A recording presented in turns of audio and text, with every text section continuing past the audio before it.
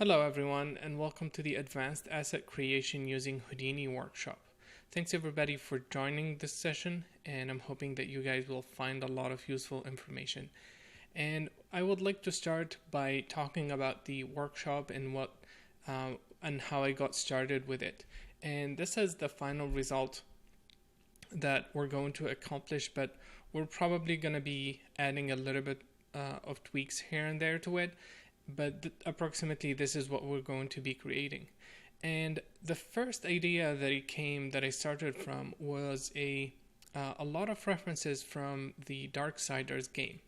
So I have a web page here with the Darksiders 2 environment art, and I was looking through this page and I found a lot of cool stuff that I really liked. And from all this, I picked 3 references that I thought will match the art direction that I'm gonna take. So let me show you guys that. So this is one of the ideas, and I don't think this is from Darksiders, but the idea that I wanted to do is to have some kind of stairs that leads into a center, and that center is being illuminated differently from the scene, and then we'll have a lot of perspectives and things like that. So this is one of the images, and then the Darksider reference it's very low res image, but let me scale it down so you can see there's stairs here that leads into a center, and there's other stairs from this direction as well, and then the back, it looks like a lot of long pillars with arches and stuff. So this is my reference. This is what I wanted to do. Basically, I wanted to do an interior space with stairs, a lot of rocks, and then some kind of circular surrounding to it. And so I started doing that. So this is the first attempt.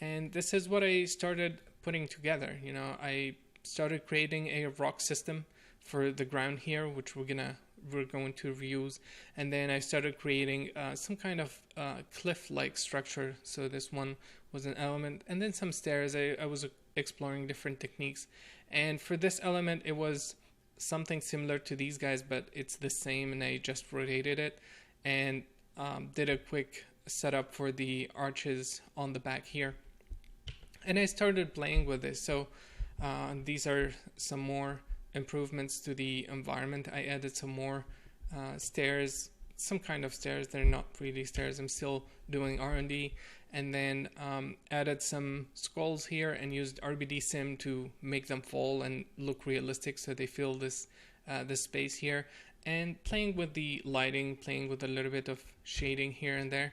And I also wanted to do something at the center, so I did this, but I wasn't sure how it's gonna end up being used in the environment, and in the end it did not. And so when I started this, I realized that I can do a lot of procedural stuff. I can create procedural system to create very complex organic rocks, and I deviated quite a bit from the goal that I had. And what ended up happening is I ended up building a lot of systems that allowed me to create a variety of assets of rocks, basically rock-like formation.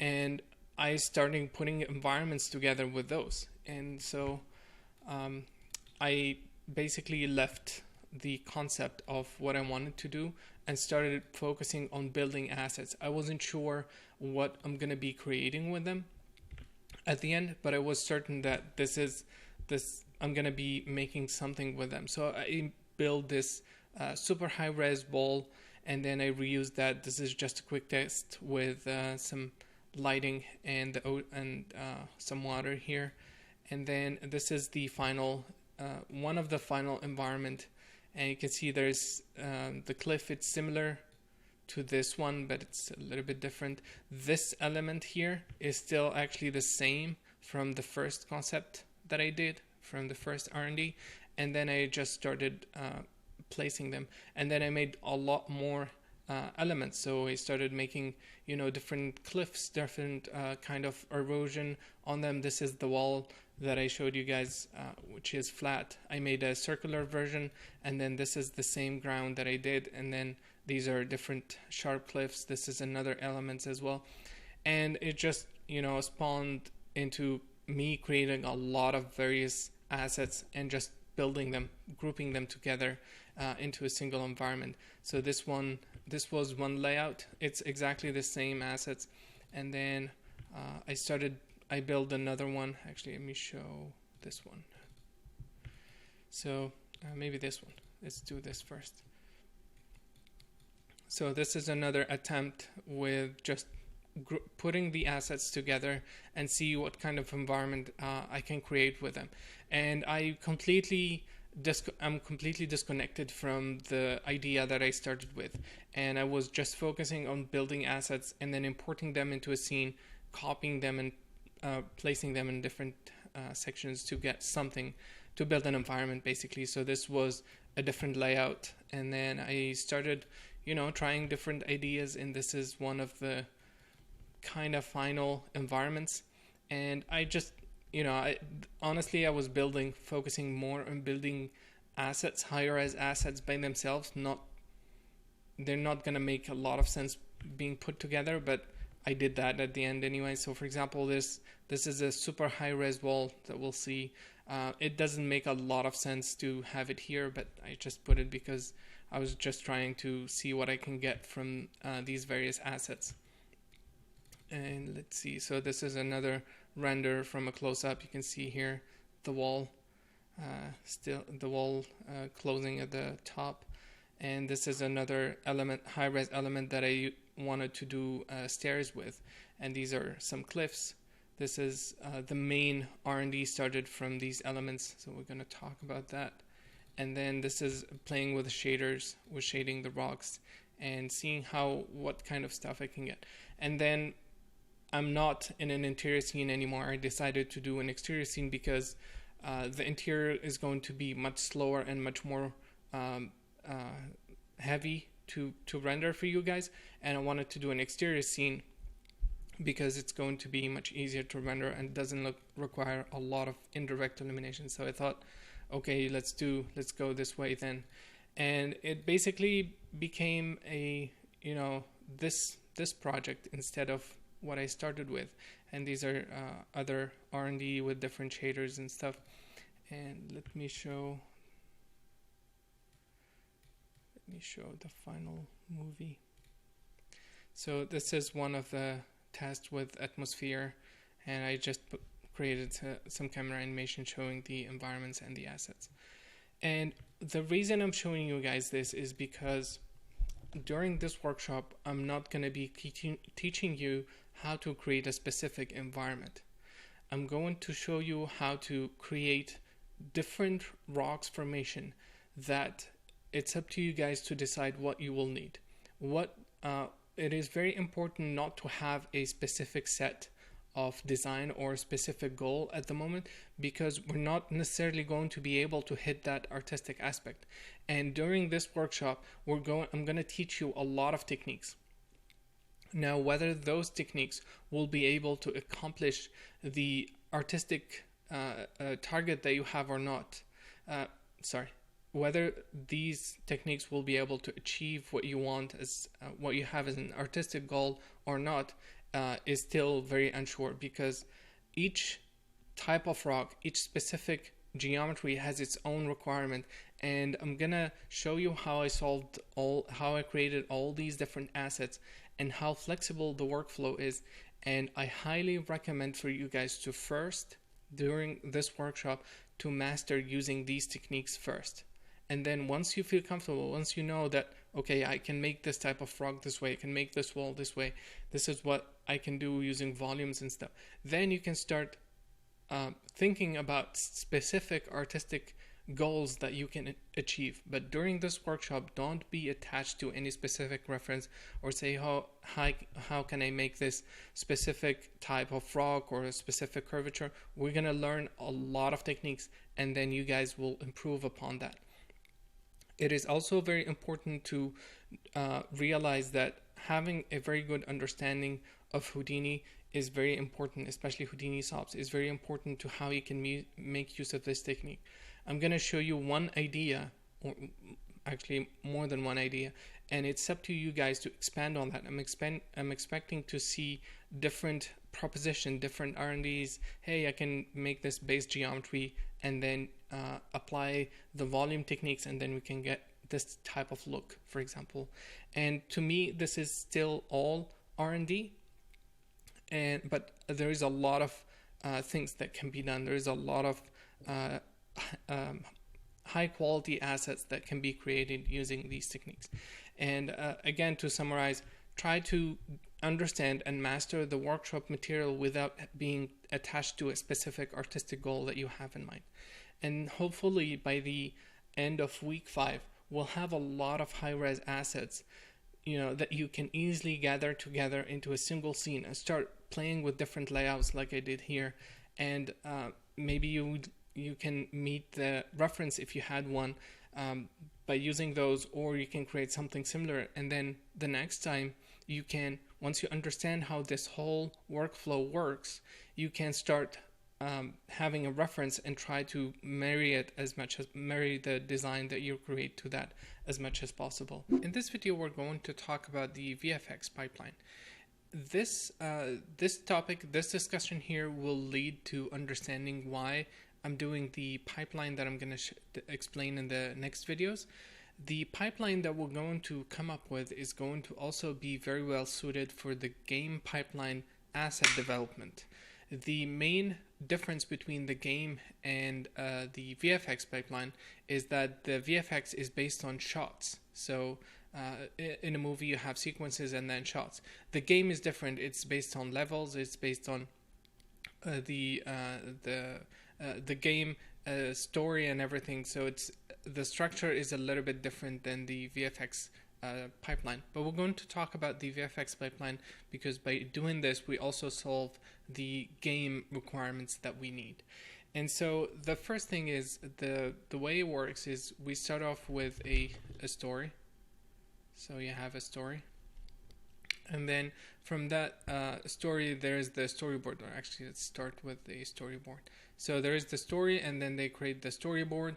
They do the edit, and then they have what we call an animatic or a previs. Okay. Then the production will take the animatic and then break it down into shots. So I have a list of shots. Based on the context of those shots, they will be broken into sequences and then shots. So I have sequence 1, sequence 2, sequence 3, and each one of them will have different shots. Okay, shot 1, shot 2, and so on and so forth. Then, alongside with this, they start breaking down the list of assets needed for the whole show. So let's say all these sequences will have a city, will have heroes, will have cars. So they'll create hero 1, cars, city. Let's say city building 1 because it will be based off building and stuff like that. And then this list will be sent to production, the people who's going to do the creation of the asset, and they start working on that. So let's say we are in shot 1, and the layout team will receive this. We'll start building the layout. And the way it works, once they have those assets ready, let's say asset 1, asset 2, the layout team will start creating a layout file that references these guys.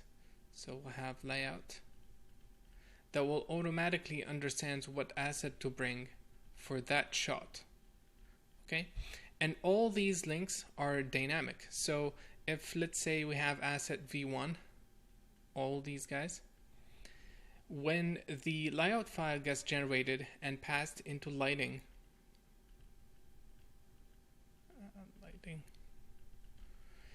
they will receive the layout file. Okay, when they execute that, it will create, let's say, a Maya file or a Houdini file or anything specific. It will create a My Scene or a Houdini file that will import these guys, okay, automatically into their scene because they were referenced in the layout. Because they are in lighting, it will also import all the shaders attached to them. So alongside that, we'll get shader 1, 2, 3 for each of these assets, and then they will also receive the animation. So they will get animation 1, 2, 3, and each one of these is separate. Each one of these is independent. So when there is a new version of the let's say model 1, they can easily update their scene, and they will get the geo number 2, they will get the shader number 2 for that asset, and then animation number 2, for example. And we need to replicate this. We need to be able to easily work on different models separate from each one on a separate scene, and then author look dev look files for those assets. And then we need to build a scene that, let me copy this. We need to build a scene that we can easily gather stuff into. So let's say we build wall 1, rock 1, and then cliff 1. These are the meshes, okay? We have a geo file, which is the Houdini format. So I have geo here, and then for the alongside we'll have look, which is the look file. So I have let's say we'll call it look 1, look 2, and look 3 for each one of them. And then we need to create a scene, which is the layout file, that will import each one of these guys and builds a scene for us with all the geo, with all the shader attached that we can start working with.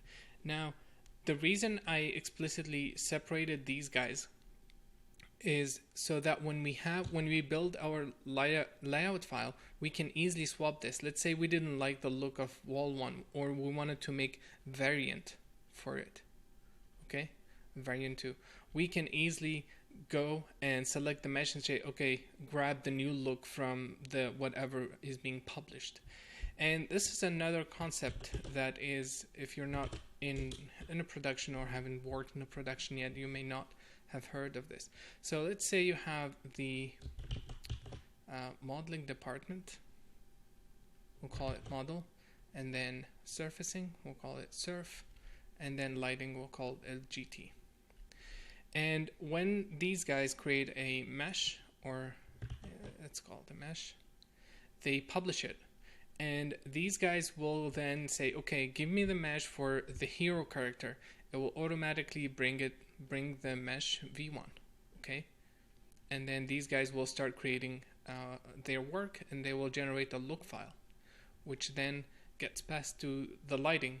And when the lighters start working on the scene and they import that mesh, they will get mesh v1, and then they will get look v1.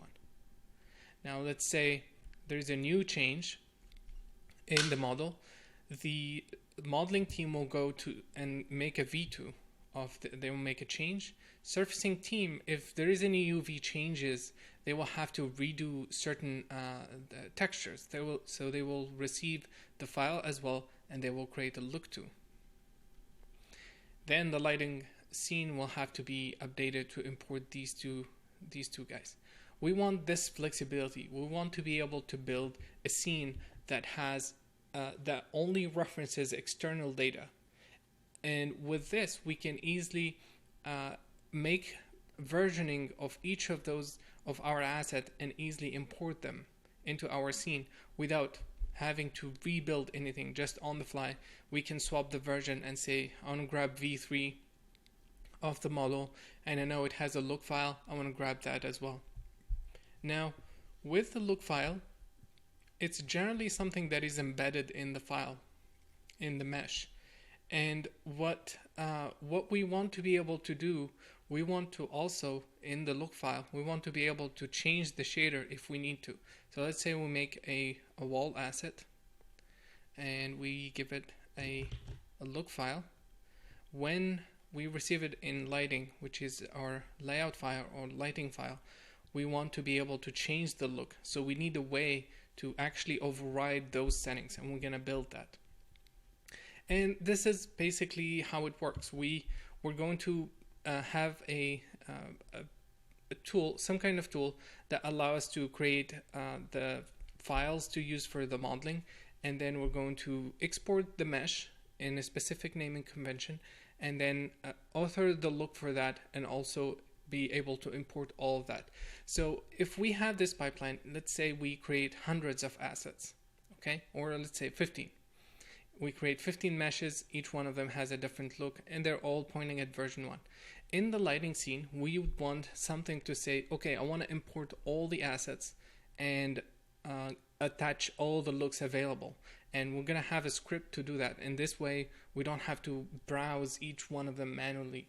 And then whenever we want to make a change, we can go back to the asset original file and then change whatever we want in there, export a new version, and in the lighting file we can just version that up. Now in the next video I'm going to talk about the surfacing lighting workflow, and then what we need to create to have a file ready to export. And at the same time I'm going to also explain a little bit of things about the Arnold features which we're going to utilize in setting up the workflow. Now for the game, the main difference is this is something, okay, so the main difference when we export a mesh here with in the VFX workflow, we're going to export also what we call an ASS file, which is the Arnold scene structure file, or Arnold source scene or something like that. And this file is basically the final geometry that Arnold is going to use, and by doing that we save any export time, so we can have a huge scene of 100 millions and we don't have to wait any more than a second for it to start rendering. And the reason for that is because it's going to reference external files that are ready for Arnold to consume. And with the game they just use the FBX format, and then the structure of the folders and everything is different based on the it's based on sequences here, but for game it would be different. And again, I'm not the workflow is going to be VFX specific, and then at the end of the week 6 we're going to have about 15 or 20 assets ready to be used either for VFX or for games, and then we're going to build a lighting scene where we import all of those in Houdini and or import them in Unreal and start creating the environment with that. And I think that's pretty much it in this video. In the next one we're going to start talking about some Arnold features and understand what we need for the pipeline. In this video we're going to talk about the requirements that we need to be able to have a HIP file ready for us to model, do the look dev, and export all the data that we talked about previously. So what we need is we need to be able to model, surface, and look dev, which is basically the same. So it's just surface and look dev, so it's the same thing. And for the modeling, we saw that we just need a scene, and we need to export the geo, the S file, and then a low res. Okay, just low. And for the surface we need to attach one shader to this and export with it. So final export includes the shader, and we need to export the shader separately so that we can import it later if we wanted to do changes for it in the lighting scene. But for the look dev, this is super easy, but we need something else to properly do the look dev. We need to have a scene that can do turntables. So it places the object at the center, and then we can rotate the object and or the camera. So we need object rotation, camera rotation, and that gives us basically all the interaction that we can get from the object with the environment. So we hit everything. But to be able to do this as well, we need a light rig. And who builds the light rig? Lighting builds the light rig. Okay. So we need a unified light rig that we can use in our scene. And we're going to create that.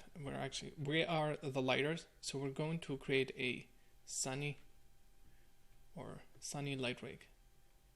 And we can add extra light rigs later, but we're going to start with a sunny because that's what the mood is going to be. We'll try to make it as desaturated as possible so that we don't embed a lot of the colors. It's very important to, or actually maybe we'll do 2 light rigs. We'll do the sunny and then something else, maybe interior. We'll use an HDR to do interior lighting. And looking at all this, we need to have a scene file that has all this set up. And we don't want it to be we don't want it to create it again every time, repeat, put the Arnold node, set it to export as, give it a specific file, every time. It takes a lot of time. So we're going to, we're not going to create, but I've already done the work. I'm going to show how we can automate all of this and run a script that will automatically create a HIP file that has everything set up. And for the light rig, we're going to start with the sunny, and then later, if we needed to add this one, we can. We're going to just hard code a specific path that points to, let's say, HIP file _ LGT _ sunny .hip.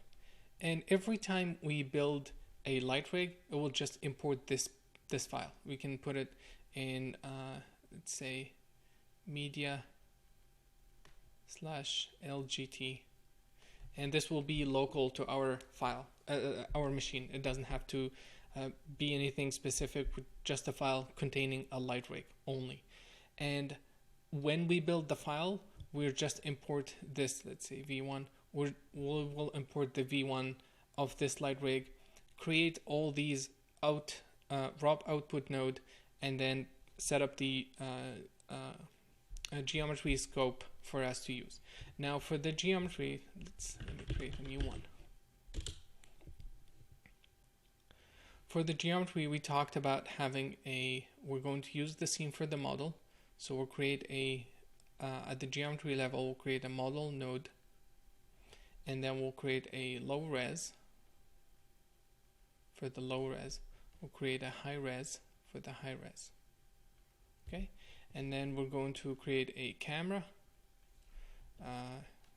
We're going to create a turntable camera, and we're going to create a render cam. This is at the geo level.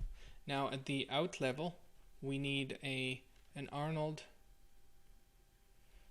out to export as file. We need a ROP output to export the geo high res. We need the same thing for the low res, and we need something else for the shader.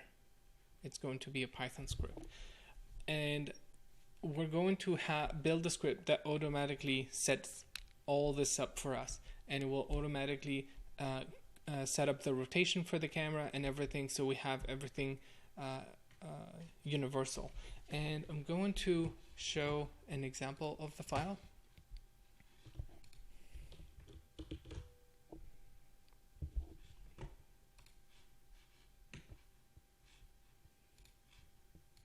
And I've called it temp.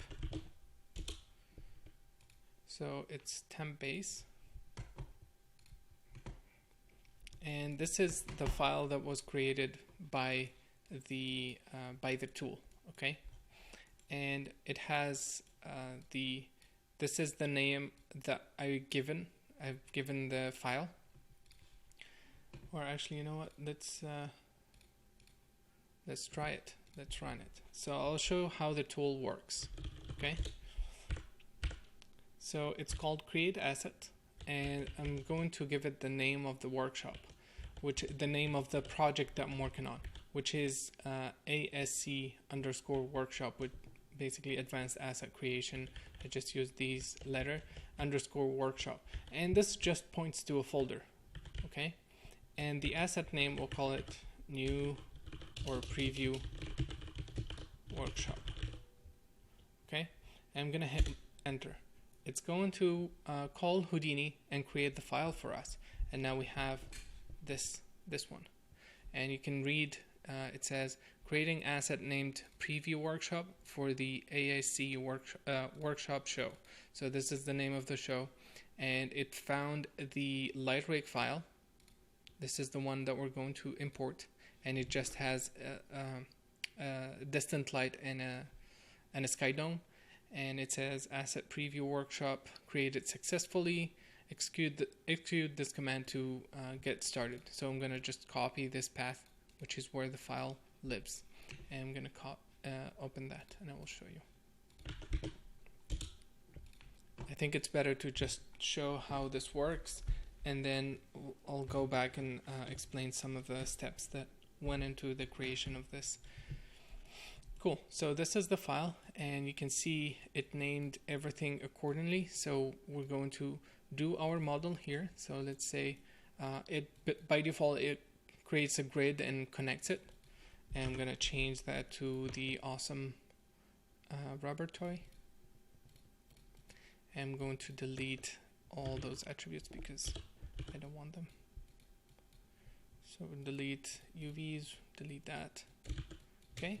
Now if we go up, we have our light rig, and this is just a HIP file that was imported into this scene, and it's just one light, one distant light, and a sky dome. Okay, with an HDR in it. It also created a camera turntable, so let's take a look at that.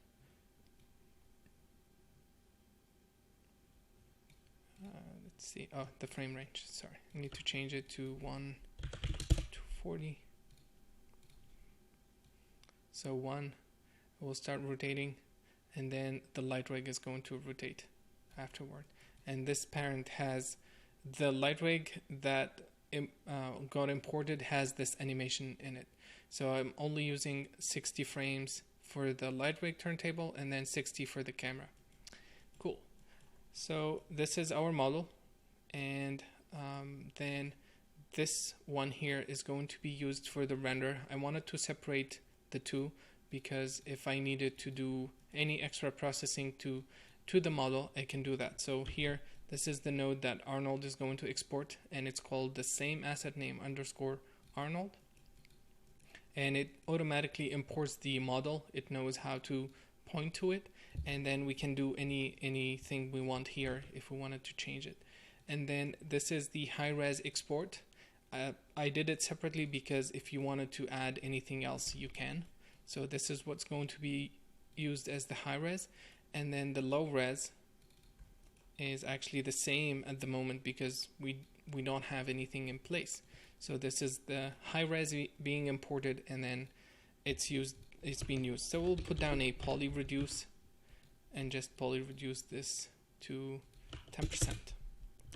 Actually, let's do 2%. So now we have our low-res mesh. Okay, and this is for the render, so that's cool. And then this text here is showing me how the name of the asset, the variant, which I'll explain in a bit, and then the version, and also showing me the point count. And I'll explain why I did that.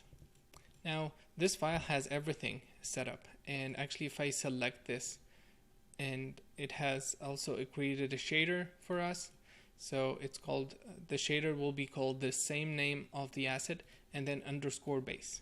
Now let me explain the variant thing.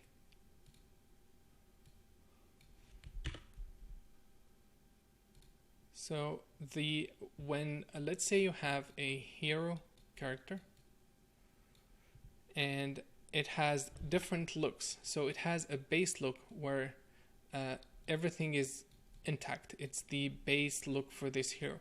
But then let's say it goes through mud and other stuff. There will be another variant of that look called mud. Okay? And let's say it goes through rain and there is another look called wet.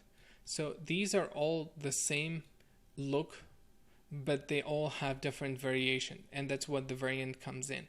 And the reason I added this is because if we wanted to do different looks for the assets, we can still do that. Let's say we have a cliff and we wanted to make it with moss or without. We can do the base look without the moss and then add another variant called moss. I didn't use it in this workflow, but maybe towards the end we'll do an example to show how to use this feature. Cool. So this is pretty much everything, and then the render cam doesn't have anything specific, doesn't have animation. We can just tumble and move around. Now the cool thing about this is when we go to render, let's see, there is a APR underscore base, and if I hit play, if I hit render, it will start rendering the rubber toy with the shader directly with the light rig and everything. So I can dive inside this guy and start tweaking the shader, and everything is perfectly set up. Now the out is also set up. The script made everything that we need. And what do we need? We have the first one that exports the Arnold file, and I'm using this naming convention, which is very, very simple actually. Let me copy it here. So the S file goes into a folder called S, and then the first thing is the version number, which will be the first folder is the variant number, the variant name, so it will be base in this case, which is for some reason the attribute doesn't show up at the top, but this is the value here, and it's automatically set up. We can change it by hand if we want to, so that will be the base, and then V, and then the number, which is this guy. So that's the version number. Okay, let's change this always on top, and then the asset name dot version dot format. And this is what I used for pretty much everything. So the next one is the one that exports the low-res geo. And for the low-res, it's basically the same thing. Okay? And it's referencing the same values from this guy. So all these, they're referencing the same base and the same number. All these guys, they're using the same version and the same variant number. And the reason I did that is because I don't have to tweak it. I can just make version 2 go up one version, hit render, and it will trigger all this chain. Actually, let's do this. Let's hit render. And let's go to that folder. So this is all the assets I have, and we're going to be adding more. And this is the location of the workshop. Okay? And if we go to preview workshop, this is what the script made. This is the hip file, and it created all these folders for us as well. And now when we hit the export as file, this is what it created. It created a folder called base, which is the variant, and actually because we changed the version number to V2, it made a V2. So this is the S file, this is the geo high res, and this is the geo low res, and this is the shader. It's a Houdini hip file, okay? But also it made this preview for us. And for some reason, I don't know why the text is not there. It should have the text. Let's see.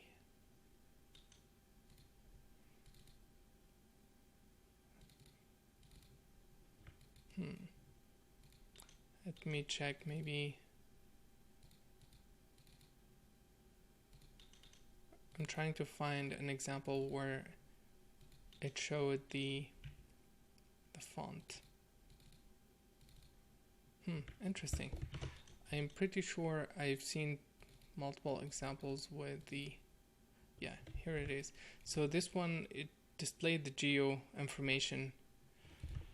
Okay, I'll check that, but it should show all the information about the asset, and then when we look at this preview, we know where it came from, and then we can decide to use it or not.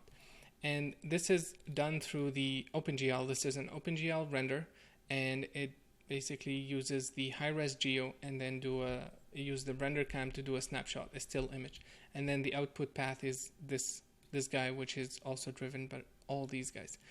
And then we have something, we have a ROP output set for doing the turntable. It's not set to output a path at the moment, which is fine. And then we have a sequence. So actually, sorry, this is for the turntable preview. Ignore this. So this one will render a sequence, and this one is for interactive rendering the turntable if you want to. So we can go turntable and then hit render, and it will be in a different angle, and then you can see interactively the turntable working here. Cool. So and then this one is to render a sequence. You just have to set the frame range, and all the names and everything are driven by this guy. Sorry, the render output is driven by this guy. The bake is for Unreal and extracting the displacement textures and everything we need for doing real-time generation. And it's the geo is referencing the low res for the UV and the high res. And then we're going to talk about the baking process more, so don't worry if you don't understand this, but this is what the script does. This is what the script creates for us. And by following this, I can start doing a lot of cool stuff. Let's say I have a new asset. I can call the command and say I want to make a new wall. Okay, and then it will create a HIP file for me. I can start working on that directly, and if I need to ever make a change to again in version up, I can simply come in here, say version 3, export, and then it will be ready for us to use. Cool. So now that we've created the our first toy asset, I'm going to show how we're going to import it through the Arnold procedural and how all of this works together. In this video, we're going to talk about some of the Arnold features that we're going to utilize in creating the pipeline and the workflow. And I'm going to start by creating some geometry, and I'm going to put down test geo, put down a rubber toy, and I'm going to delete all the attributes just to have something without any shaders or anything like that. We'll delete all these guys. Cool. And so now we have our first geometry. Actually, let's subdivide it one time. Yeah, one more time. Cool. And now we are ready. So let's create a camera. And let's go to the out context and create an Arnold node and hit go to the render view, and let's hit render, and we should see our render going probably. Cool. So we have our rubber toy, and what happened here is the geometry got exported into Arnold, and the heavier the geometry it is, the slower the time is going to be. So if we are going to build a scene that has 100 million of points, it's going to take a lot of time to load that first, to open the scene, and then to export it to Arnold. And there is a feature that we can utilize to save some of this export time. And if we go back to the out context and look at this archive tab here, we can see that we can export the geometry or whatever Arnold is exporting from the Houdini scene as a separate file. And this is the ASS format that I was talking about. And I'm going to give it a folder. Let's call it export test. And let's call it rubber toy.v1. Okay. And here you can choose what do you want to export with this file. And we're primarily interested in shapes, which is the geometry. We don't need shaders, we don't need anything. We don't need that. We need the stock file. We need to leave that for now, and that's it. We don't need even export options. Binary encoding, we need that to save the disk space, and then I'm going to hit render. And now we should have, if we look here, we have a 11 megabytes file. Okay, and now let's go back to the object here. I'm gonna hide this guy, and I'm going to create an Arnold procedural node. And right now I have my own custom node. The RW stands for Rebelway, and I added a little bit of customization to support the pipeline that we need, but ignore these 4 extra tabs here, ignore them. And all I'm going to do is I'm going to go back to the out, copy the path, and let's come here, and we're going to give it this path. Okay, and now we're pointing to the we pasted the as file into the path, and I'm going to create another Arnold one, and let's call this export. And now if we hit render through the Arnold 2, we should see exactly the same thing. But what happened is we didn't have to wait. We didn't have to wait for that export time. Arnold is directly referencing this, and we can copy it 100 times, and the export time will be slightly different, and it's as if we're not exporting any heavy geometry. And this is what we're going to be utilizing in our pipeline. We're going to be exporting alongside the geo format, alongside the Houdini format, the ASS Arnold format. So every time we publish a mesh, let's say we start working on a rock, and then we export the geo file, alongside that we're going to export an as file, and then use the Arnold procedural to basically reference those. Okay, the other thing is this node here does not have any preview in the viewport. It does not show us anything. And if we're going to use the high-res mesh, let's say we have 8 million points, we're not going to be able to display, we're going to display it in the viewport, but it's going to be super heavy. So we need to, alongside the high-res mesh, provide a low-res mesh that we can use in the viewport, but only use it in Houdini viewport. And then when we when we render, we're going to only use the high-res, which is the as file that Arnold uses. So when we export the mesh or any model, we're going to provide the high-res mesh, we're going to provide the as file for the high-res mesh, and we're going to provide the low-res mesh. And this low-res mesh can be used for the viewport, and we can also use it for the real-time rendering as well, as long as we keep in mind the poly count and make it ready for game. We can use it here to speed up the viewport so we don't have to load heavy geometry, and then when we render, Arnold is going to read the final S file, and that's what we're going to implement in this workflow. So let me go back here. So we're going to we're going to export high-res geo as geo, and let's see, actually let me open a text editor. So we're going to export geo high-res, export as high-res, and export geo low-res. Okay, and when we when we use the Arnold procedural, we need to give it the as file, which is the high res, and we need to change it so that we can use a custom geometry for the display, for the viewport display. And that's what we're going to do. And so the next thing I wanted to talk about is the shader.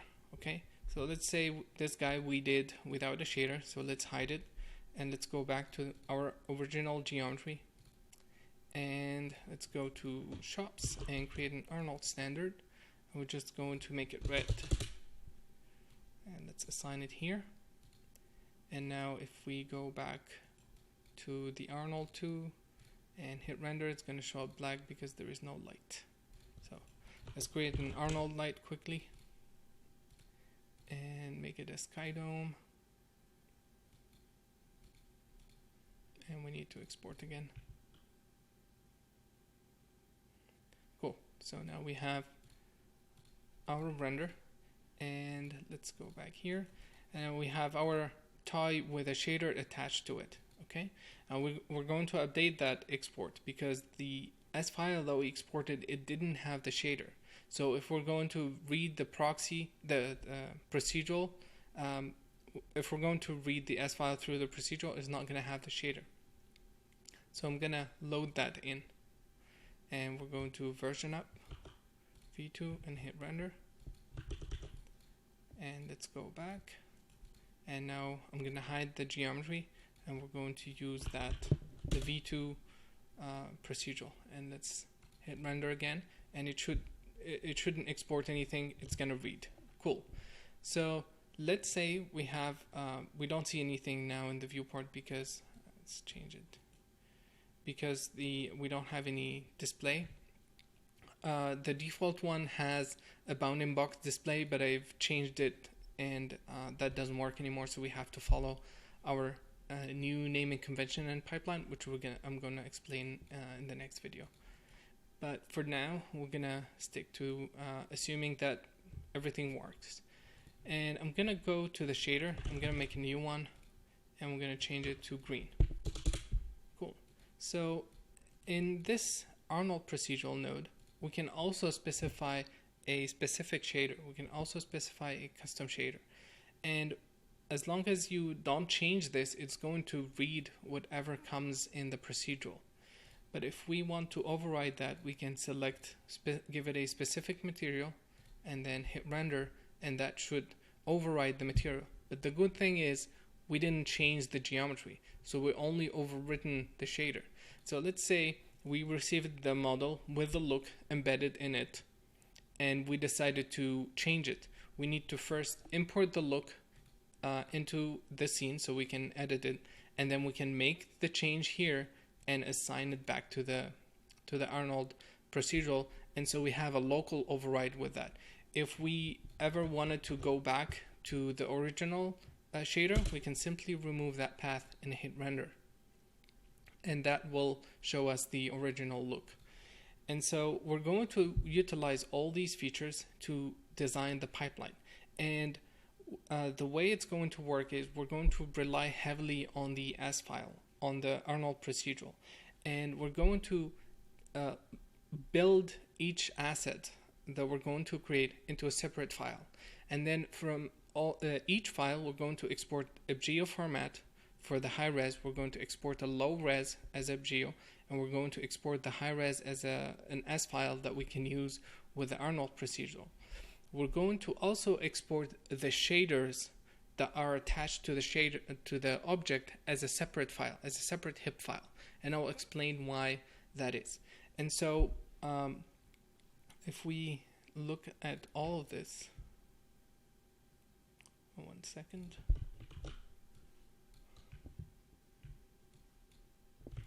So we need to export as file, let's say high res file, export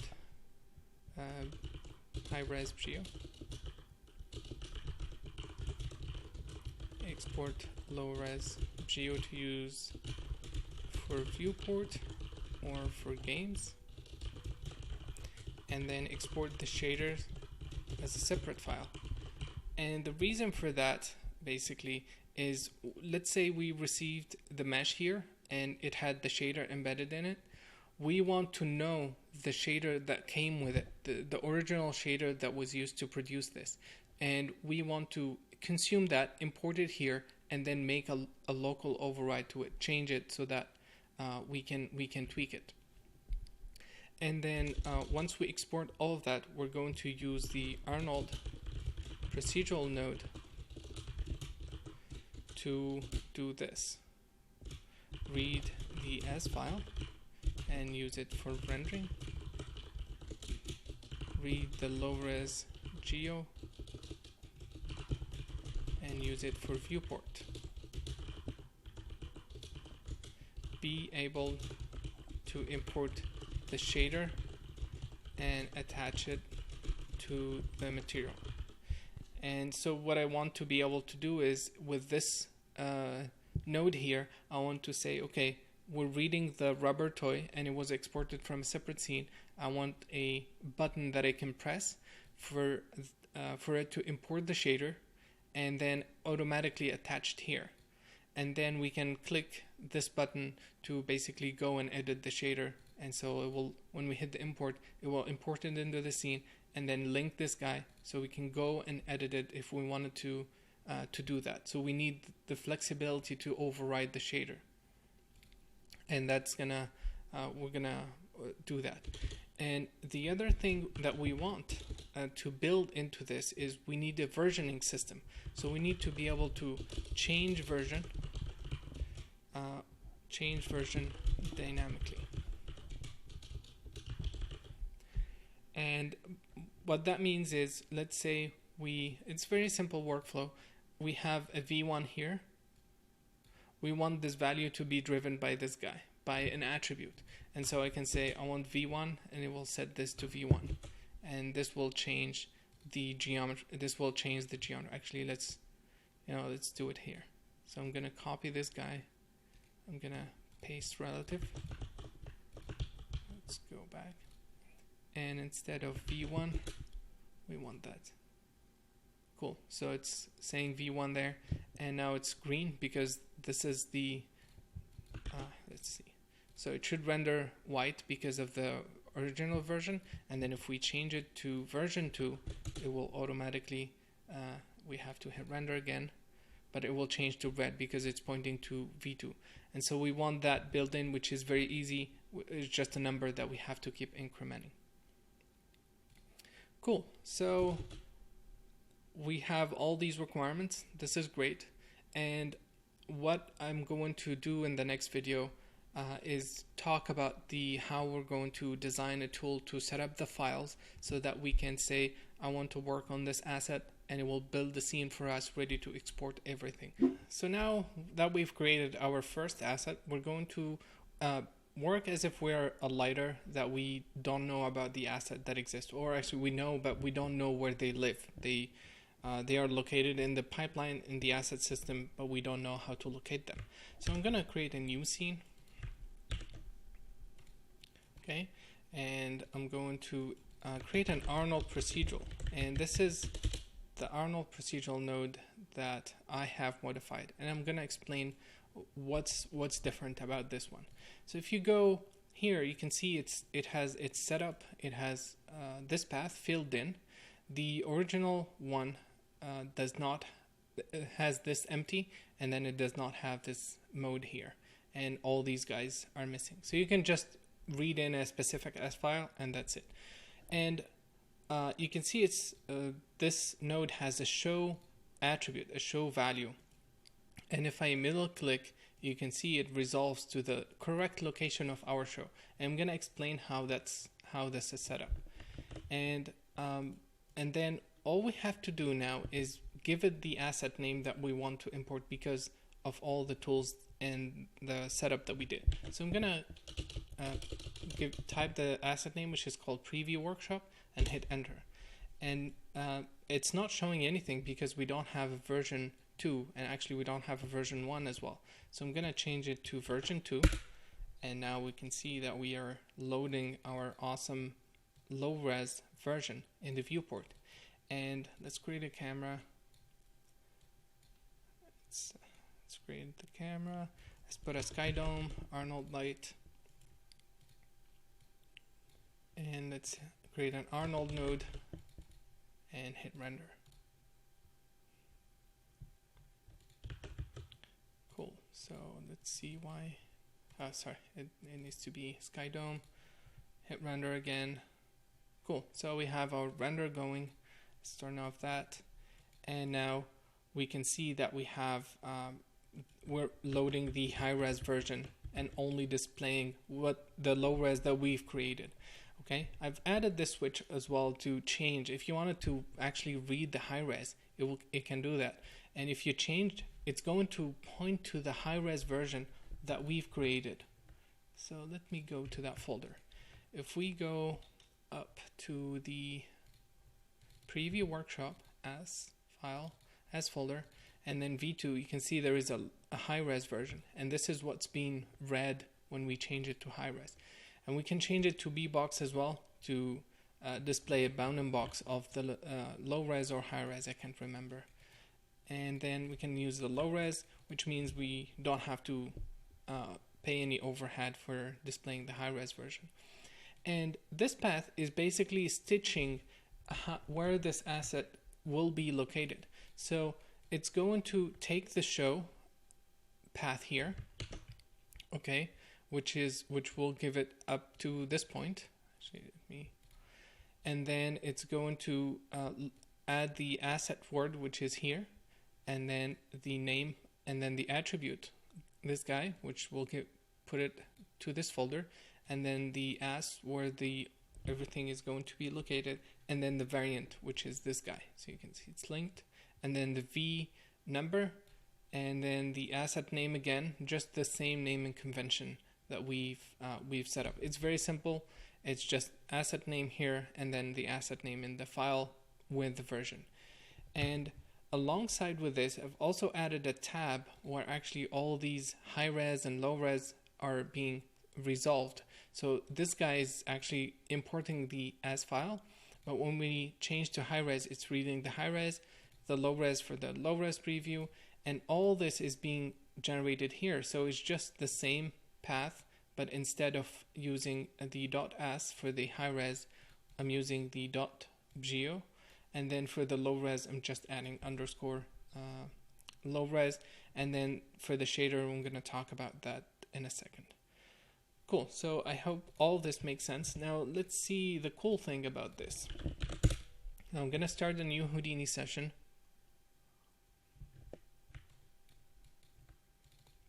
And I'm going to load that asset, the V1, okay? And not this one. I don't think I've saved it, that's why. Yes, I have not saved the toy. So let's create a sphere. Actually, let's create the toy again. And let's do the same thing, delete, attribute delete. I want to remove these guys, and then I'm going to subdivide it, add more geometry to it, and I'm going to add a mountain saw. Okay, so let's go 0.1, something like that. Cool. And then we're going to create a low res, a new low res. So here, poly reduce. Again, don't worry about these nodes. We're going to go over all of this. I'm just trying to explain the pipeline. So we have a new version of the mesh. I'm going to save it as V2. And now, actually, let's save it as V3 because I want to keep them in sync. And let's go to the out. Yeah, I'm actually very surprised that this text does not show up. It's called text, that's why, not preview text. So now it should work. Cool, so let's see, I'm gonna change the version to 3 and then hit render again. And we should see a new folder created.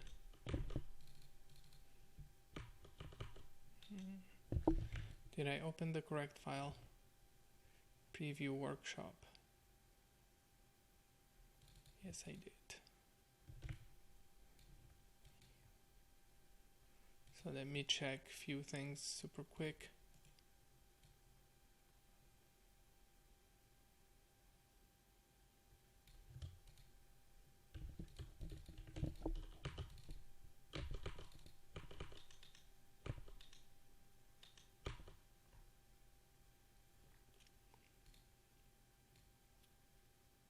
Yes, something is missing for some reason. I I fixed it, but I'm not sure why this happened, so I'll fix that. Cool. So we have the new folder. If I go under base and let's take a look. Yeah, so v3, you can see the points here, the name of the asset, the variant, the version number, and the number of points for the high res, of course. And then under base there is a v3 and it has the new mesh.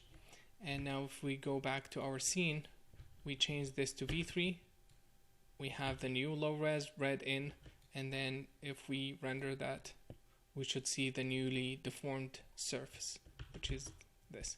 And as you can see, we can keep iterating over this guy and make any changes we want and then propagate that through. And let's go to the and talk about the shader stuff. So what happened now is that the shader that was used here, which is this guy, and this gets created by default. It's just a very simple Arnold shader, and I have a Python script in one of these guys, can't remember, so this guy. I have a Python script that can read the shader and export it as a separate file. Okay, and now if we look here, we have a import shader, and it's actually very simple. The shader path is this. It's the same asset name underscore .v3.version and then underscore shader, and I can say import shader, okay, and it will automatically import that into our scene. So now we have that external HIP file imported, and let's go back here and we can see it will be assigned. And the way it works, the way it assigns it is dynamic. So it uses this guy, the asset name underscore base, and that's what the name of the asset is. That's what the name of the network is. So now if we change this guy here and hit render, it will change to red. And this way we can, let's say we have 10 different walls and we wanted to override certain things on one of them or change the shader completely, we can actually import it for that specific element asset and change it locally and then use that.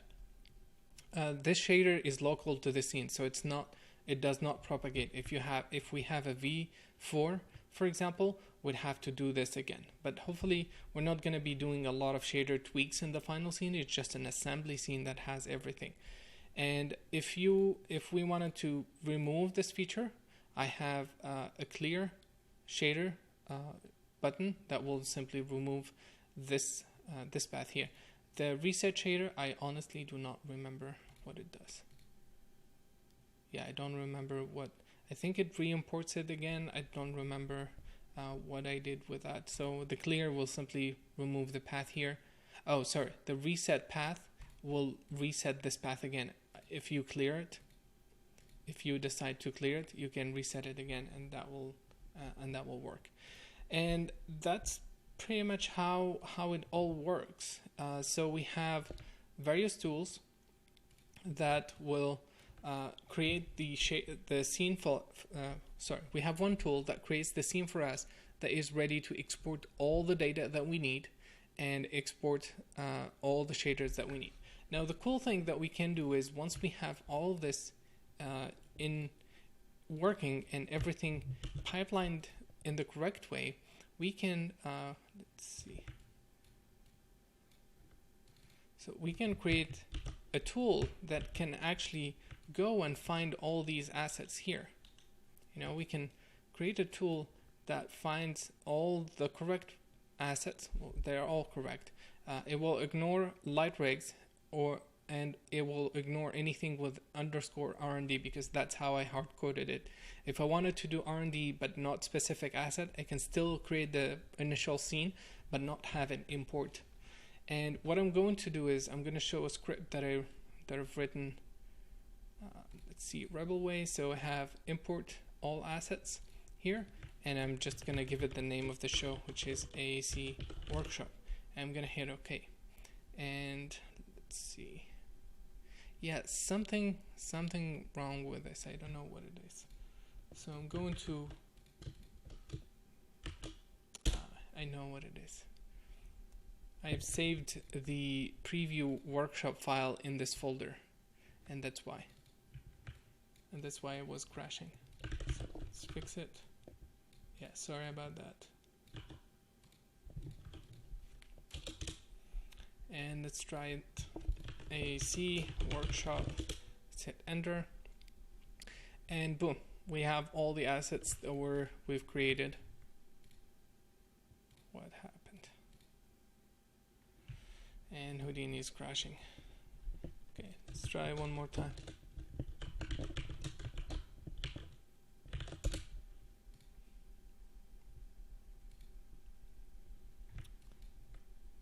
Okay, let's see.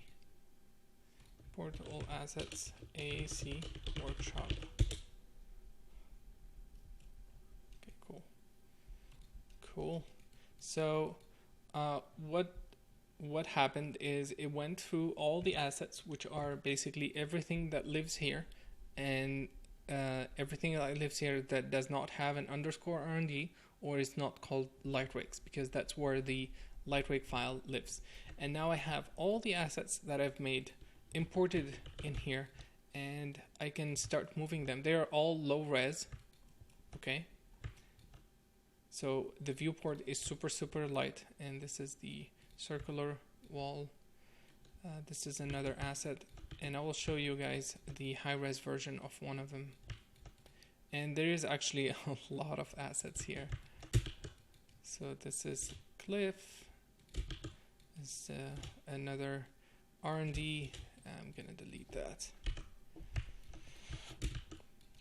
This is one element, a sphere, simple rock, simple wall, and obviously because I didn't model them all at the same scale, you can see that we're having that issue. But it would be nice to have, we have the rubber toy as well. It would be nice to have some kind of scale in those scenes. Maybe we'll add a human reference in the future and have the script automatically load that. So this is the ground element. You can see these are pretty much all the elements that we've created, and I'm going to create a sky dome. Arnold light,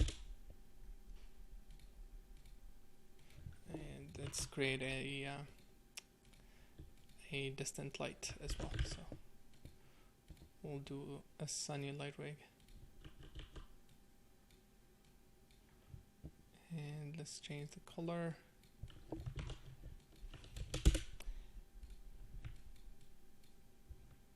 And now I don't remember which session I started Houdini from.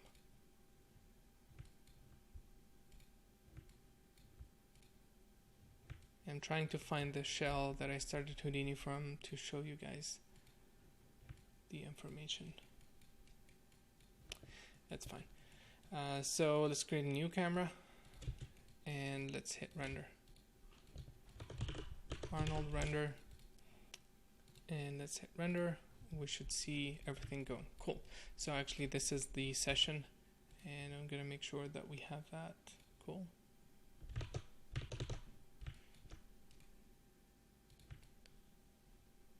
And it's generating the scene at the moment. And the reason it's taking a little bit of time is because it's loading a lot of geometry. And by a lot, I mean it's very heavy, and I'll show in a second. So unique triangles. We have 57 million unique triangles in these guys. And I'm going to move the viewport here. Actually, let's create a new one. Scene view. And I'm going to look through the camera and lock it. And now we have interactive previewing. I'm going to turn off the sky dome color. And let's go back. So these are the assets that we have, and we're loading only the low res for the preview. So it should be super fast to move. And you can see these are the high res elements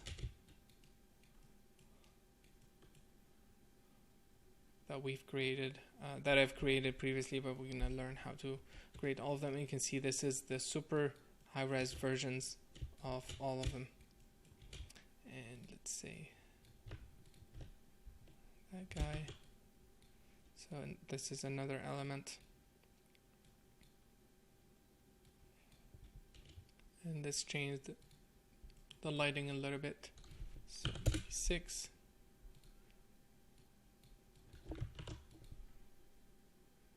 Sorry, I meant to change it to yellow.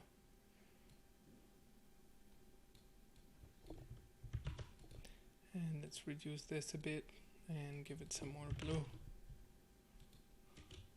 Cool, so let's continue. And we're reading all the high-res geo here. So these are very high-res walls. And this is some more assets. I don't think I've used this in the preview I showed, but again, it's another element that I've made.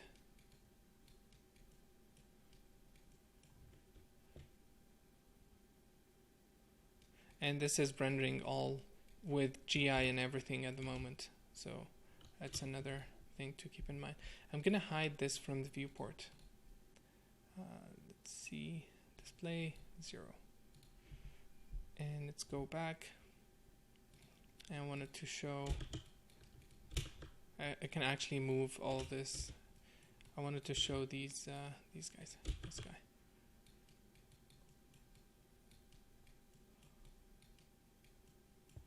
So you can see it's all high-res elements rendering at the moment. There is this ground as well. Cool.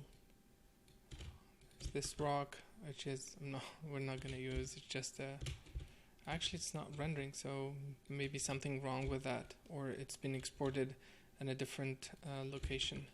So this is our rubber toy.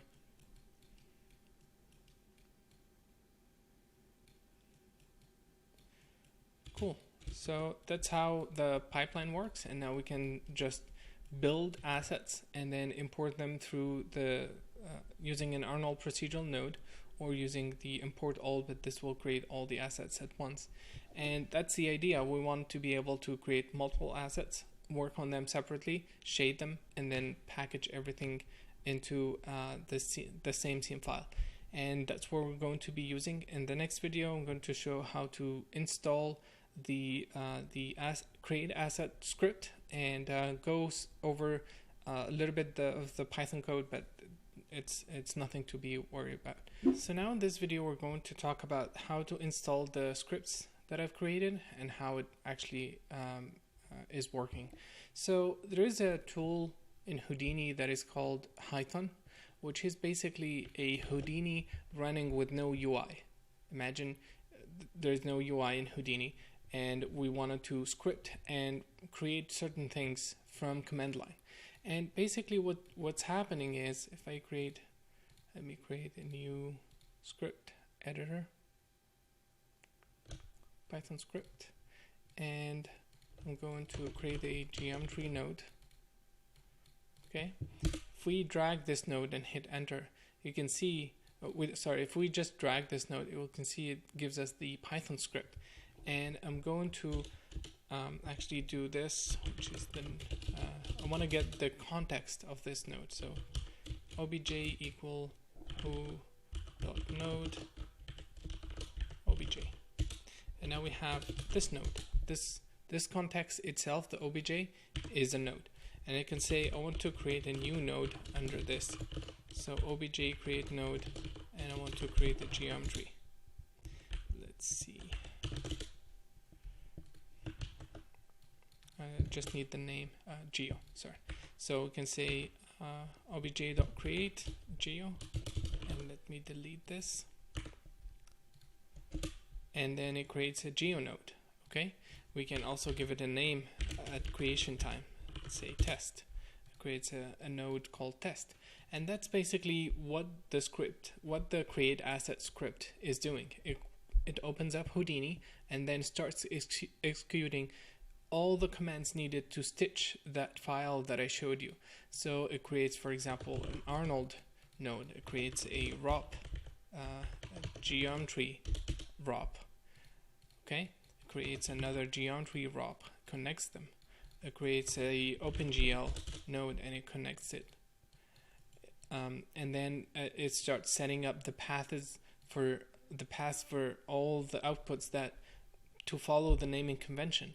And the way it works is running Houdini but without the GUI. And let me show this. Actually, let's keep this open. And if we go to this location where Houdini is installed, okay, we can see there is a Python file, a Python executable. So if I type that, sorry.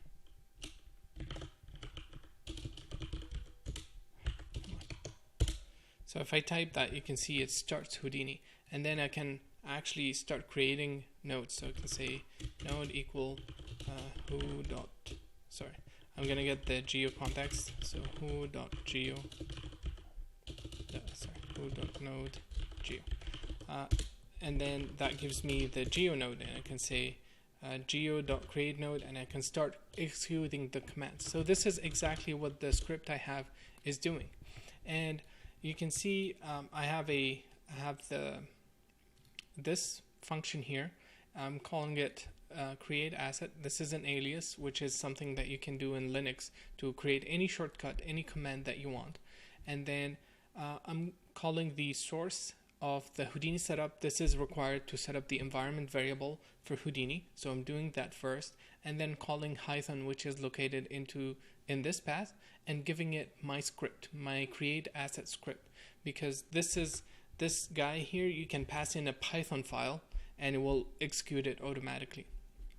And so this Python file, which is this guy here, okay, and it starts, it expects a folder name, a project name, and an asset name, okay, and it tries to find that project. And the way it finds it is by referencing an environment variable that I have already set up. So I have two environment variables, one called shows, which refer to the location where any show may exist. So I can have multiple projects that I'm working on, and they will all be available in this folder, and I can give them the name, and I can find them. So this is where all the project can live in my folder, in my structure, and then this is a specific path to that show that I'm working on. And if you have multiple shows, you may need a tool to set up the environment variable for that show specifically. For me, I don't switch shows that often, so this works just fine. And so with these two variables, this guy knows how to find the project folder, and then starts creating the files. So you can see I have specific names. It creates all the ROPs, it connects them, and then saves the file for me in a specific folder. It also creates all the structure that I need, which is right now just an as folder, a comp folder, geo, out, tx, and a vid. And it's just a list. It's a Python call that creates all this, and then once it's done, it saves the file. And this is basically the command that you have to call, and these two environment variable, and that's it. This is how the tool works. Under Windows, it's exactly the same thing, but I need to send you guys the .cmd file, which is a command file, and then you can also create a shortcut for that and run it from command line. Unfortunately, you have to use the command line. There is no GUI for this, so I'll be sending a text or hopefully record a video to show that under Windows as well. And then these are super easy to add the environment variables under Windows, and hopefully we'll record a video for that. And then once you're done, this is the creation, and then the next script is the import of all the assets and the custom Arnold procedural that you guys need. So all you have to do is under the Houdini folder, which is this guy, you need to, it's located in your home directory folder. There should be a houdini.env file, and all you have to do is add this path here. Okay, this is the environment variable that you need to add, and you need to copy these guys. So these three folders, copy them, which I'm going to provide, and just paste them here. And by doing that, you will get the new shelf, you will get the Arnold procedural node, and then you will have all the scripts needed for this workflow. This is exactly the same under Windows. You just copy the files, paste them, and everything should work just fine. And this will give you the import all asset, and then you will have the access to the custom Arnold procedural node to basically give it the name, the version, and it will read the data for you directly. Now, for the Unreal data, I have not written any tools because I'm not very comfortable with the Unreal scripting language, but it should be fairly easy to import everything, because we're going to basically export all the geos. So we're going to import that, and we're not going to transfer all the assets to Unreal. I'm just going to cover maybe 5 or 6 assets and just go over the process by hand. And if we need any scripting, we'll write that to speed the process. There is nothing that could not be done by hand. This workflow is just making it really easy for us to work on multiple assets. We can have multiple people working on different things, and then we can simply share that information, and we'll see the benefit as we progress and get to lighting.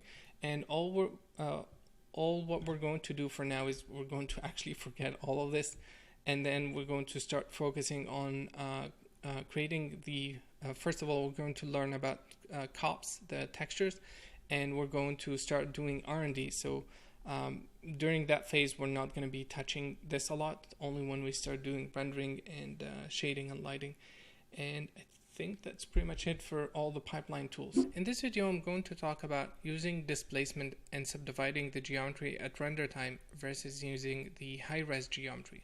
So let's say we have a high-res geometry of 4 million, and then we have a low-res of 1 million. Okay? And this is the high-res. We can simply add, we don't need any extra displacement, we don't need any maps, we can just use it, render. Okay? And then this one, we're going to be subdividing it one time, so it will be 4 million, and then we can render that. And in this case, we have to put in question how much, at the end, how much time this process is going to take. And if we save this as an S file and read it, we don't have any export time. But with this, we have, let's say we have this already on as an S file, which is 1 minute. We have always the subdivision time, okay, 4 million.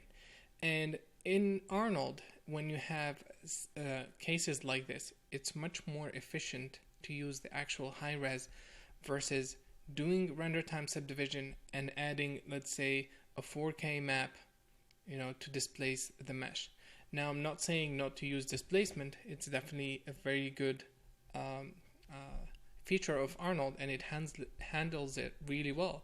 But subdivision fails completely with any engine once we start doing instancing. And let me show this image.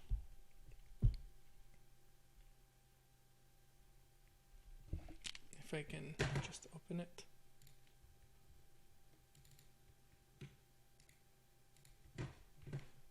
And I'm not seeing the image, sorry.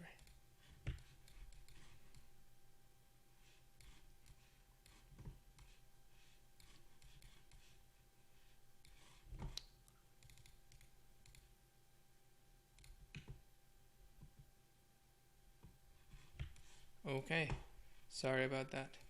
So we have our render, and let's say we have this mesh here, which is this mesh, which is this mesh, or this wall. Once we start doing instancing, Okay, the subdivision is going to use the screen space to subdivide the geometry. And let's say we have one asset like this, one more asset like this, one like this, and one like this, and we're doing this. If we're going to subdivide the mesh, it's going to and we don't have instancing. Let's say we put 4 unique copies and we say, okay, go and do the subdivision. It's going to subdivide this differently from this, from this, from this. So we'll end up with 4 different unique subdivided meshes.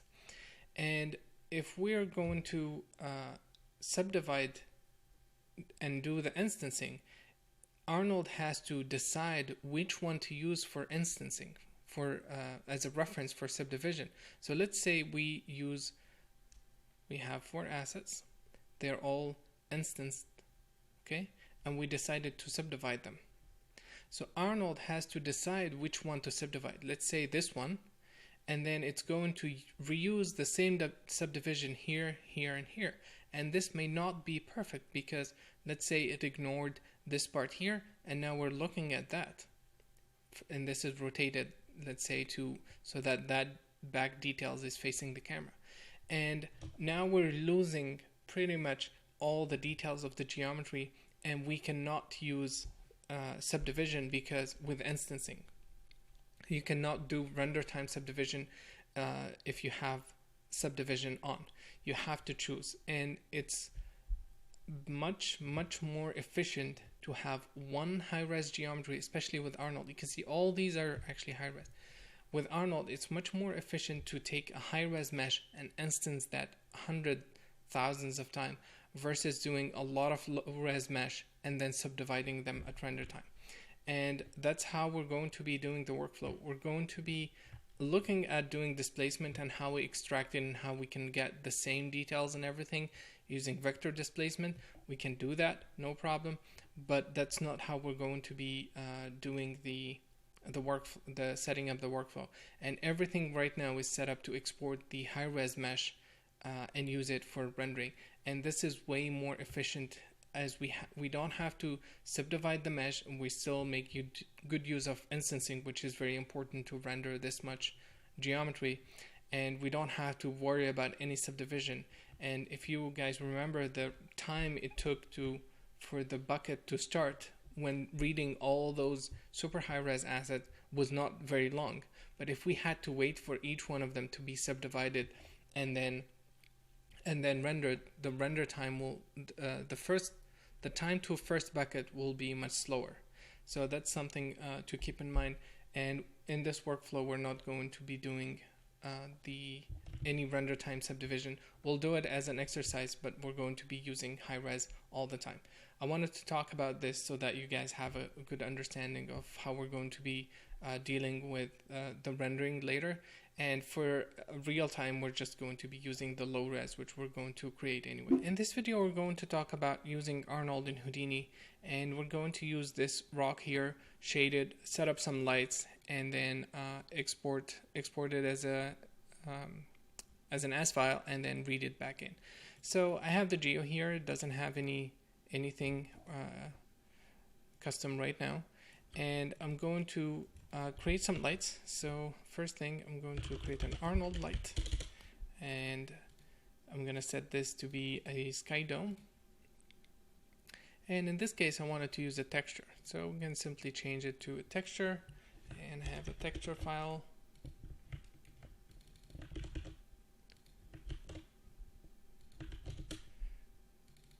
And let's use the HDR. Cool. I'm going to change it to lat long, and I'm going to create an Arnold light again and set it to distant and give it some color. Cool. And let's create ground, and let's move the asset up.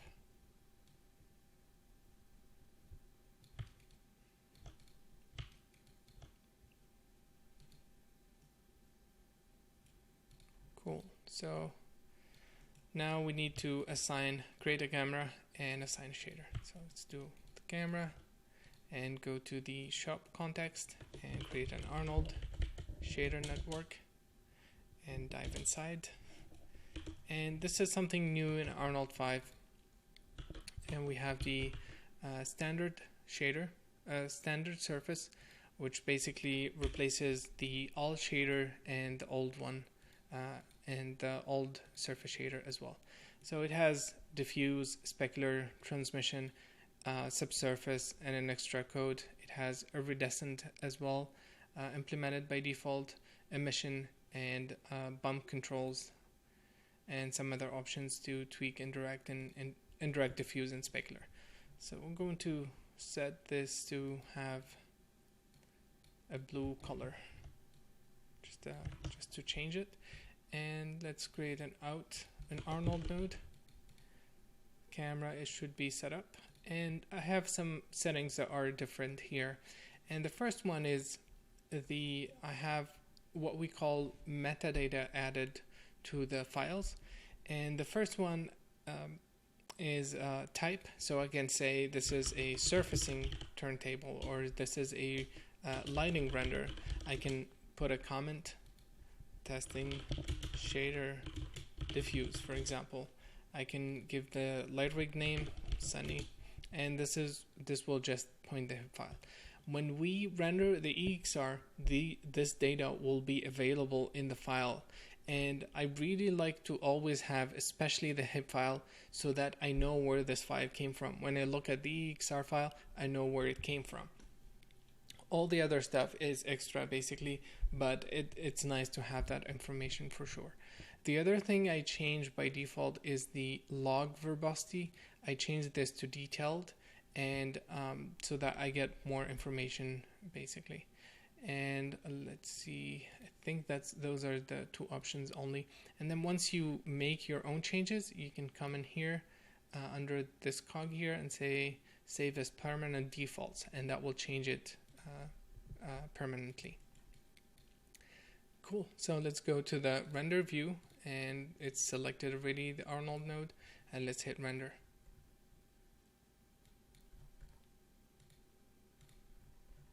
And now we don't have any shader attached, so let's attach the geo. Let's give it the right shader,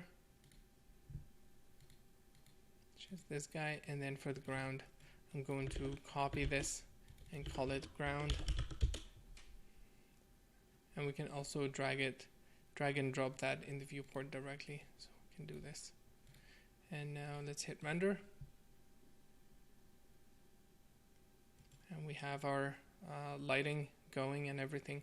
Now this is new to Arnold 5. Let me change this back to white,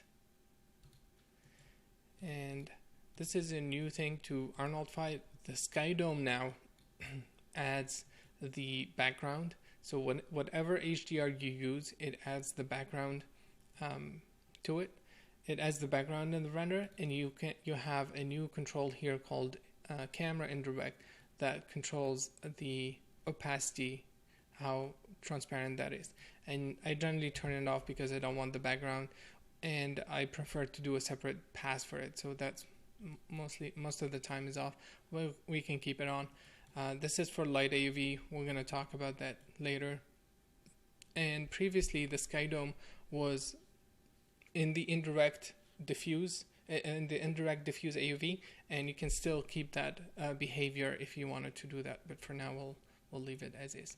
And I think that's pretty much it. We attach shaders, use some lights, and that's all there is to it. And let me think about what's new. I don't think there is any major breaking features that we need to be aware of other than the existing of this new shader, and hopefully once we start doing the actual look dev, everything will clear up.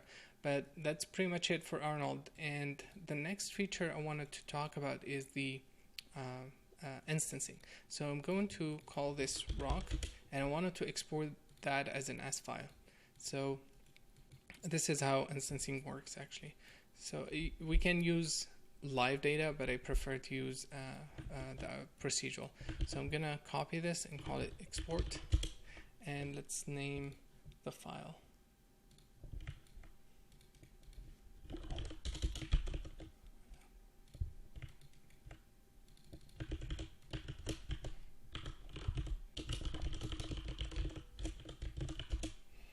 Cool. So let's export the file. Rock, and here force object, I'm gonna force the rock. Cool. And now if we hit render, we should get our rock exported, and we should see it.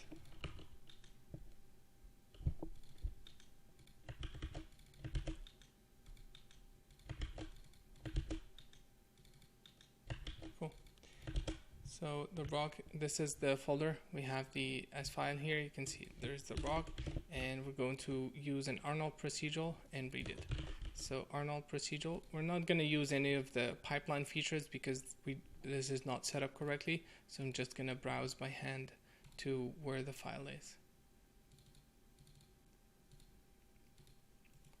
And I'm going to call this rock procedural. And let's hide this. And now if we hit render, we should see the exact same thing.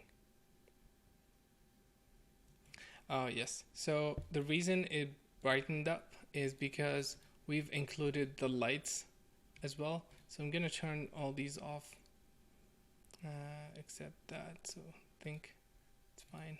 Let's do this. And now if we hit render, it should go back to normal. 1 second.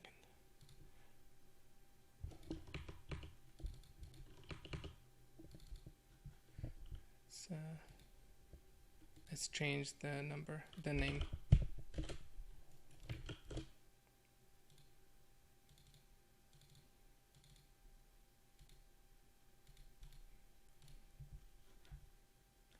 Okay, cool. So now we should be able to find V2.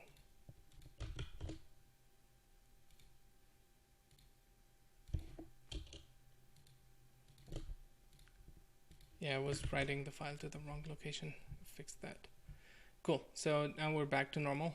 And the cool thing is we can start using, with having it as a procedural, we can start using instancing. And using instancing in Arnold is actually very simple. So we're going to drop an instance node.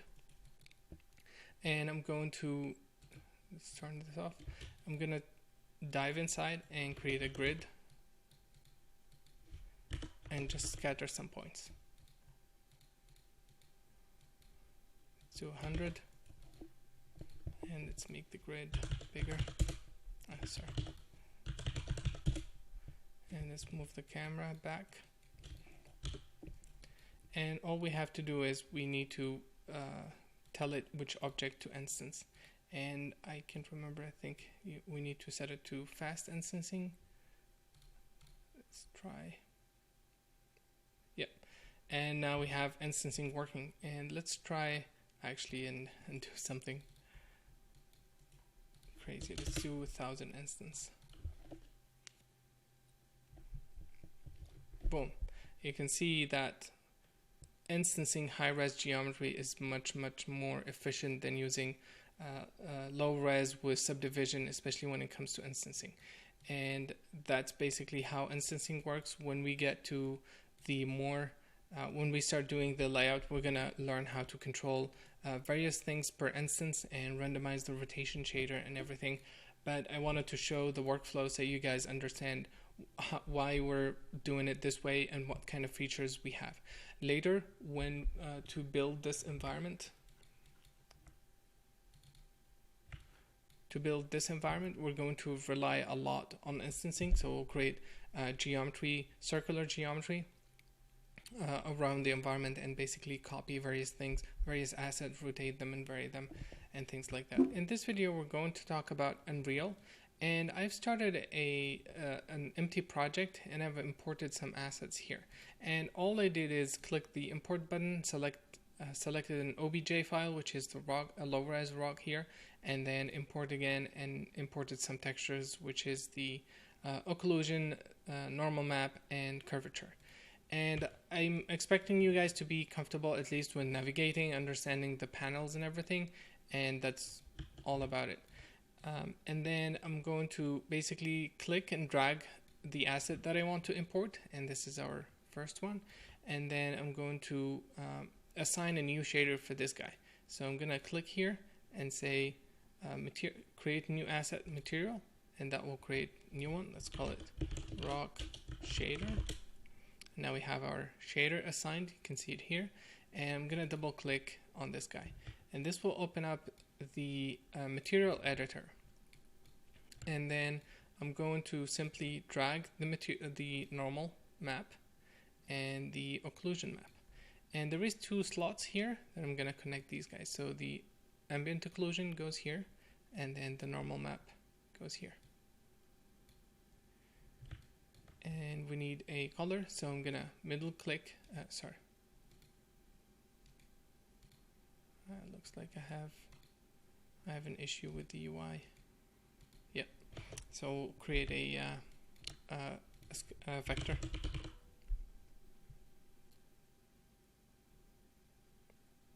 Constant vector.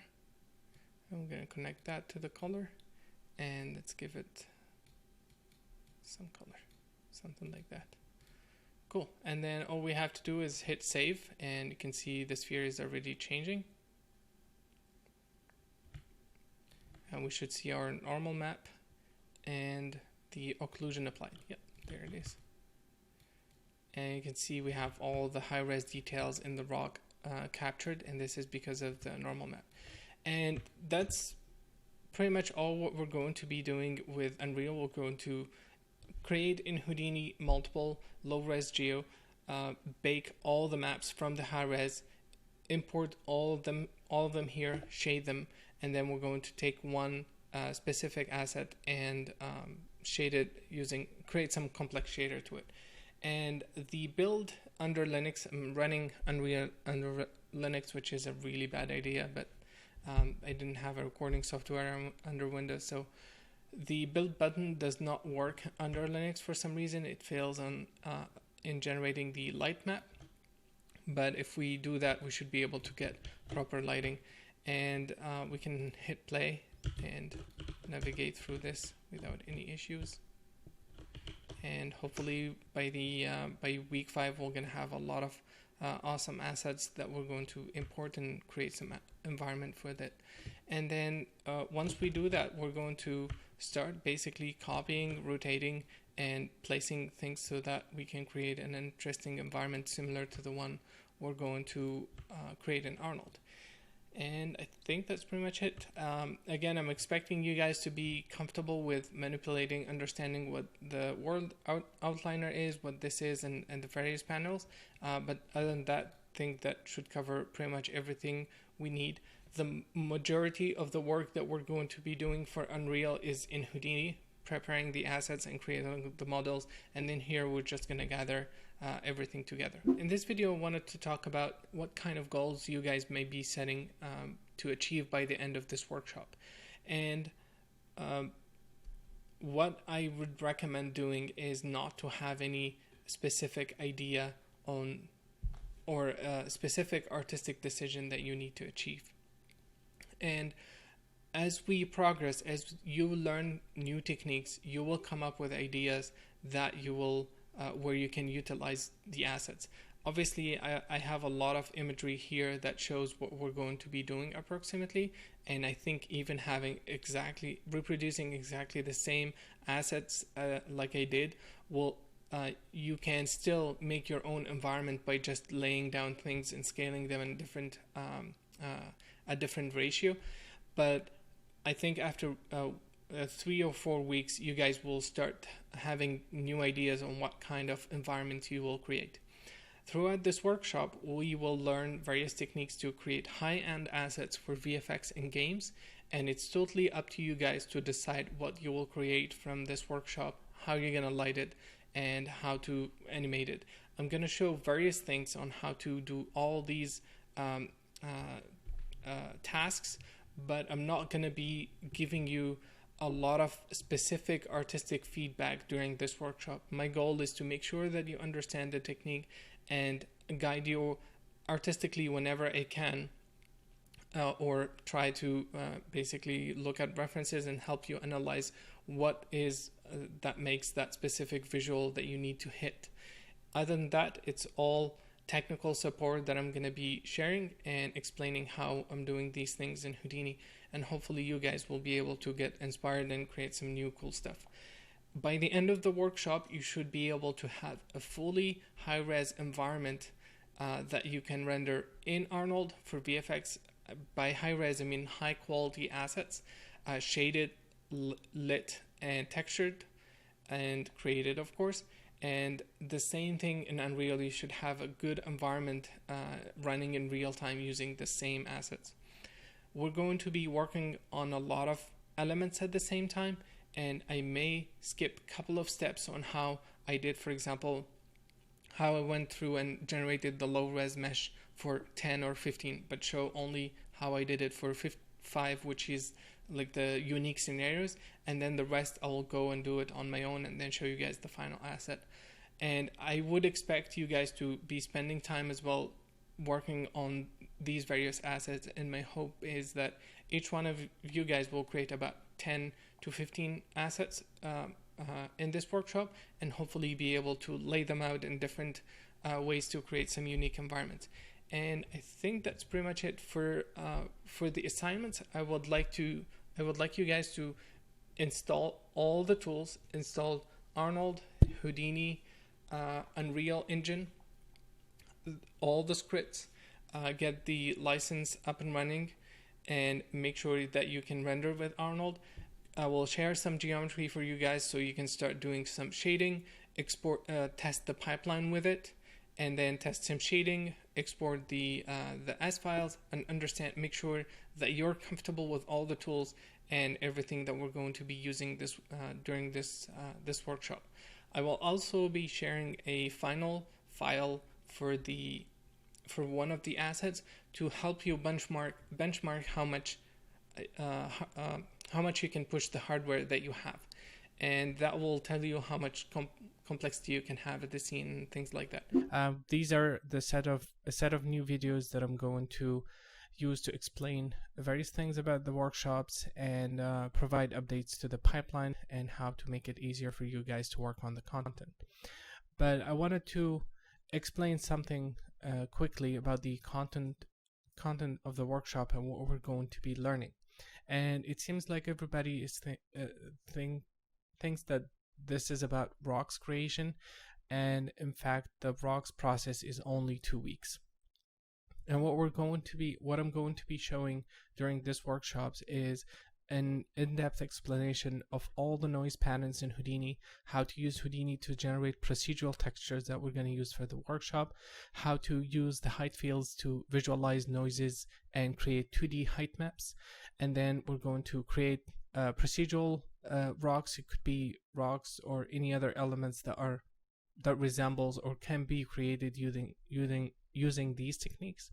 And then we're going to dive into a lot of shadings, lighting, scene assembly, and we can easily create and iterate over the environments. So this environment, the process for this environment was 100% done in Houdini. So we're going to go through the texture creation, creating displacement maps, creating all the assets, shade all the assets, assemble the environment, and basically create an entire workflow for this. And along with using Houdini, we're also going to see how we can use simple scripts to basically improve the workflow for versioning assets, adding look devs and things like that.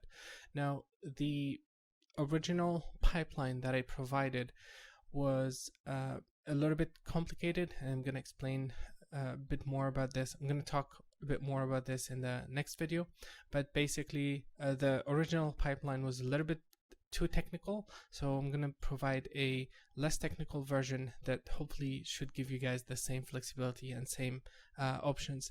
This also combined with new set of features in Arnold 5.2 that will allow us to replicate the workflows without having the need to use the full Houdini version, which is pretty much what most of the students don't have.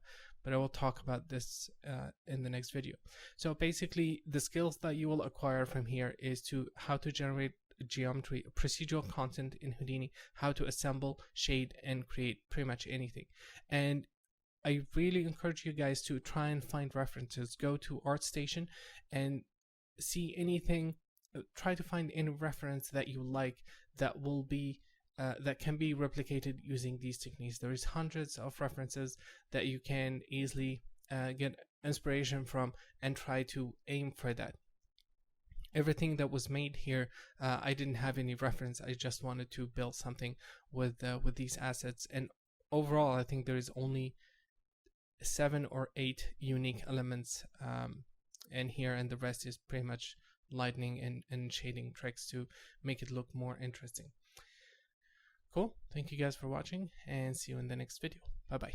In this video, I wanted to explain the original pipeline that I proposed and the challenges that we faced to get everybody working with that pipeline, and then the other complication, which is the Houdini version that required to make proper use of the pipeline. So with any third-party renderers, you have a render engine format. In the case of Arnold, it's an S file. In case of Mantra, it's IFDs. In case of Redshift, it's RS scenes or RS proxy. And every renderer has its own scene file. Now, this being able to export data from Houdini into this format is not a feature that is available in all the Houdini versions, and it is off in Houdini Indie, so you don't have this feature, and it is unavailable in Houdini Apprentice, along with not being able to render with third parties, but it's unlocked in education. Now, the education is basically, the education license is exactly a Houdini FX license, but it saves in HIP-NC file. So it's exactly the same as this, but you can use HIP-NC, which is for non-commercial use. Now, this license is not easy to gain access to. You have to be an instructor or a university for side effects to give you this. And last time we had a deal, and basically side effects were kind enough to support the first session that we did, and they give us one or 2 months, I can remember, of 20 licenses for 2 months that we provided the students with, so that they can use the full pipeline and use basically third renderers. Now, with now everybody else who didn't have this feature, they couldn't use the full extended pipeline, which relied on exporting S files along with the lookdev. Once you guys go through the videos, the first videos, you'll briefly understand how this works, and that limitation is basically a showstopper. You cannot proceed without that. With Arnold 5.2, they added the ability to render procedural, to render Alembic files. So you don't have to, you can render them directly as if you're reading S files. Okay, so you take geometry, you save it to disk as an Alembic, and then at render time you can just stream the data from the Alembic file. This is different from exporting the S files, and this feature is available and should be available in Houdini ND. It is not an apprentice because you don't have third parties, and it is on all the other packages. So yeah, if you go down in the list, you can see Alembic support. You can export from ND, you can export from pretty much anything, and this is going to replace the S file workflow. So instead of having to export S files, we're going to export Alembic. Now, apart from this, everyone who were able to either access Houdini FX or Houdini Core or educational license had a lot of trouble getting the pipeline working. It was a little bit technical for most of the students, especially people who didn't use Linux before. There's a lot of students who are not comfortable with using shells and running command lines, and I had to basically remote log in to pretty much all students and fix and install the scripts on their machines. And that was a lot of work for me, and it's not going to work. If we need support, we need something that is easy to digest. And everything we have here is Linux based, so we couldn't do the Windows development. We couldn't get the scripts to work on Mac, and we had students with Mac and Windows, and those were not able to get the pipeline fully working. It was also linked to a specific Arnold version, so we needed to provide extra OTLs, and then not everybody had the same Houdini version, so it was a little bit tricky, and it was very, very challenging to get everybody up and running with the pipeline. So I've removed everything technical about it, and I'm going to propose something that is very simple that should offer the same flexibility. Now, with all this said, the pipeline or the tool set does not offer anything, does not extend Houdini, or it's not going to allow you to do something that you cannot do by hand. And I was telling my students, if you run into issues, if everything doesn't work, you can still use Houdini, create the assets, shade them, and export them. There's nothing preventing you from that. And if you find any of this workflow technical, just focus on the elements. Just focus on creating assets, export them, and do basically a very simple workflow as if you're using any other 3D package that doesn't have any of this technical stuff. So here's the new idea, and instead of having to use the create asset command and export all the environment variables and stuff like that, we're not going to do any of that. There is no create asset. There is an existing folder called asset name that has, delete this and this too, that has a hip file, and this is a template that we're going to be duplicating and renaming to use for other assets. So let's say I got this file and I want to create new asset for ground rocks. Okay, so all I have to do is I'm going to copy this. I'm going to rename this to ground rocks, and I'm going to copy that, and I'm going to rename this as well, just so it's consistent. And then I'm going to open the file, and we're going to make few changes here. Actually, two changes. First of all, we're going to rename all these nodes, replace that asset name with the name that we need. You select the nodes and go under Edit, Rename Nodes, or Alt W for that. And I'm going to replace the asset name with ground rocks. Hit rename. Everything's updated. The light rig is existing in the scene. If you want to update the template, you're going to have to propagate this change manually to all the assets. But for now, it's very basic light rig. And then we're going to go to out. And inside this node, I'm going to actually change it to give it a different color. All we have to do is change this name. Under the export base, I'm going to change this to ground rocks. That's it. That's all I have to do. And as you can see, these two are exporting geo files. This is for doing the preview, the screen capture, the OpenGL preview, and this is to export a Limbic file. Now, once we hit render to disk, it's going to start evaluating everything, and it will export.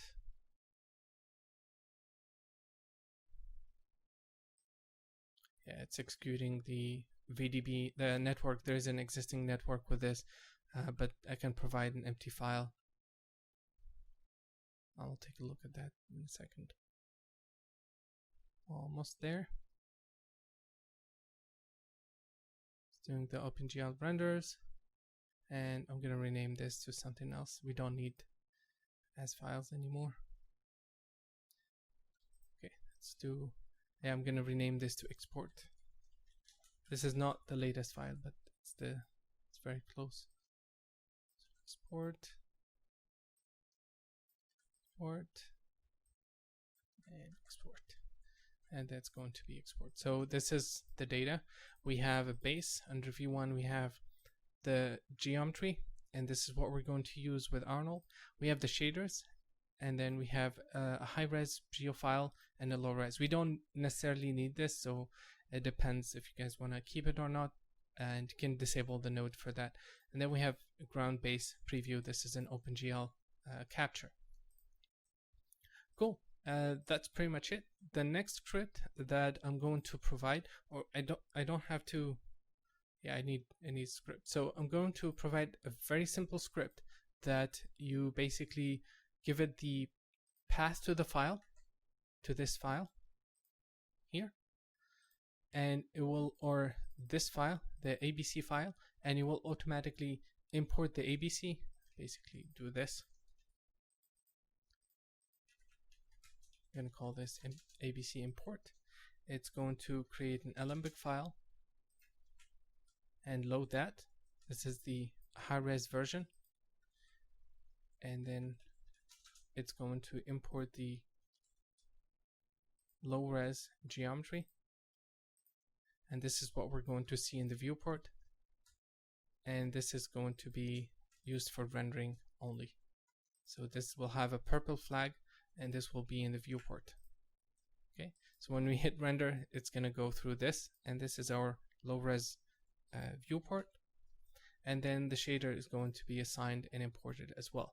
But for now, we're not going to be importing any assets, and this we're not going to be touching yet, but I wanted to show the workflow.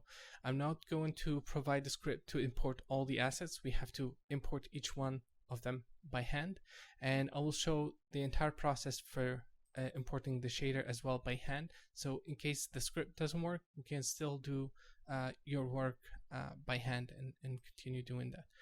Now, again, this is a very simplified version, and hopefully it's going to provide the same benefits. Maybe it has few clicks, but overall it's 100 times less technical, and hopefully it should work with everybody. Now, as for the this pipeline should work with any Houdini version and any Arnold version.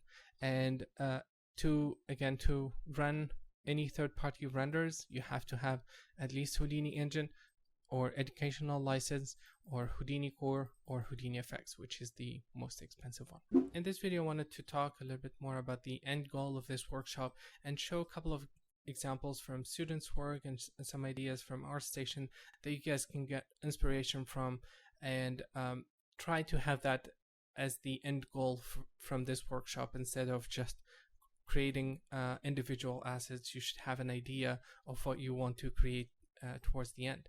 And this was done by Bronik Bedronik, and it's all done using the advanced asset creation workshop techniques. You can see rocks here, you can see the atmosphere, the shading, everything was done in Houdini, including the fountain, the ocean, the fogs, pretty much everything. And this is a great example of assignments. You know, the end result is very, very different, yet it's reusing the same techniques, and I want you guys to try and do these kind of things. And then I'm gonna also talk about ArtStation to show some references.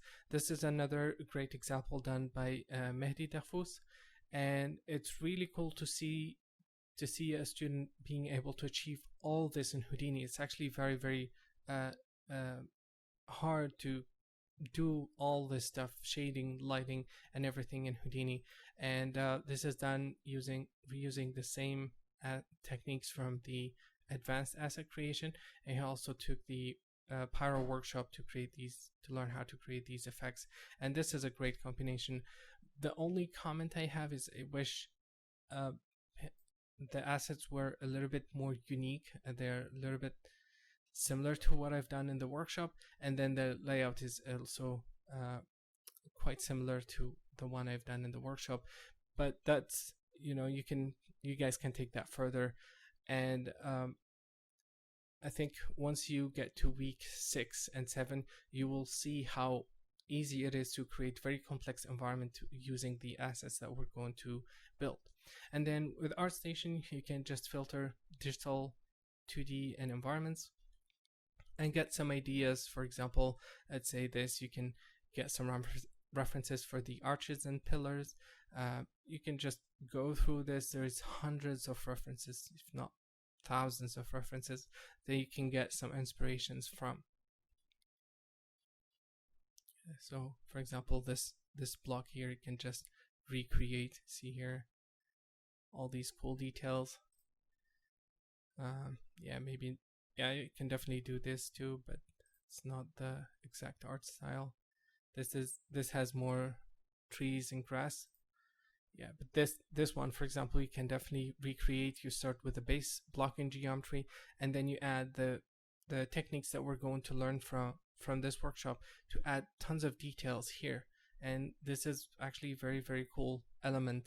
You know, you can create this block as a module, this block as a module, and then you can duplicate and rotate them and create even a much more complex stair-stepping environment. So yeah, you can go through this and get all kinds of ideas from this, and that's what I want. That's what I want you guys to be thinking of during this workshop, not just the technical. Don't get too focused on getting a script working, or getting this a specific thing done in a specific way. You need to be thinking broader and try to achieve a full environment by the end of this workshop. And the proper title for this workshop should have been Mastering Environment Creation in Houdini, because that's what we're going to be doing. And unfortunately, the name that we picked was not conveying the content, the proper content of the workshop. Hello everyone, and welcome to week 2.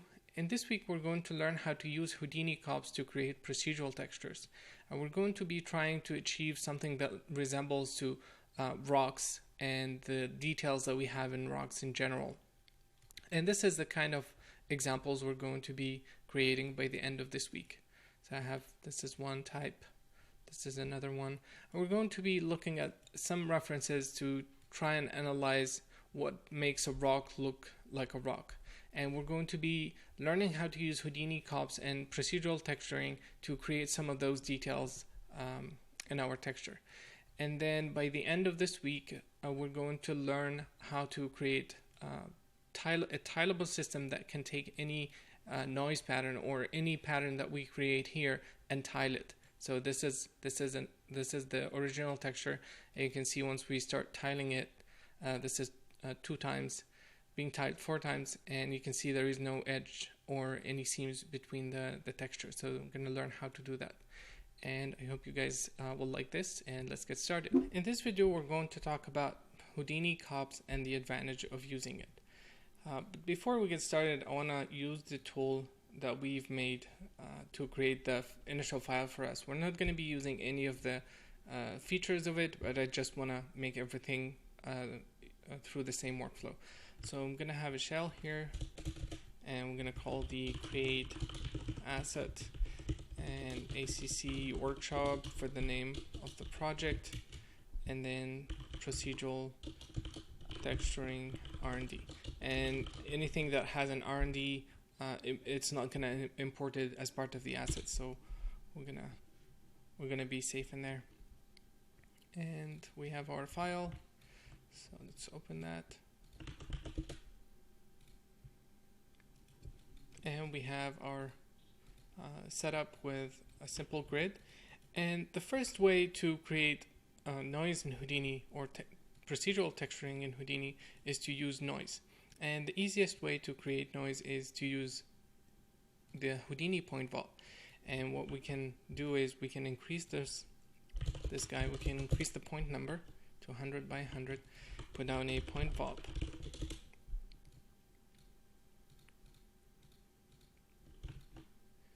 And let's dive inside, create a noise, connect P, and then export this as the color.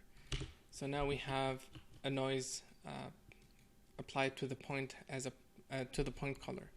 And the way to increase the number of details is by increasing the points. So we can go, for example, to 1,000 by 1,000 points, and that's 1,000,000 points. And now we have basically a 1K texture. Actually, let's set it to 1K, 1024 by 1024, and now we have a 1K texture. And we can create a camera.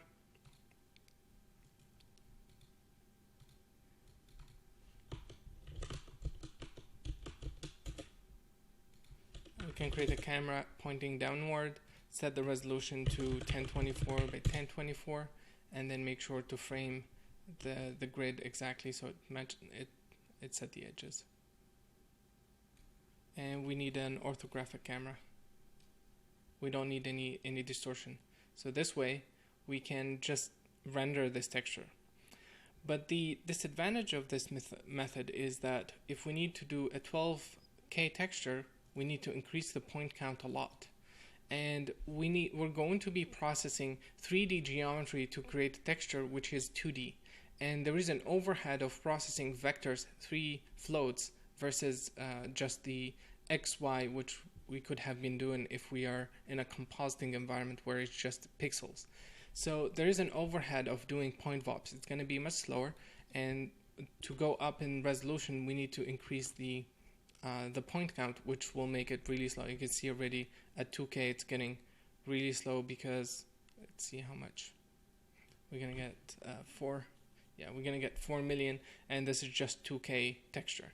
And we need to be able to create much higher resolution textures. So this is using Houdini solves. It's good. It has interactivity, but it's a little bit slower once we start going to wanting to create a high-res texture. Cool. So the next method is to use Mantra, and let's say we have a grid, for example, same grid, and we go to the shop context and create a material shader builder, and dive inside, create a noise, and let's connect the noise. And let's connect the material, and let's create the mantra because we need to use mantra for this, and let's try and render that. So mantra and come one. Cool. I've done a render already, so cool. So this is the texture, and you can see we don't need to increase any grid. We can just have one primitive and render that. This is great, but again, once we start going high res, we're going to run into a render time issue. It's going to be slower to render this using Mantra. It's not going to be drastically slower, but it's going to be slower than using Houdini image compositing tool, which we're going to talk about in a second. And the main difference between doing it in Mantra versus Houdini cops is that once you render the texture, you cannot post-process it. Let's say I wanted to create, for example, 5 different noise patterns. Take one noise pattern and blur it and do an edge detect on it and grade it, or do any image processing to it and then combine it with the other stuff. I cannot do that. I have to render each element separately and then combine them and still do the post-processing. So the interactivity is much slower, and the workflow gets cumbersome, and it doesn't allow for processing that texture, which is 2D. So so this is where the Houdini image compositing comes in. And if we click the plus button here and go to add a new tab, you can see there is a compositing view, and this is Houdini cops context basically, and it's very similar to all the other contexts in Houdini. It's a node based, and we can hit tab, and the first thing is we need to create is an image network. This is similar to the geometry node of SOPs, so this is the top level node that's going to contain everything, and then inside of it, we're going to create the nodes, and inside of those nodes we can add more stuff. So if we dive inside this, we can create a color, for example, and this will be just a color. And if I hit the Shift F, you can see it's rendering 1920 by 1080 right now, and we can change that. We can override the resolution, set it to 1K and 1K here, which I prefer to do. So this is the first node, and then we can let's actually create a noise. There is a noise pattern that we can create. So this is our noise. We can drag it here. This is the result, and by default this viewer will show a 2x2 view, and I always set it to 1 by 1 because I always want it to work on one image. I don't want to see multiple different ones at the same time. And so this is this is the texture. There's a new feature in Houdini 16 where it shows you the thumbnails. It's very, very helpful, but it can get slow, and there is a way to actually hide that. So you can right click, flag, thumbnail, and I have a shortcut for that, Shift D, so I can toggle the thumbnail on and off, because sometimes it's going to get slow, and to draw the thumbnail can take a while. Cool. So let's say we want to take this noise and blur it. We can hit tab, type in blur, and this is one of the nodes that comes with Houdini cops. And now we can start blurring our texture. We can create another noise, and by simply dragging it, we can also hit the R key and select the node, similar to any SOPs processing. This is exactly the same, and we can increase the turbulence, the frequency, and we can add these two together. So I'm going to hit tab and type in add, and this allows me to do an addition between the two. And you can see now we're overlaying the two of them together. We can put an HSV node, for example, to desaturate the colors, and I can desaturate this. You can see the result here, and it's basically an image compositing tool. There's it's very similar to any other compositing that you may have used, like Natron, Nuke, or Fusion. They're all node based, and this is very, very similar to that. Now there's one settings that I would like to mention before we stop, and then in the next video we're going to start learning more about the procedural texturing in this context. So the option is, if we go under Preference, Compositing, there's few options that you can change based on your hardware settings. If you want to increase the memory that this can allocate, and then use GPU to assist, turn that on to make sure that it can utilize GPU if there is a node that can use GPU. And then by default this resolution limit is much lower than that. I think it's 8K or something, and I've increased it because I needed to do some much more high res resolution, so I set it to 20K. The tile size, leave it to 256 at the moment. So 128 if you don't have a CPU with 4 cores or more, a CPU with 4 cores or less, put it at 64 or 128. If you have more than that in terms of number of cores, you can increase it to 256. And basically these are the two settings. Make sure that multi-threading is on. For some reason it keeps always going back to 32, but I wanted to always set it to 72. I'm gonna set it again and see if that sticks. I think there is a limit of 36, which is not bad.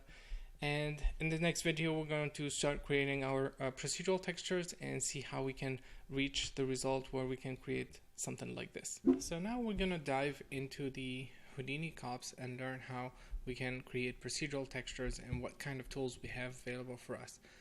But before we do that, I want to quickly explain something in the SOP level.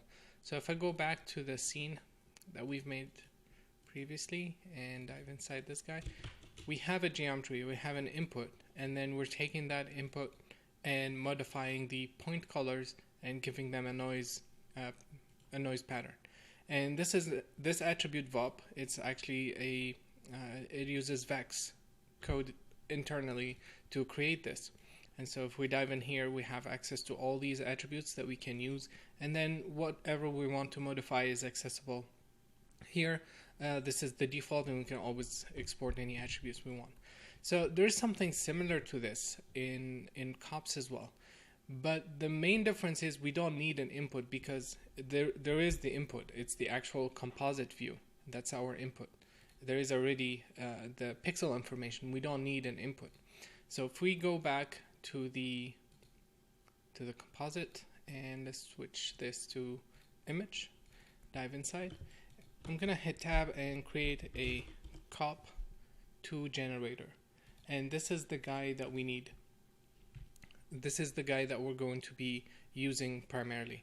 And here I'm gonna override the resolution to be 1K by 1K. I'm gonna drag it. So right now it's just black. Okay, and if we double click, we can see we can dive inside this, and it has a lot of inputs as well, and these are unique to this context. They are not the same as the point vault, and we have access. For example, if we have, let's say if we have an input coming, let's do a color, or actually let's import an image, so we can read an image using the file node. And let me import an image.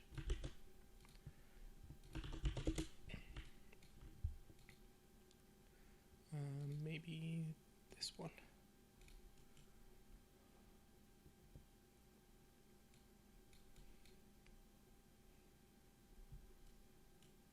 Cool. So we have our render here. And I'm gonna turn this off and we'll explain what that is when we get there. So this is the image, and I'm gonna plug it here. And if we dive inside, we now have access to the pixel information. So I can take the RGB and do something to them. For example, I can take the R and multiply it by a constant and export it back.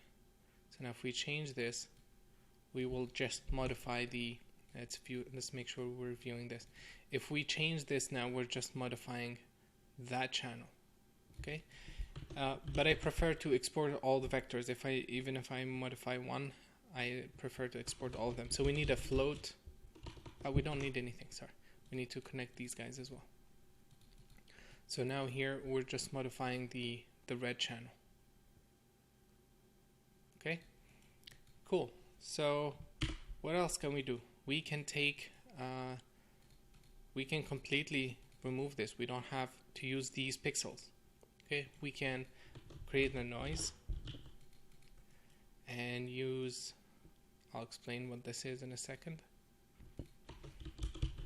Let's use this guy and connect this result, and now we have a noise plugged into the red channel. We can connect it into the green channel. We can also connect it into the blue channel, or we can make different noises. We can make a different noise pattern and plug it into the green, another one into the red, and now we have an image. Okay, now what else can we do? Well, we can take these guys, which is the X and Y position, and this represents the height. So if we have a 10, if we have this resolution, we're going to have from 0 all the way to 3800, and then from 0 all the way up along the y-axis. But I'm going to remove this because I want to work on square, and I'm going to make sure that this is set to square. So I want to work on this square space. And if we take these guys, if we take the X and Y and actually plug it in here,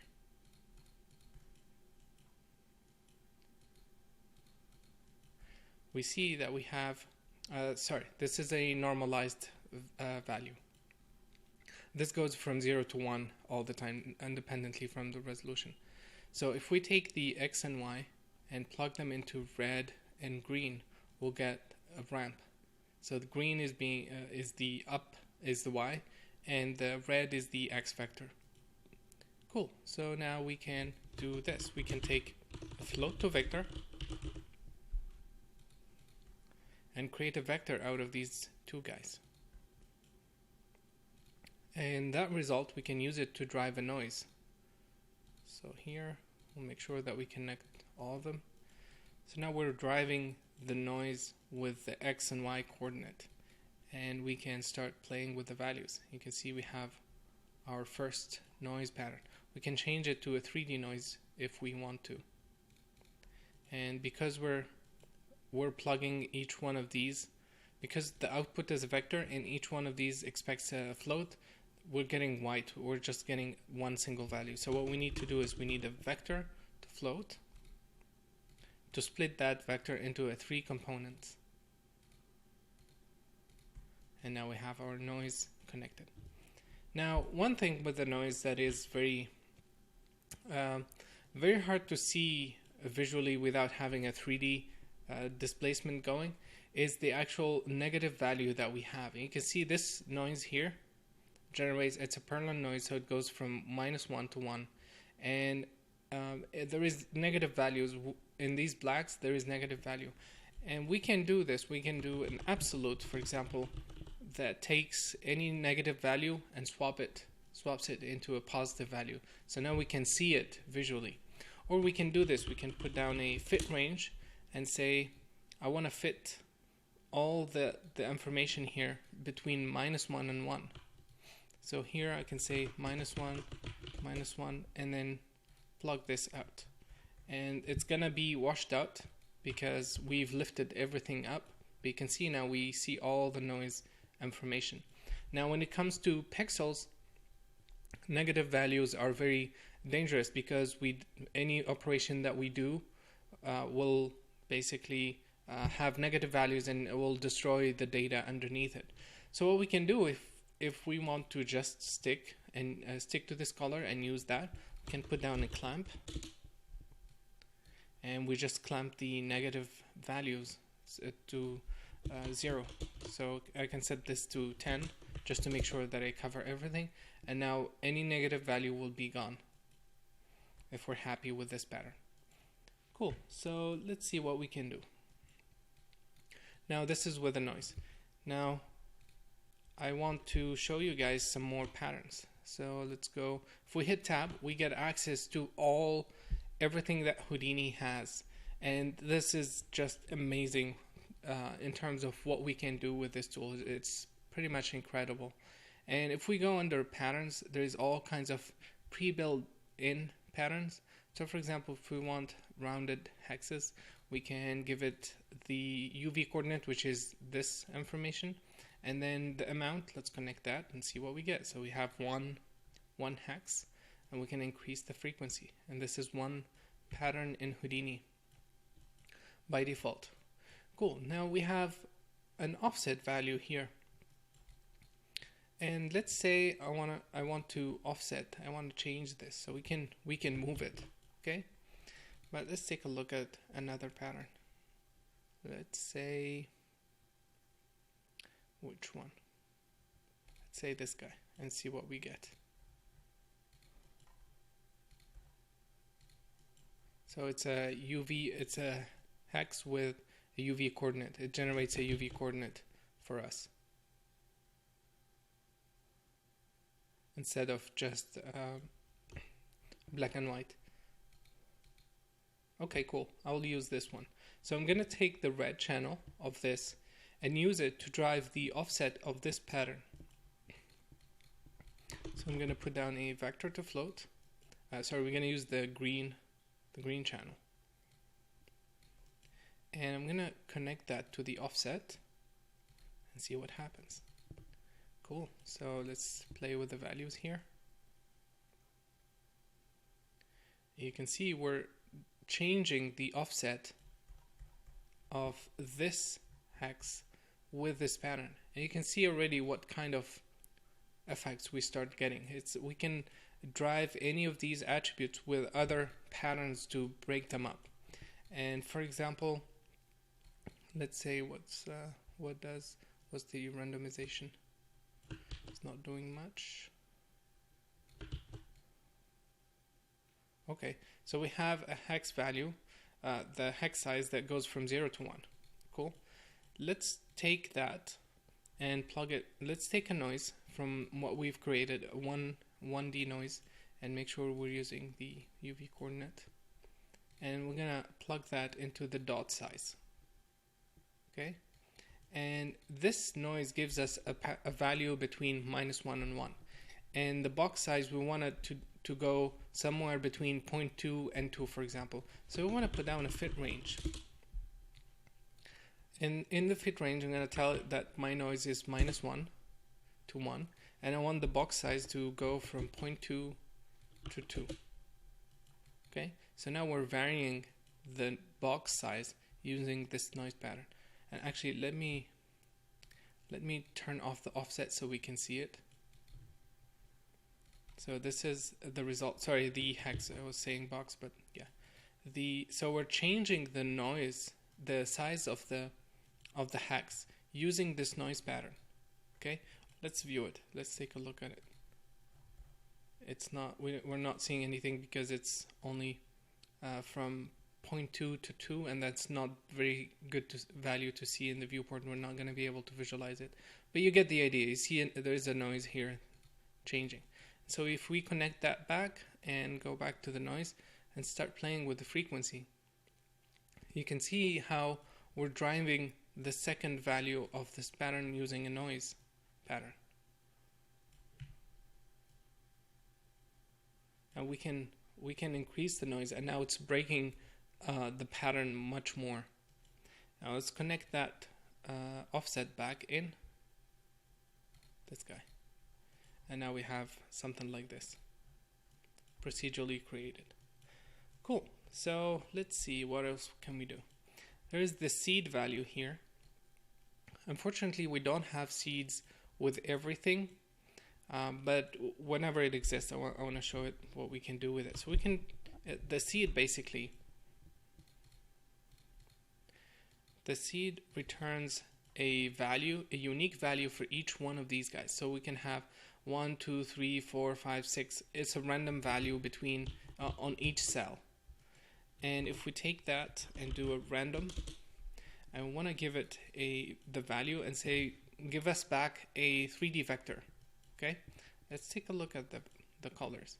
You can see we have randomized colors per block, and this is what's happening to the cells when we connect this pattern here. It's shifting them, distorting them up and down. And we can take this and multiply it back with the amount, and this is our result. And let's actually multiply the color first with the float so we don't lose the data, and this is what we have. Cool. So let's continue with this idea, and I'm gonna delete these guys. I'm going to delete this. So this is one example, and I want to create something else. So I'm going to copy this, the vector.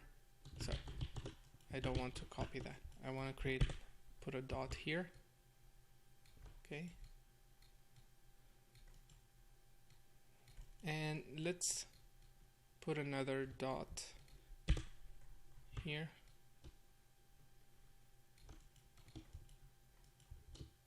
And I want to create a wire. Actually, we'll do that later. So what I want to do next is I want to distort the original ST map.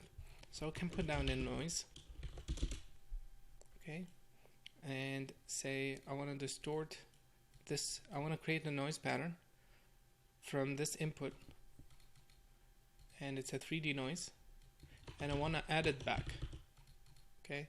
I want to take this result and add it to the new noise and then connect that in,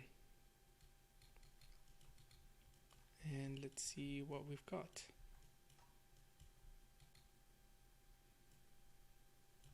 Cool.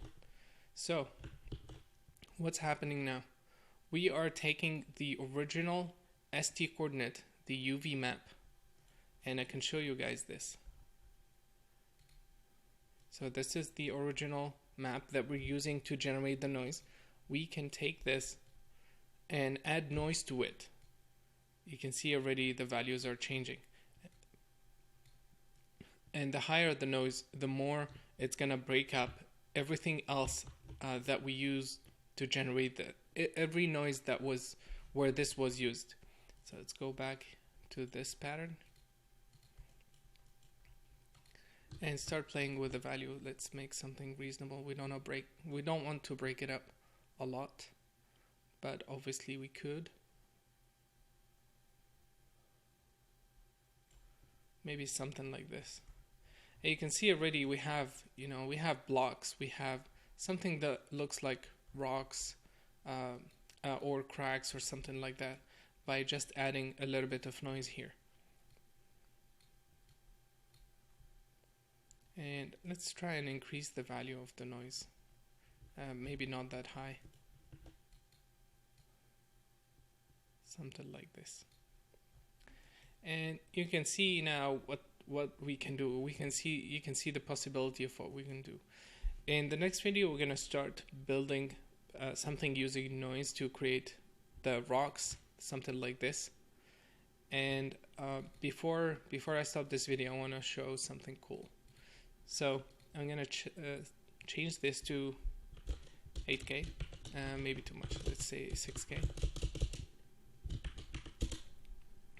and hit enter.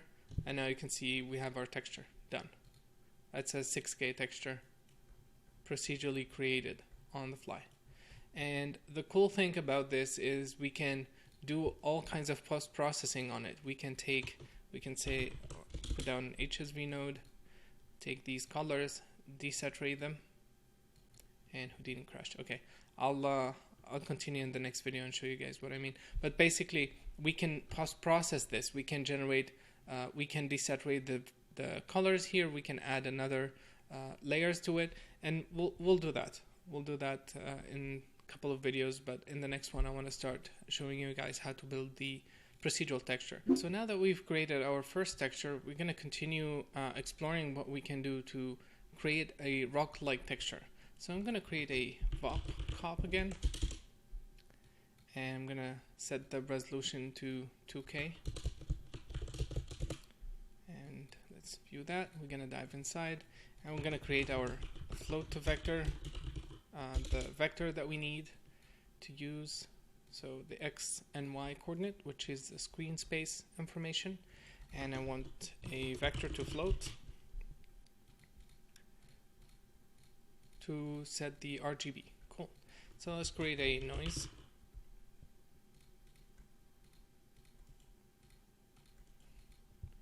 And let's make sure we're viewing the right node.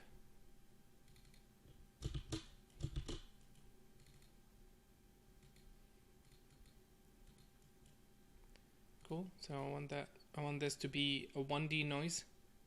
I don't want it to be a 3D noise. And I'm going to basically start layering the different noises, okay, to create something complex that has different layers, which we generally see in the rock patterns. And that reminded me of something. So I have two rocks here.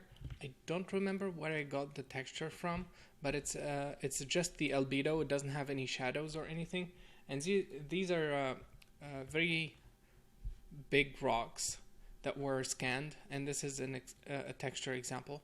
And if we take a look at the patterns and start zooming in, we don't see a huge amount of details. We don't see a huge amount of color variation. It's mostly super fine detailed noise. Like for example, here there is a noise layer. I can see, because of the layering, I can see that all these guys are the same. Okay, they have a unique color, and there is just a little bit of them here and maybe somewhere else, and then different layer. Each color has a different layer to it. So this guy is a different layer. This is a different layer, and that's because of the erosion and all the stuff that happens to the rock over time, the layering buildup. And you can see overall, it's just a noise, but nicely mixed up. It's a lot of nice noise interweaving between each other. So small noise, big noise, and then you get this overall change in terms of noise patterns. So you have, for example, something unique here, and then something very different here, and then something very different.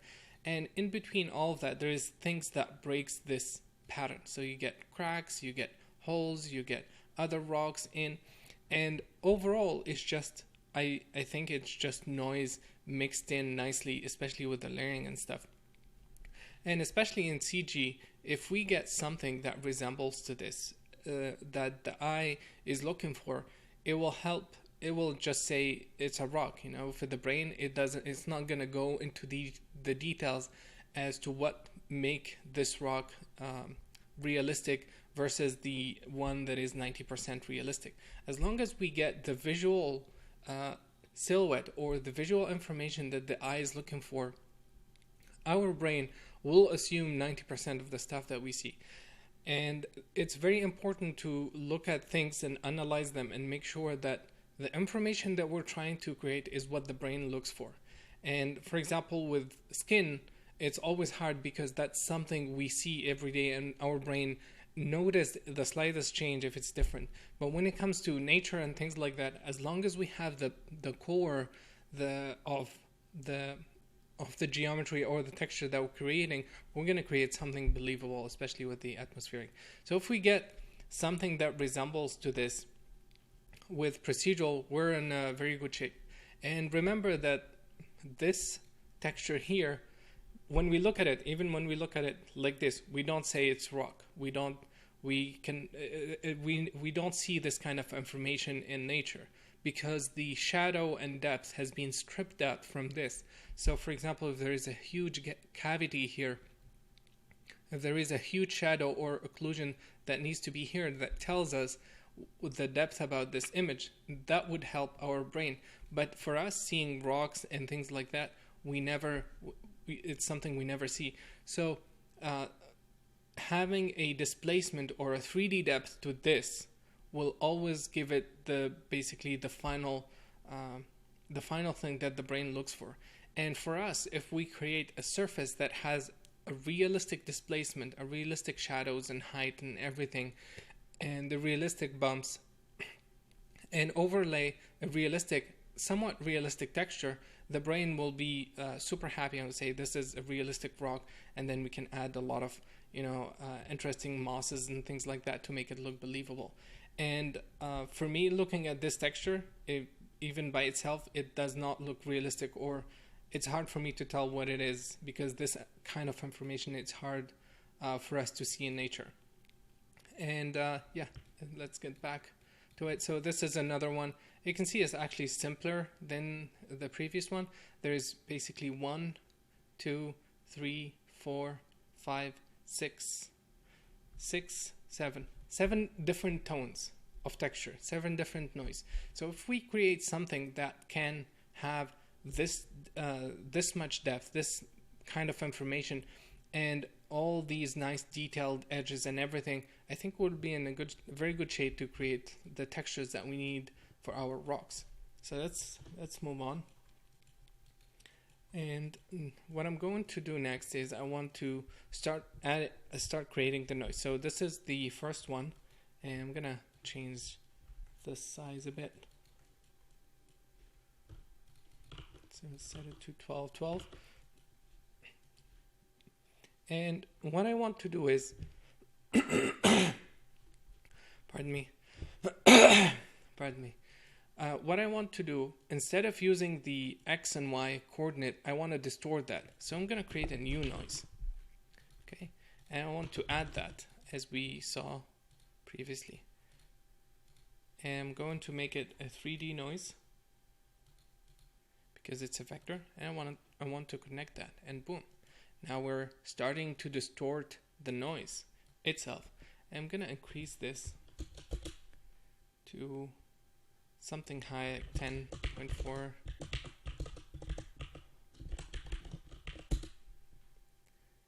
And let's take a look. So now we're breaking this pattern a lot more. And I'm going to set this value to 0. This is the original texture. And if we start increasing, you can see the kind of distortion we get. You can see how much complexity we can get. Cool. So let's say we have that, and I'm going to let me make a copy of this because I may come back to it. So let's say we want to keep this, and I want to copy this node, paste it here, and I'm going to lower the size. So I want to make a bigger noise pattern. Okay. So this is our second noise. You can see already we have some very, very interesting details starting to show up with this noise. And because it's black and white, and there's negative pixels as well, because it's black and white, and it's something we don't generally see, we don't perceive, but there is tons of information here. And if we start doing a ramp to remap the color, the black to be dark brown, for example, the white to be yellow, we're going to start seeing a lot of interesting patterns. Cool. So let's say we want let's set this to 4.1, and let's play with this value again. Right now it's all the same noise applied to all of them, to all the layers that we're going to create, but we can always override that. So let's do this, and let's create another one.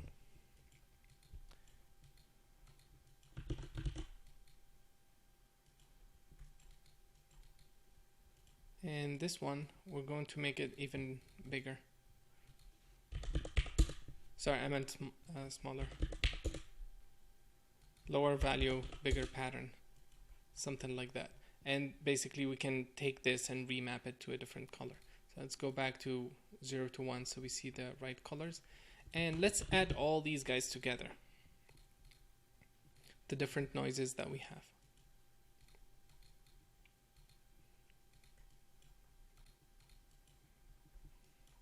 Cool. And now because we have that negative value, it's subtracting information from where it's white. So you can see here, for example, it's removing values. And this is great because we want that complex overlaying between the different layers. We don't want just A over B. And this helps a lot. And you can see we're getting a lot of interesting patterns, and we have so many controls, so much control that we can use to change this. Cool. So let's see. I want to do something else. I want to take these maps and I want to fit some of them into different ranges.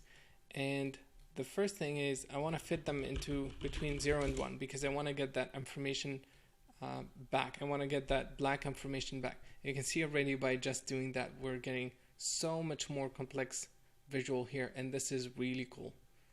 This is really cool detail here. I think it's working better than the one I made before. So I'm gonna set this to -1 and 1, and I want to increase the destination max. I want to set it higher. Actually, let's set it to 1. I don't want to set it higher, sorry. And let's leave it at that. And we can always gain the viewport to look at the textures. And I'm going to take the same fit and apply it here. Pardon me. And the same fit I applied here. I want to get the full range of all of these guys. Okay, all of these maps. And let's focus on one of them. You can see we have a lot of cool details happening, but the overall color is actually very, very cool.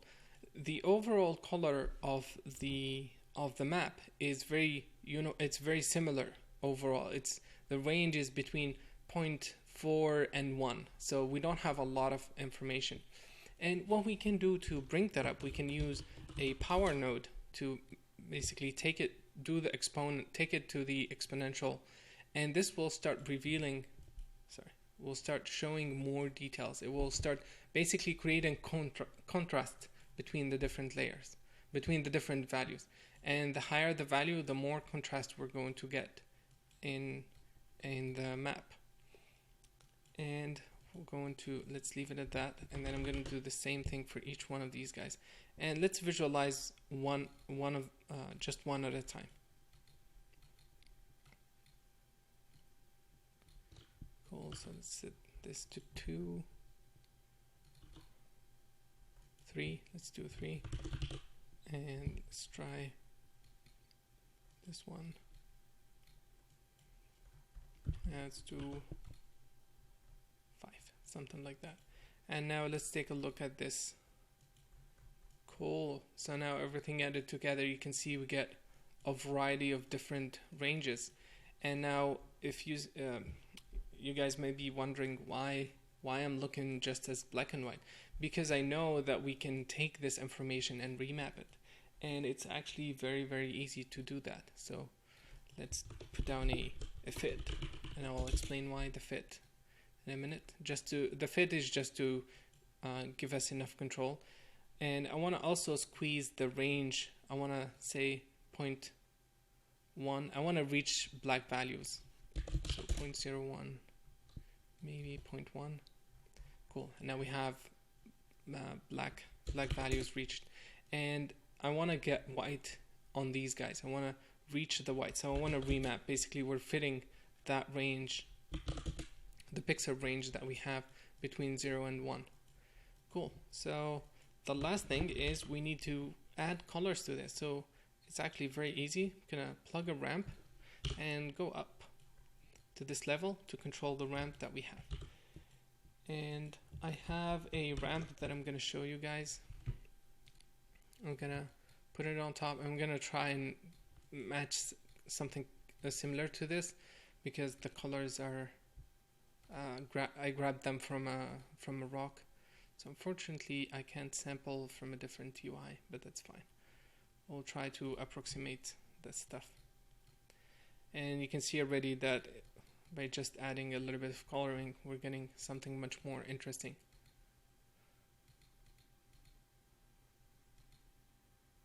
Okay, that's the first color. Let's say the last color will have a yellow tint. And this is how I would do the ramp. I generally start from the darkest color to the brightest, and then add something in between to break the pattern, the flow basically of the colors,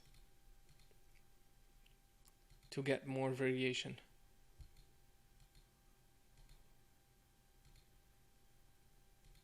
Okay, something like that. And now what we can do is we can click, actually let's expand this, and we can start grabbing colors from other regions to add more breakups. And you can see we've created this guy now, but it's too much, so let's change it back, let's tune it down. So we have that, and here I'm gonna click it. So when you click, it doesn't change the actual color, it just adds a color with the same value. And I can go and start playing a bit more.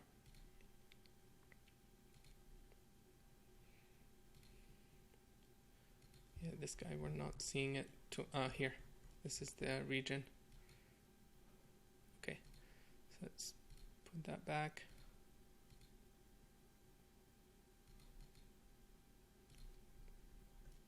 Cool. So let's add more stuff. So I'm gonna click, give it, put 2 points here, and change whatever I need to do here. So I'm gonna add another one and give it a completely unique color. And let's find where that stuff is happening. Yeah, it's not visible, so let's try. Yeah, so what does that mean when we don't see this color? It means the remap, the fit that we did, is not capturing all the colors. And actually I should have done this first.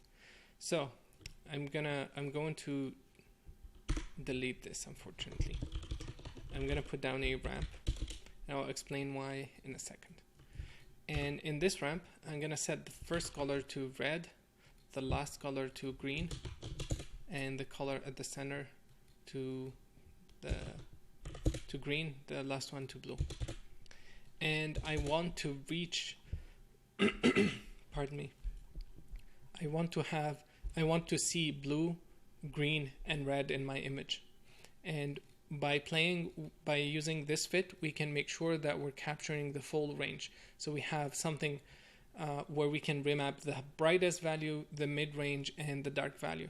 And you can see we're not hitting the red too much, but that's because of the image. So let's go 0.8, something like that. And then the blue, I'm still not seeing too much, so I'm gonna increase this to 0.4. Yeah, something like that. And now we have the 3 ranges. And this fit now is better for our coloring. So I'm going to go back and remove this, and let's start again with the color. So let's set this to have something yellow, and this to have some dark brown.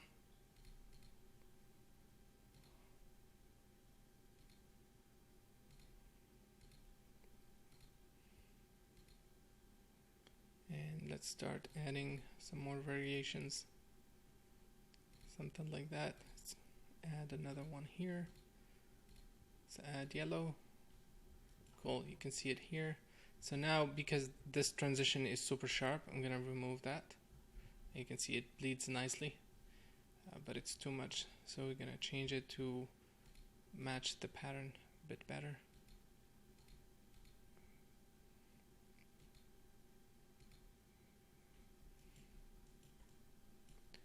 Cool. Let's try this guy.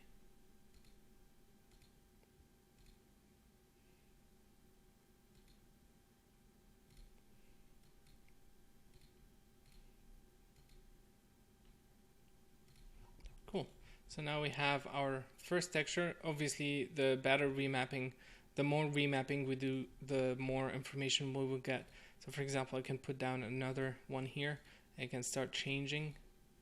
You can see now we've created an edge around this region. Okay, we can change that, something like that, and now we have more variation. We can also add another one here, and let's change it completely.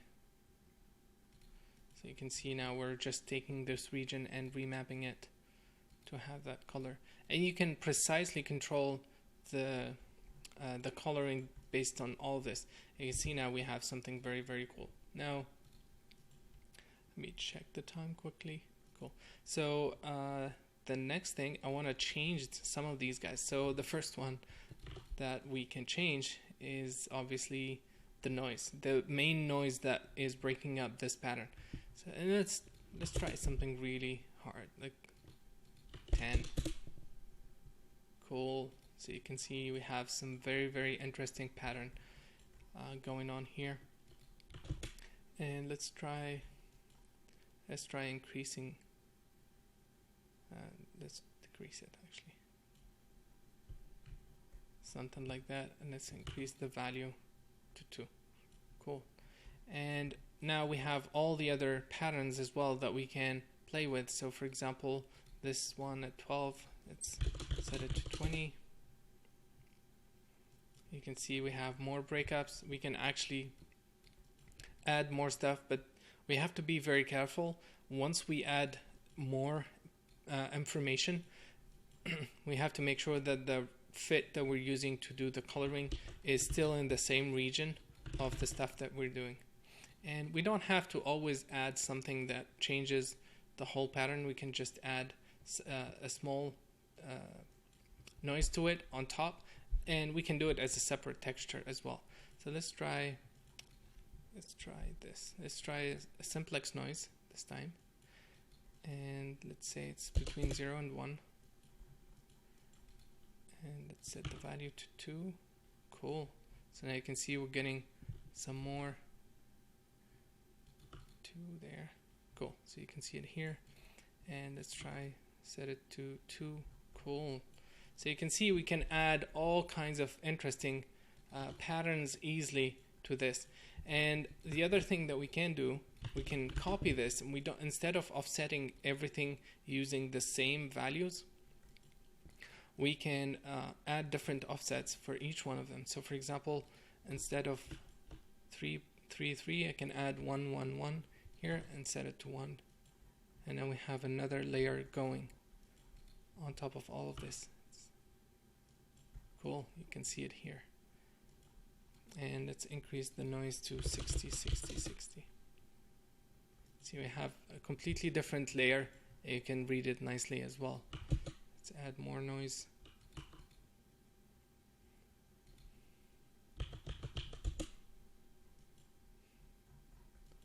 Something like that. Let's reduce this to 6, 6. I'm just playing with the values, to be honest. I don't have anything specific I want to achieve. and I'm still not super happy with the coloring here, but I think it's super easy to play with the values. You can also sample from an image to make sure that you're grabbing something realistic. And let me show this image. Let me show this reference. So this is one of the textures, and I'm gonna dive inside. You can see it's exactly the same network, and I was trying to recreate something similar to this, but the coloring here I've done here is a bit better. So I'll be sharing this file along with the other one, and in the next video we're gonna continue creating a couple more procedural textures and then learn 3 more things. So now we're gonna continue and start creating a different texture, and this time we're going to create this texture here, and it's very similar, but we're gonna learn a few more things hopefully. And I took the ramp that I previously created and applied it to our texture, and this is what I've got. This is the ramp that I made previously applied to this example here. And there's a little bit of refitting to fit the data that we have better within the ramp, and you can see we can still play with that.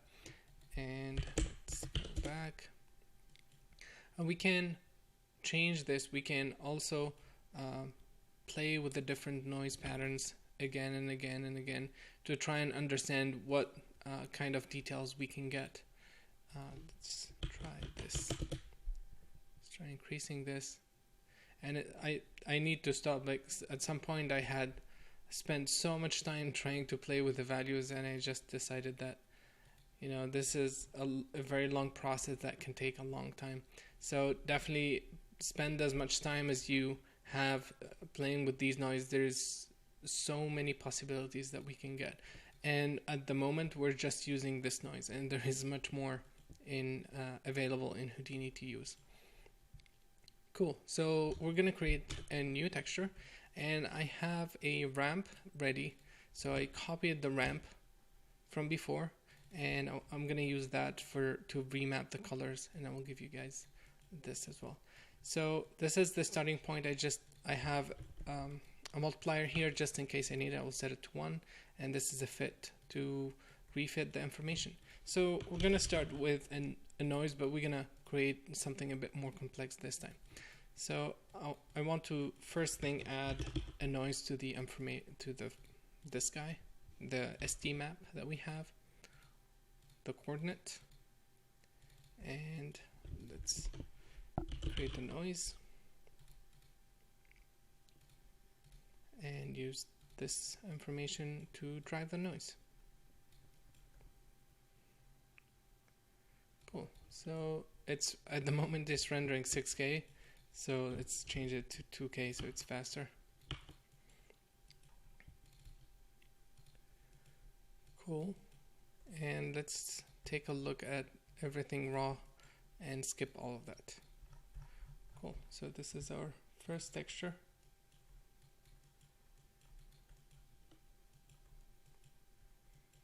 And I'm gonna set the values to 1, 0.05 here, and 1 and 1.5. And for the noise, I'm gonna set it to 10, 10, 10, and I'm gonna reduce the roughness.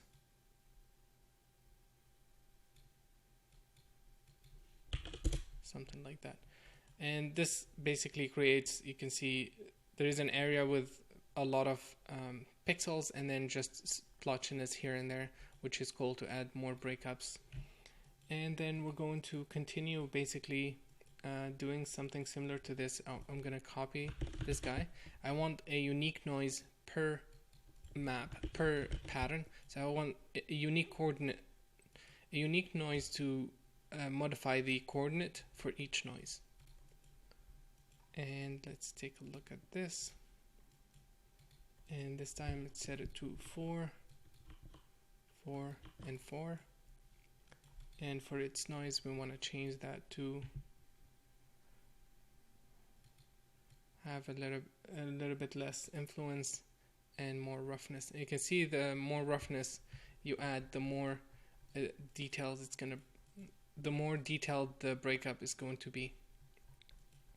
And there's so many options that are available for you guys to use, and I cannot simply go over all of them. You have to play with the values and try all these options that are available to do all these things.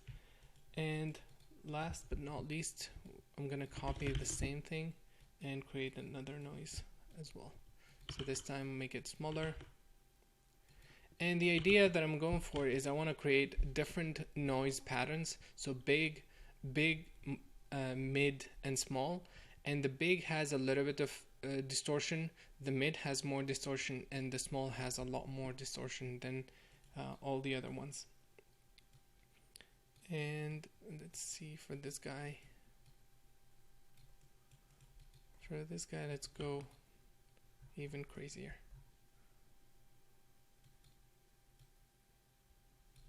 Something like that. Maybe too much.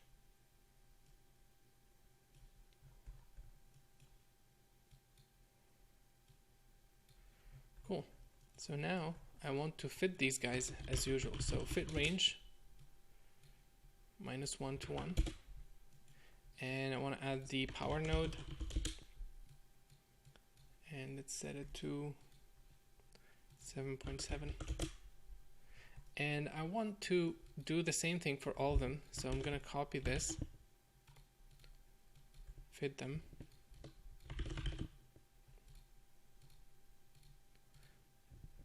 Sorry, this guy. I'm going to add a multiplier for each one of them. So multiply by a constant, multiply by a constant, and multiply by a constant. And I'm going to add them all together. And with this multiplication, the last one, we can decide how much influence each one of them has on the image. You can see already that it's looking really, really cool. And let's plug our magic remap and connect that in here. Cool. So now everything is going to the red channel, which means the values are low. Let's set it to 1, and let's try to multiply it. Cool. So now it's moving through the range. Nice. Let's go even higher. Let's go 10. Cool. So you can see now we have all kinds of crazy details mixing up. And there is also, I believe, no, there is not. Cool. So let's set it to 10, and I want to change. I want to start changing the value. So let's say we want this guy to be the highest. We want this to be 0.5, and we want this to be 0.2. Let's do the inverse. Let's set this to 1, this to 5, and this to 0.2. Cool. So now each one of them has different influence on the image itself. And if we, let's see, if we start playing with the values, you can see each layer is going to come up more in the image. So by doing this, we can add different breakups. So for example, this guy here is driving, most likely when it's white, is driving only these values. We don't see it a lot here. When it's low, it's only affecting the low region values. Let's try this. Yeah, this definitely does. You can see here we're getting more details. And these details are coming from the second layer, this guy. And let's actually play. Very cool. I'm really liking this. Let's play with the noise that breaks up these guys.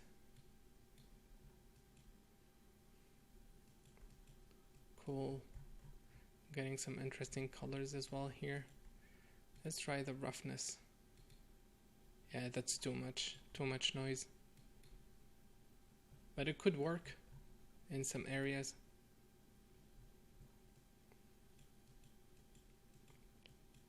Cool.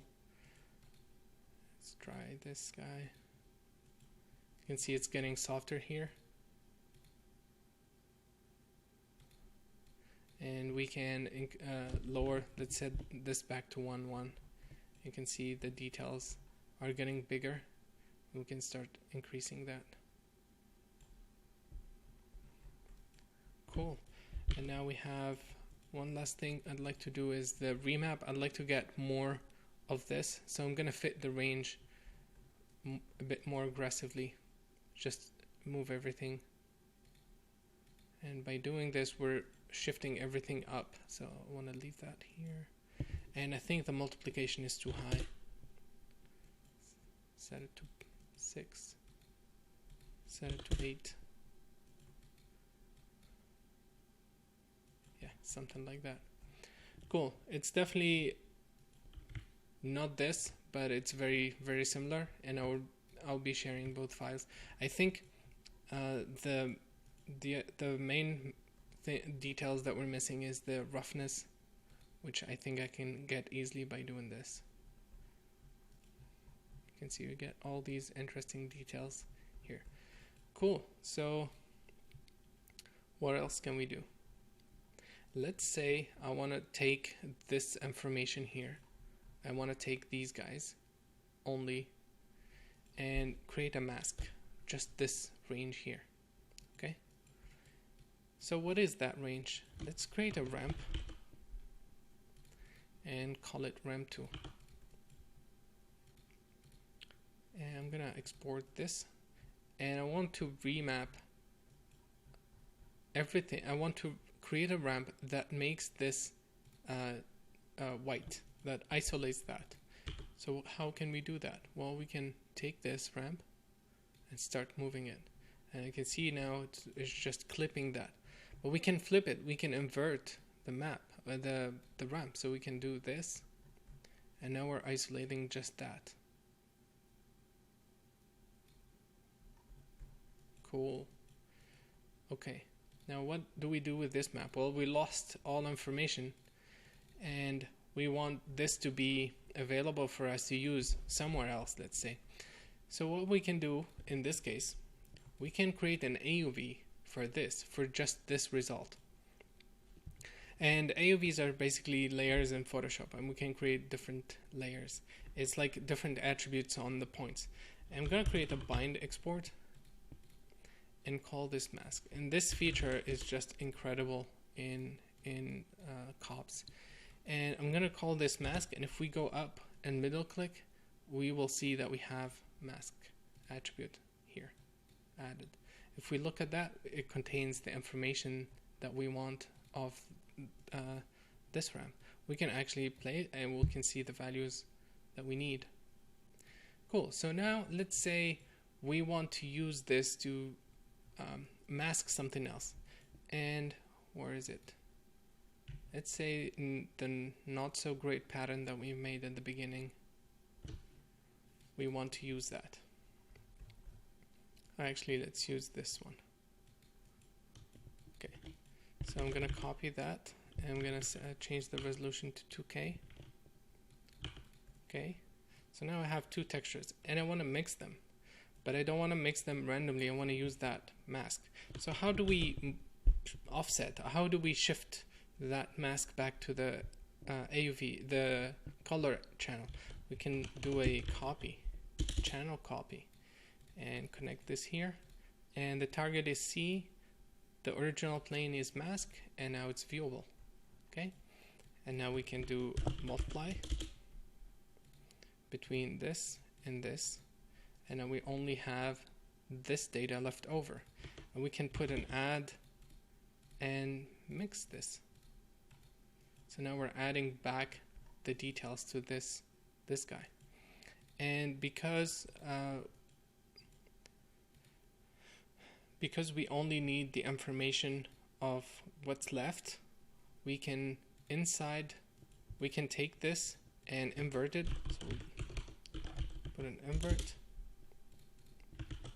We can invert this information and then multiply our original data with it, so we only have the leftover.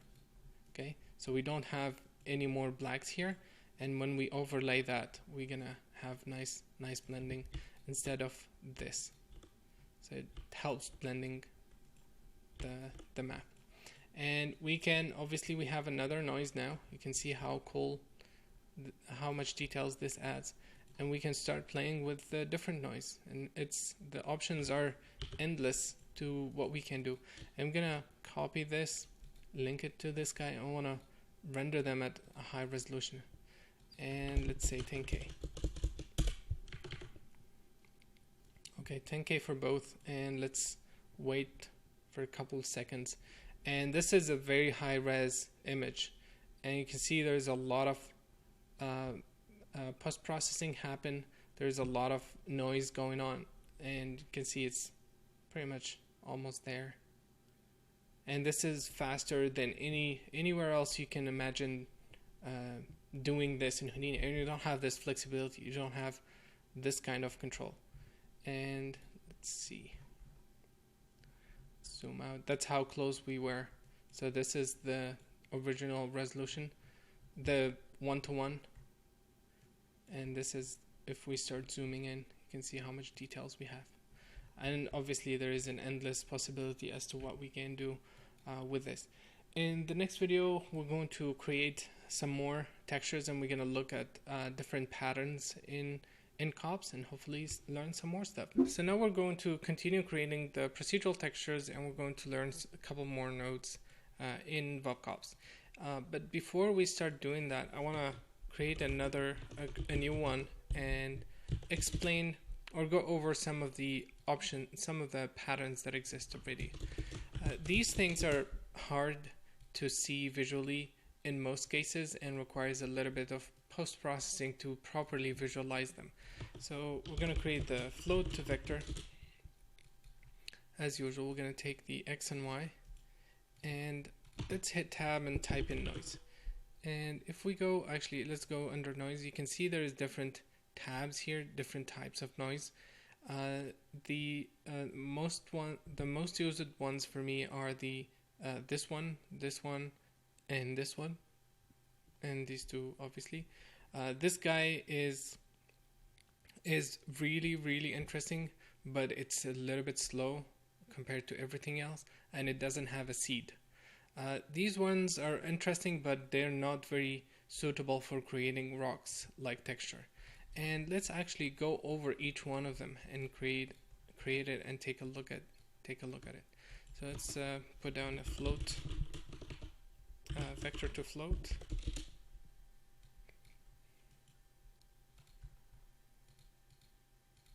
And let's generate a vector instead. And this is something with the noise in general. We're not used to see this value. We don't know what this means for our eyes. It's definitely, there's a lot of information, but in reality what this does, what this will do, we don't know. So it's always best to see noise like pardon me, to see noise in black and white. And I'm going to put a fit range, and let's make sure that this has, so it has negative values. It goes from -1 to 1.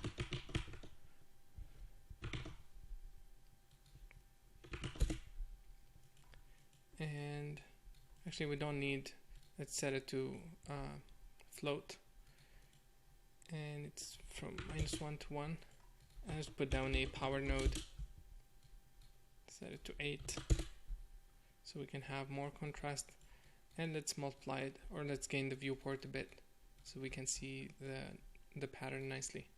Cool. So this is one of them, and it has a lot of interesting controls that can distort the map. It adds complexity to the patterns, but again we have to remap this and use it to properly tell what's happening. This is very interesting modifier to distort the original input. So for example, if I add another noise here, that the classic noise, and add this deformation, I need to change it to a vector first, and then use that to drive the data. So let's take a look. we get very interesting patterns with this. I really like the distortion that this can add. So definitely worth exploring. You can see how it's breaking up the edges, and I really like the where it starts bringing up detail, small and big details, something like this.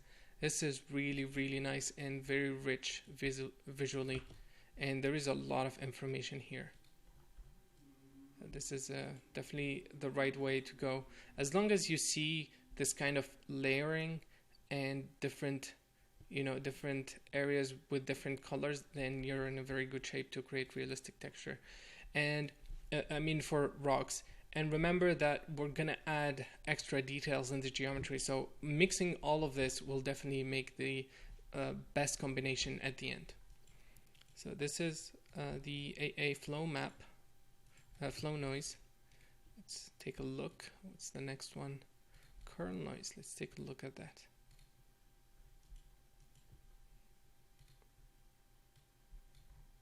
I'm not gonna go over them because it's something you guys can do. It has different, and it's very important for this course to go over the noise and look at them and understand what kind of patterns you may get. This is not very organic. It generally, this noise here generally generates smooth like patterns, and it doesn't have a lot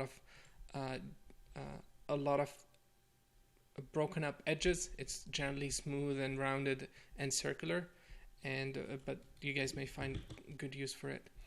The other important ones for me is the turbulent noise. This is definitely very interesting, and it's, to be honest, most of the time I try them out, try different ones and see which one gives me the details I need. So this one has a lot of cool what's called the rock-like pattern, but because of all the loop, the iteration that it has, we don't see that clearly. But if you just do one, you can see there is some kind of rock-like pattern here, and with the cracks and everything. And if we mix that with the distortion, we can get something really interesting. Boom, done. And let's actually do something cool with this. We can't. So see, this noise, for example, does not have a seed, so which means we cannot isolate these blocks, and this is something very important.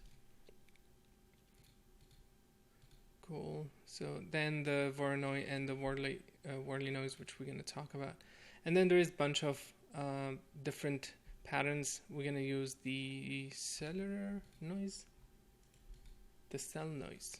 Yeah, this one. We're going to use this one. So let's try plugging it here and see what we get. We have borders. Cool. Let's increase the frequency. And this one has an ID, so it's definitely we're heading in the right direction. And if we plug this with the distorted map, you can see we get some very cool cracks.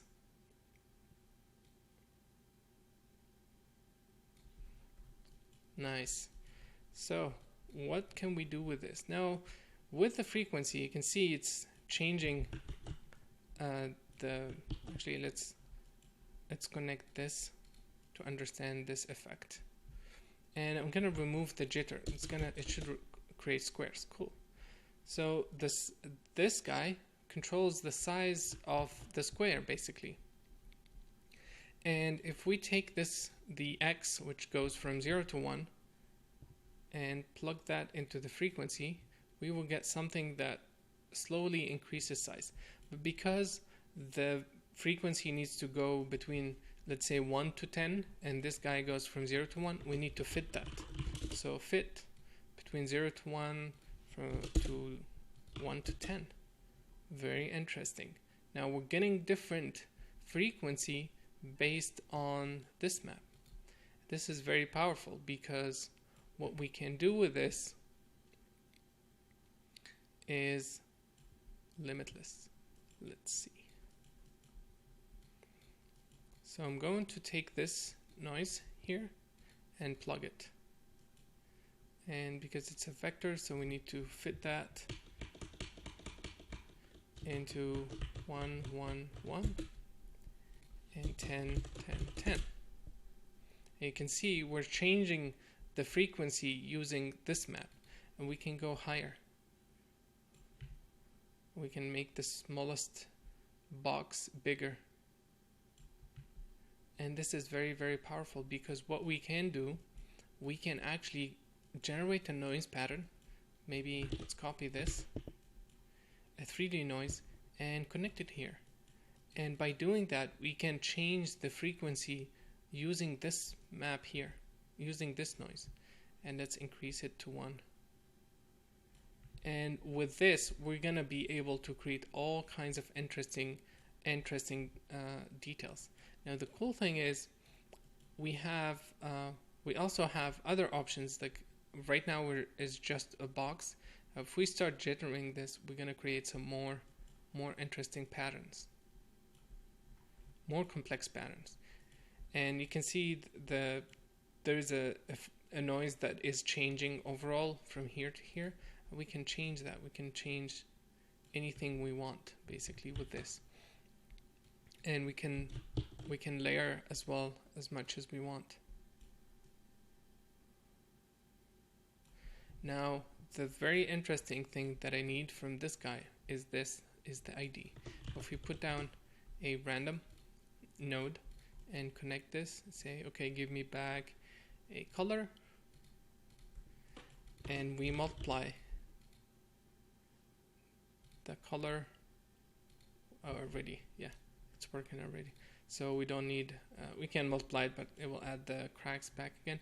You can see we have different lands with different colors, and this is very, very powerful because we have, different layers. We can isolate each one of these guys and do something different to it. And the other thing is, we can take this random and say, give me back a float. So now we have this, and we can use this as a mask, and then we can add a constant to this, let's say something like that, and then connect it back. It will give us a different seed. So this is like changing the seed, and we can isolate different blocks. Let's say I like this. Okay, we can put down a ramp. I'm gonna give it a unique name just to be sure, and I'm gonna go up and isolate this. I have only these blocks, and I can do something specific to this pattern, and I can change this value again, and it will give me different patterns. These dots I can isolate. I can create a unique noise for these guys and use it and use this mask to isolate that. So this is very, very powerful, and we're going to be utilizing it a lot. So actually, let's continue our exploration now that we've arrived to this point. And let's connect the border and remove the ramp.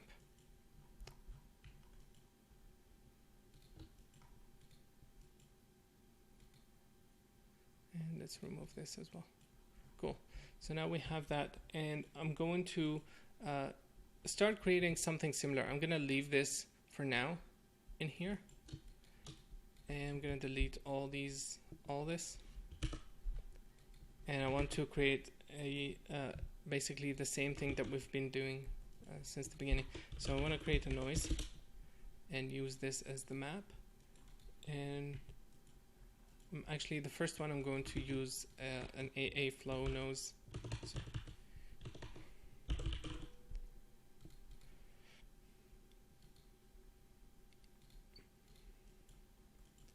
and I'm going to fit that between -1 and 1, obviously.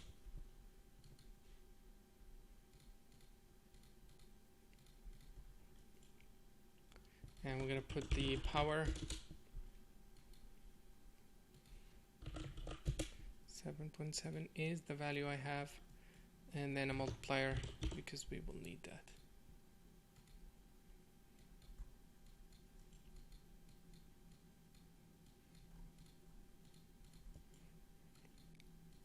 And let's take a look at this.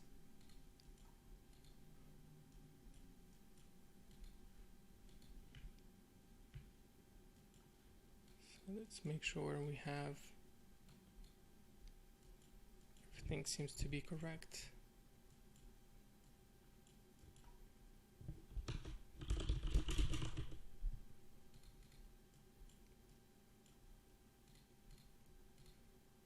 I'm putting a float to vector just to make sure that I pass in a vector to this guy and it's not a display issue that we're having.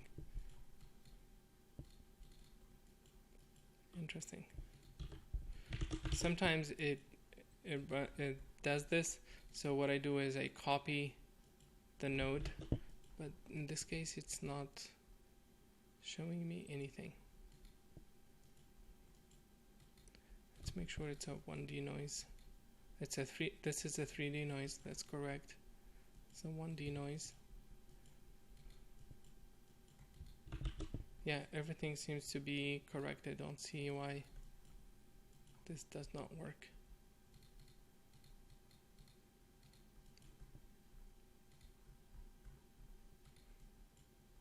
Okay, something is happening. Oh, I see. It must have been the multiplier after the,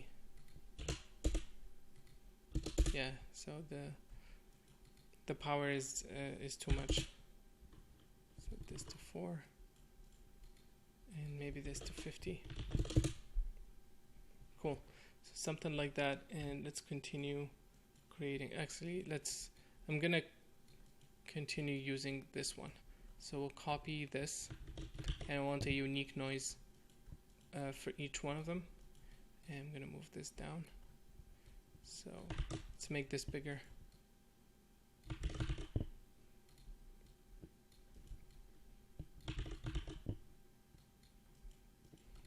And I'm going to add all of these guys.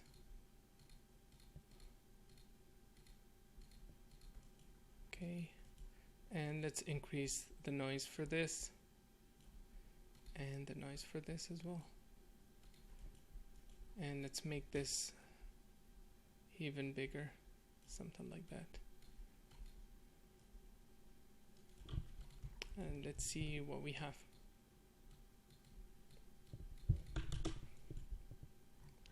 Cool. Very interesting.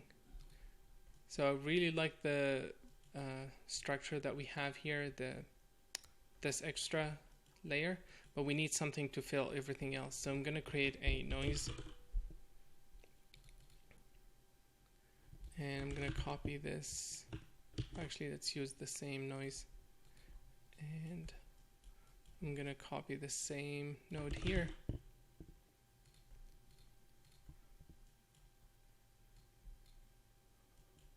And let's add that as well.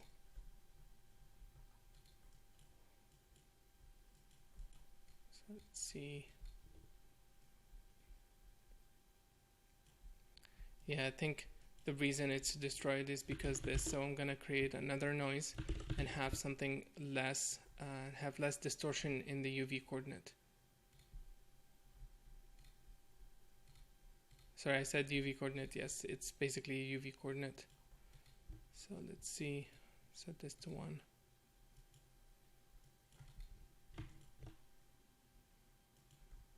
Okay, we'll leave it at that for the moment. And let's increase this to 150.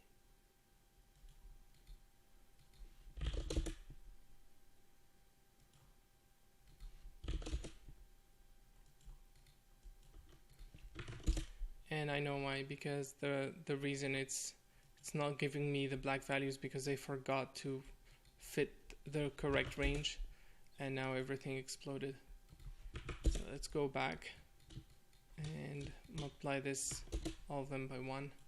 Okay, cool. Yeah, now we're back to normal. And I want to reduce this actually a bit. This maybe 0.5. and this is maybe 0.1,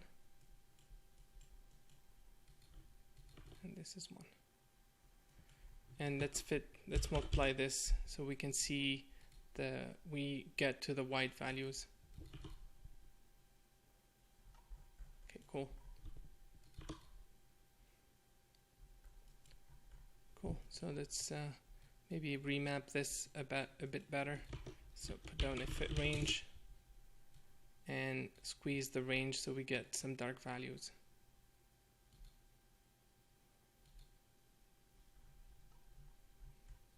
Cool, something like that. And then for the white value, maybe that's too much, yeah. Cool, so the next thing I want to do is I want to mix this guy with what I have. So I'm going to simply connect the multiply here.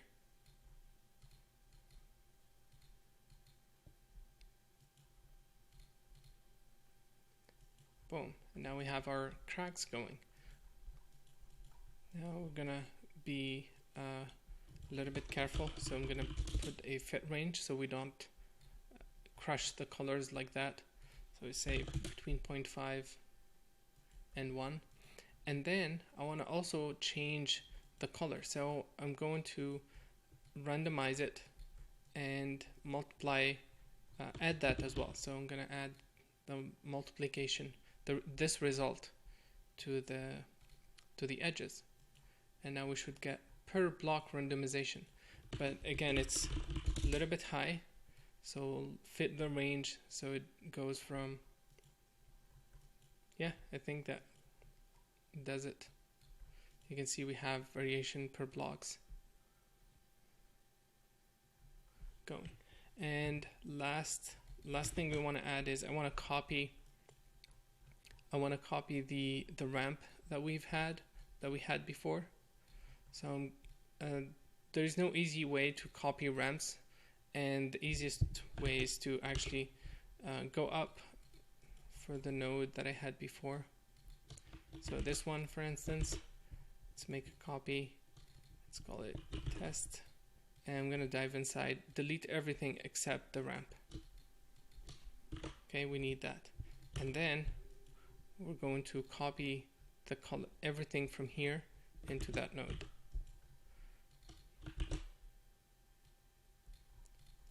And let's do that, and now we should see coloring in this guy. That's 10K, so let's make sure to lower this.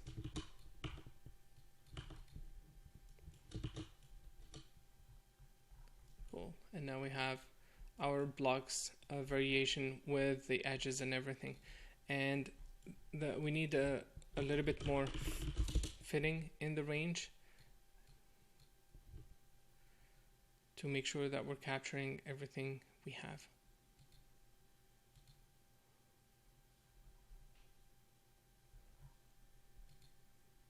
Something like that.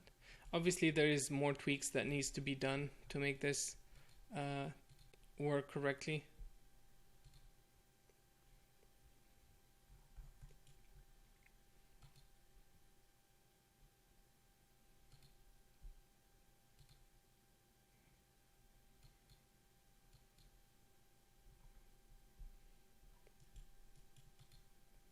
Let's try. I'm trying to cause less influence here.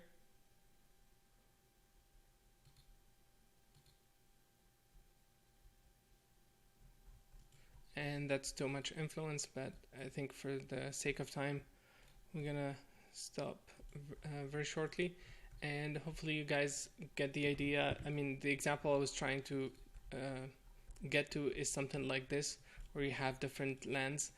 And right now the color variation between the blocks is not that visible, but the proper way, this is the proper way to do it. You create a cell noise that has the breakups and basically use that to vary the values per block.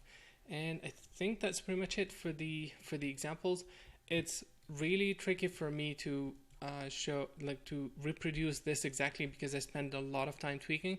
So I'll be sharing all the texture files that I've created that I'm going to be using for the project, and you guys can use them as a reference. You can also copy the ramps that you need from this. So now we're going to continue and learn a little bit more about the patterns and how we can create something complex using the cell noise pattern that we have in Houdini.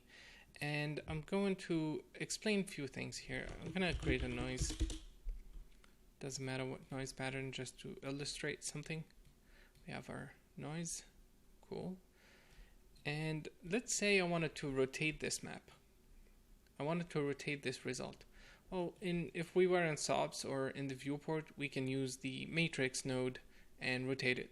Rotate any XYZ coordinate we have. But when it comes to using the image compositing, it's a little bit different because we don't have XYZ. And what we have is we have an ST coordinate. We have a UV coordinate basically from 0 to 1. And this is great because we can treat it as if we're working with UV coordinate. And there is a great node called UV position that can do what we want it to do. So for example, this has it has a rotate value, it has a scale value, and you can tell it to use any pivot, this value, which will be the center of this image, and we can start rotating our texture, our coordinate, which means we will rotate the result. Okay? Cool. So we have that.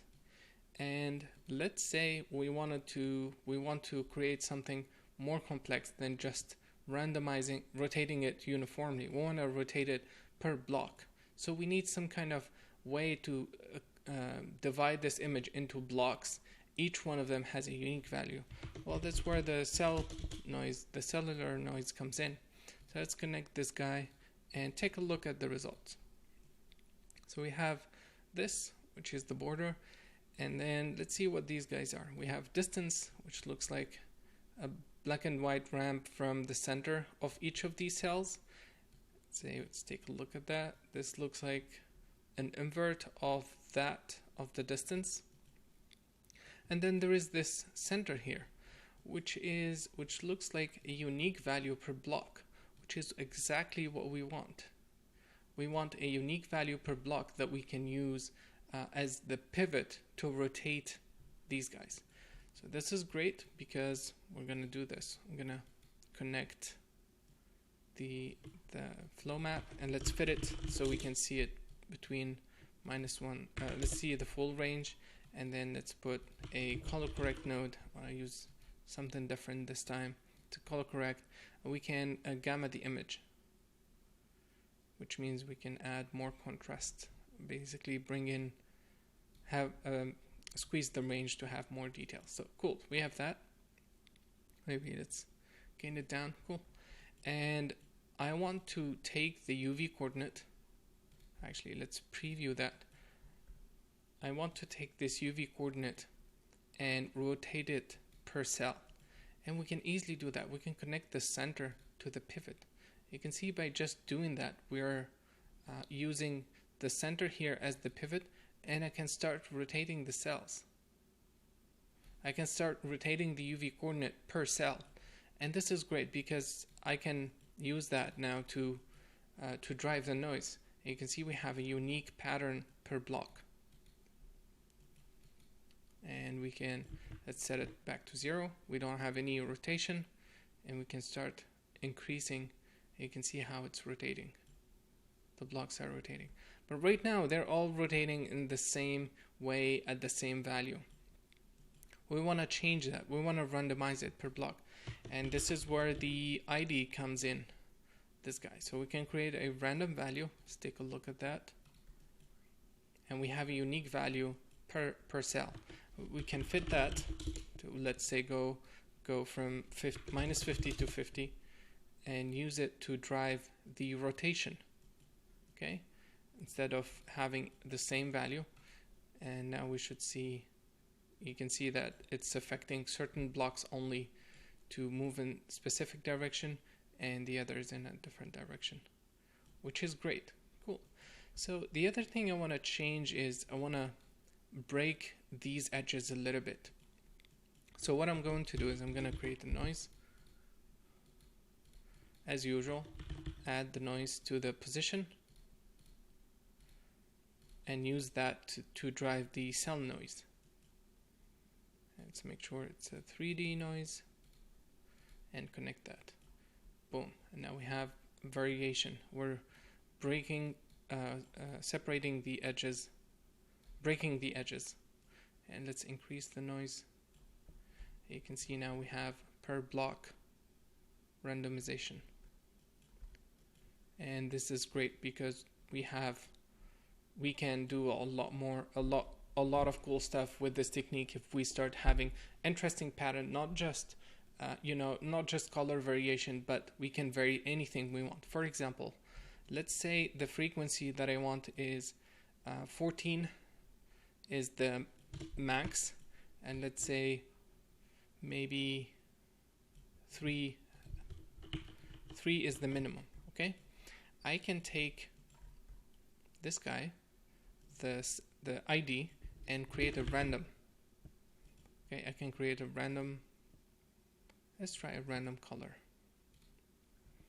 and see what we get. Okay, so we have a random color, and let's fit that. So right now it goes from 0 to 1, and I want to fit it between 3 to 20. It's not going to make a lot of sense looking at this value, but this can be used to drive the frequency. So now the frequency of each cell is unique. And this is very, very powerful because we can create all kinds of complex layering with this technique. And let's reduce this a little bit.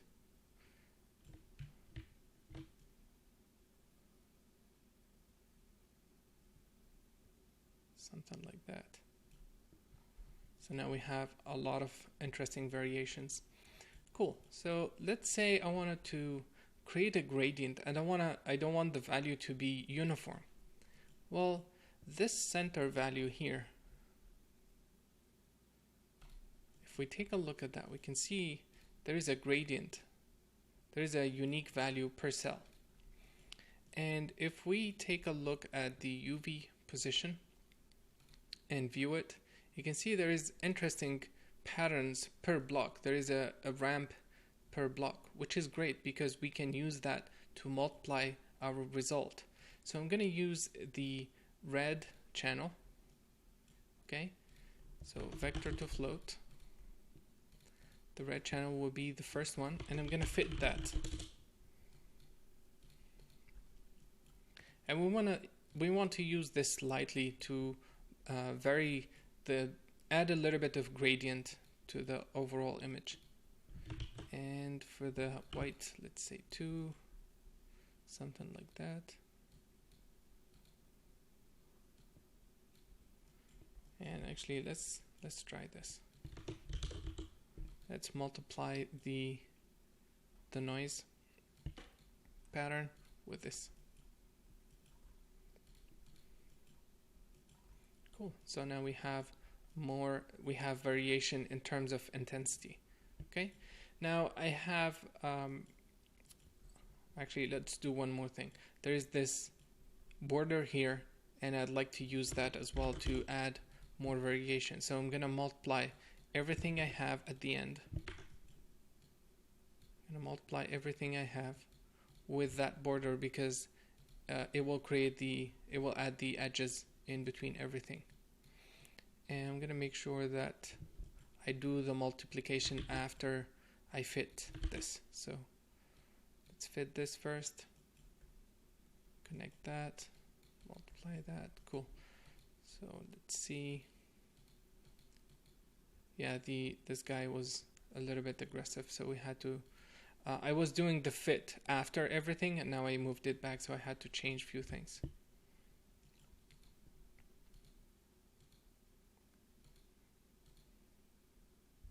Cool, and you can see the brightness is changing per block. And let's make that wire, the thickness, a little bit smaller. Cool, so now we have something like this. And the great thing is we can start adding more noise patterns, because this is one to break these guys. We can add another one to the position. So I can make 2, 2, and 2 and make it more aggressive. So something like that. You can see now we have more variation in terms of the block size. And we can add more roughness to make this edge even sharper and add more details to it. Let's change it to simplex. And there's no hard rule about what needs to be done, to be honest. You just have to try different things and see what works best for you. And all this now, I'm going to connect it with something that I've already done, and it's actually very simple texture, very similar to what we've been doing. I'll show it in a second. So this is the colors that we have. It's 3 different noise layered together, each one with a randomization, each one with a different noise, and I want to mix that with everything else. So I'm gonna add this guy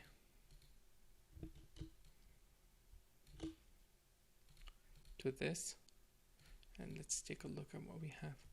Cool. So now you can see everything is combined nicely.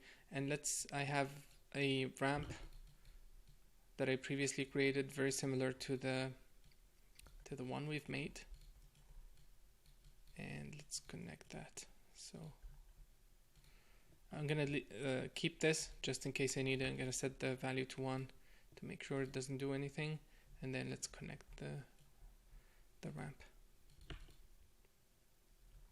Cool. And you can see now we're starting to get variation between the blocks and interesting color changes. Now the value of this is not very strong. I'm gonna increase it to 3, and I'll explain why in a second. Cool. So you can see now we're getting a very unique colors per block, and we can play with the range to make sure that we're fitting everything. But what I like to do is I'm going to make sure that we've mixed these guys nicely. So I'm gonna actually add this here, and let's connect this. And what is this? Yeah, we'll do that in a second. So let's move this, let's delete that. Cool. So now we have very interesting variation per block. You can see some nice contours here, but the variation, the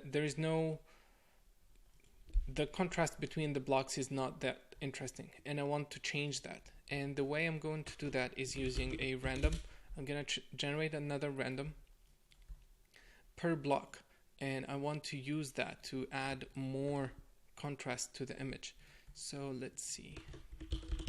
I want to do a color correct here. And I want to bias using this. And let's do a fit range for the bias. Or maybe let's use it to gain the result. And now we should be able to gain it and to create more variation. Let me connect this so we can see the result. Okay, so we have that. Very cool. And let's connect that here.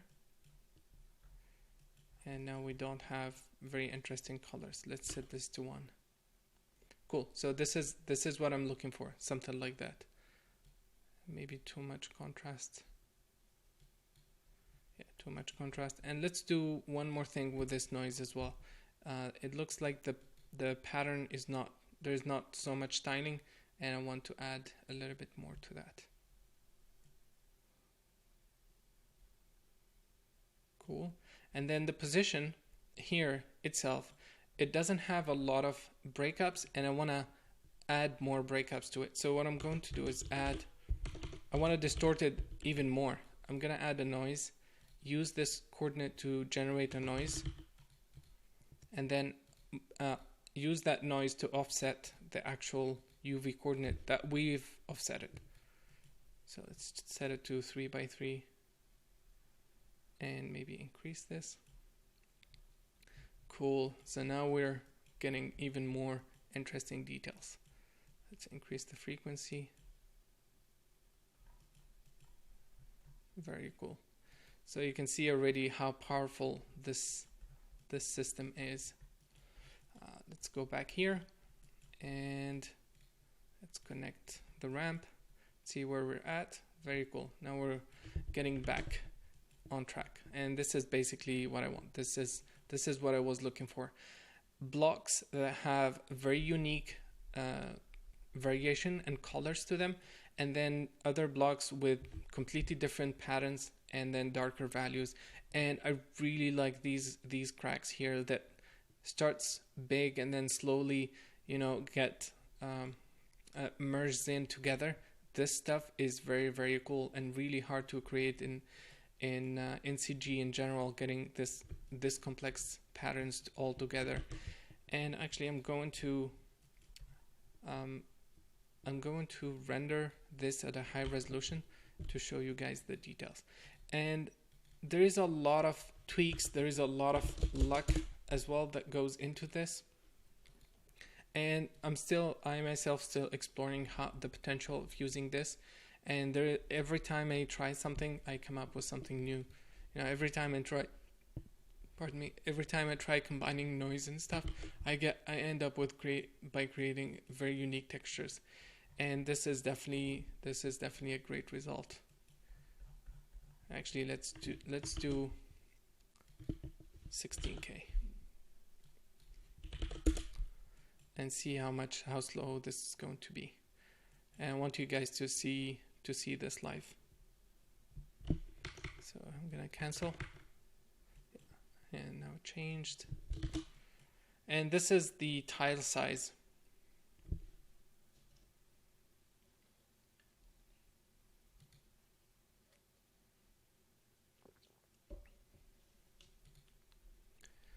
Cool. So I was doing the test with the variation between the cells, and I accidentally made something that I thought worth showing.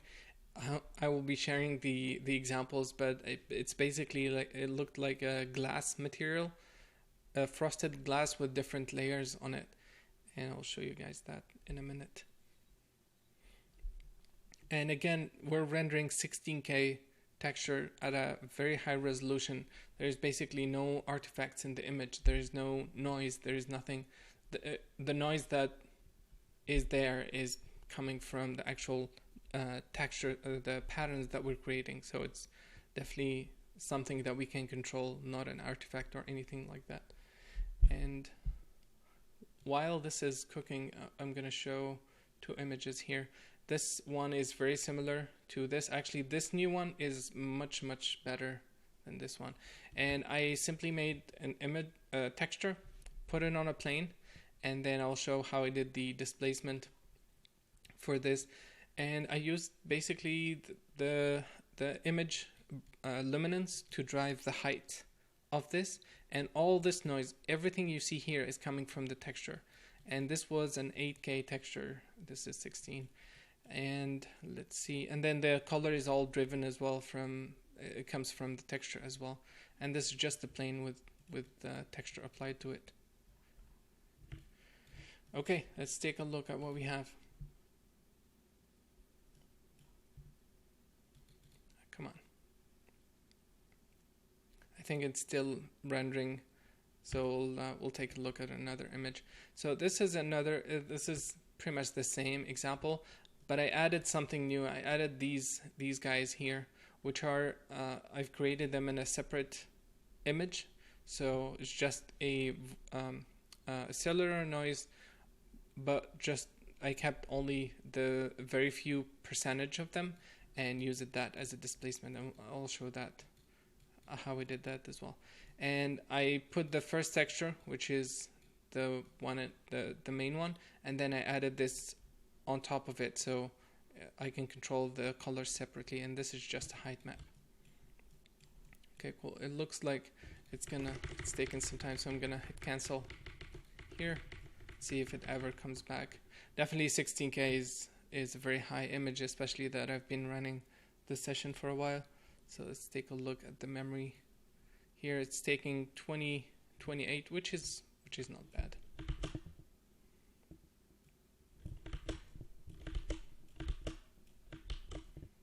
Cool. So this is the texture. I think it finished eventually. Yeah, it did. It took 2.5 minutes, which is not bad at all. And this is the one-to-one. Okay, so this is the one-to-one resolution, and I'm gonna start zooming out.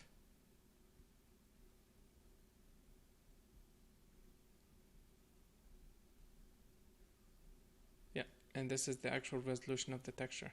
So you can see how much details we have, and there's just so many controls available to us as to what we can do with this image. Cool. So let me show something super quick. I'm gonna set this back to 2000. Obviously, you guys don't have to do any 16K. 2K generally should be more than plenty. You can see how fast it is. And let's make a copy. Working live. Okay, let's make a copy of that.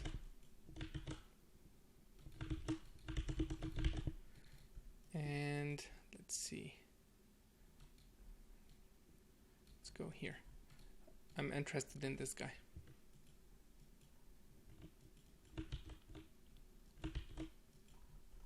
Okay.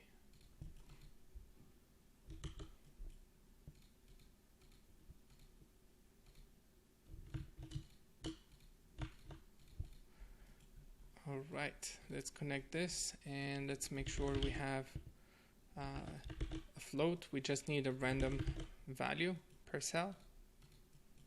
Okay, we have that. And the way I've done it, actually, let me copy this and let's set it to connect this new one. And I'm going to increase the number of cells. So we have a lot more. Obviously, everything is being distorted here. But what we can do is we can say, okay, this random value, I want to clamp. I want to clamp the result to be from here to here, which is only this percentage. Or we can say, let's see, we can do fit range. No, we need to, let me remember how I've done it. Oh, okay. Yeah, we have a simple way. We can put down a ramp. This is actually the easiest way. And we need to change the name. And then if I go up, I can isolate specific points. So now it's only taking this much. Let's say this is 100%. We're only taking 0.75, which is basically 25% of the image, and using that. And this is how I've created these small dots. Is I had let's actually connect this guy straight. Cool. So something like that. And this is what I use to isolate the parts that I need. And then we can take the distance. We can take the distance 2, subtract distance 1, and let me show you what you get. You'll get this. If you subtract distance 2 from distance 1, you get this pattern here. And now if we multiply this pattern with the noise, we're only left with that percentage.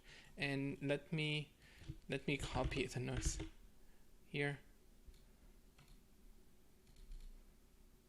Okay, and let's use this pattern, and let me play with the noise a little bit. So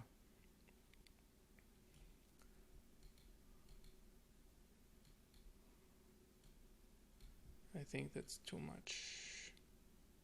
Okay, something like that. And now we have, groups of rocks noised up, and we can increase the size to get more of them, and then we can easily control the percentage using this guy here. And now we have less rocks. And this will render really, really nicely because they have tons of information and there is a nice gradient on them. There is a nice fall off here. The core has a lot of details. So they definitely have a lot of information that we can use. And then we can mask this outer layer if we want to tile this on top of something else. And I think that's pretty much it for this lesson. In the next one, we're going to start looking at creating the tileable system. Now, I ended up creating a lot of different textures while doing the live videos. So I'm going to share all the stuff that I have made, and then I'm going to share the original files that I have. They're not different at all. Actually, this stuff is probably more improved, and you guys will have both that you can look at and learn from. I'm gonna explain this super quickly, the frosted glass thing that happened. So let me connect the original texture, and I think it's this one. Yeah, so this is the result. You can see we have some kind of, dark values and then something else frosted on top of them. So this is one effect, and it's simply playing with the noise and breaking up the pattern of the rotating randomly per block and adding randomization to those inputs. And I call them happy accident 1 and 2. So this is another one. You can see how a lot of cool complex patterns here. There is definitely very, very interesting visual that will definitely work really well with the rock and the complex texture that we see in rocks in general. And I think, let's see, I have another one. So this is an example, and then this I wanted to show this guy. So I took the frosted glass here and added a color correct node with the ramp, and we can see that we can create some very, very cool, interesting effects with this. There is just so much potential to what we can do with this, and it's just a matter of playing with the noise to, drive all the look of everything we have here. Let's reduce this down, show you. So this is how it is without the crazy distortion for the glass, but I'll give you guys the file and hopefully you can reuse some of it and learn something new. And I think that's pretty much it. In the next video, we're going to start looking at the tiling system, and hopefully you guys will learn something new. So now we're going to start looking at how we can create tiling system and what do we need to generate to be able to tile textures. And I want to explain the problem to start with. I'm going to create a noise here. Actually, a noise is simple. Let's try a cylinder noise. Let's connect this.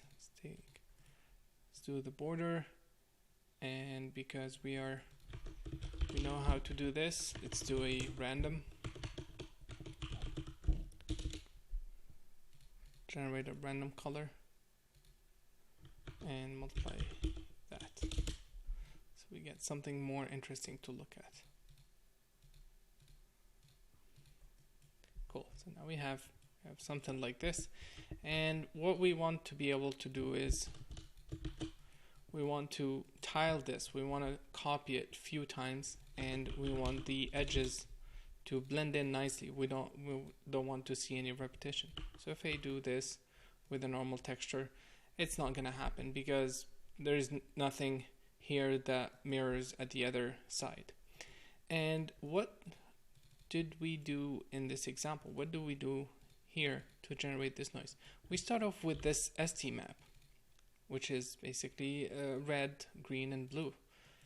And the problem is this value here is not the same here. So when the texture that we're going to create at this portion, it does not start or complete here. So if we have 0.8 here, it should be 0.81 here, so that it continue. But then with the top, it needs to loop at the bottom. And then you have, if we start repeating just as it gets closer here, it starts again. Then there is always a loop where there's a part here and then something else, and then it starts going back to this. And it's gonna run into issues with the corner and everything, and it's not easy to solve this problem by repeating the ST pattern. So the next thing is we need a custom coordinate. We need a custom UV coordinate that can tile the texture, that has this repetition built in. And the first example that comes to mind is a sphere. So let's take a look and let's create a sphere. Let's dive inside and look at the viewport. And let's set this to 15. Let's set it to 40. More points. And let's dive inside. Point VOP. Okay. Sorry. And I'm going to generate a noise. And this noise, we're going to use the P as the position. Okay, now we have a noise. Let's increase the value, frequency. And if you look in this sphere, there is no repetition at all. There is no issue. It's loopable. So if there is a way for us that we can take the sphere, position these points, but wrap them into a UV coordinate, then we'll be in a very good shape, I think. So let's do this. Let's go up. Let's forget about the texture for now. And we want the sphere. And we want to unwarp it. We want to convert it into a plane. Now how can we do that? Well, we can create a UV texture to start with. And this UV texture is going to be a polar coordinate. Which means we're going to unwrap the sphere. Okay? Let's set it to point. And now each point has a UV, has the information that it needs. We can do a point VOP and take that ST coordinate and plug it into P. And this will take all the points and transform them, which is great. Now there is a little bit of overlapping, and what I'm going to do is I'm going to put down a facet swap, and I want to change the face to be unique. And let's set this to vertex and let's promote it back, I believe, can't remember. From UV, from vertex to point. And there's a little bit of, there's some issues there, I can see them. And let's try first match, minimum. I'm not gonna worry about this, we'll fix it later.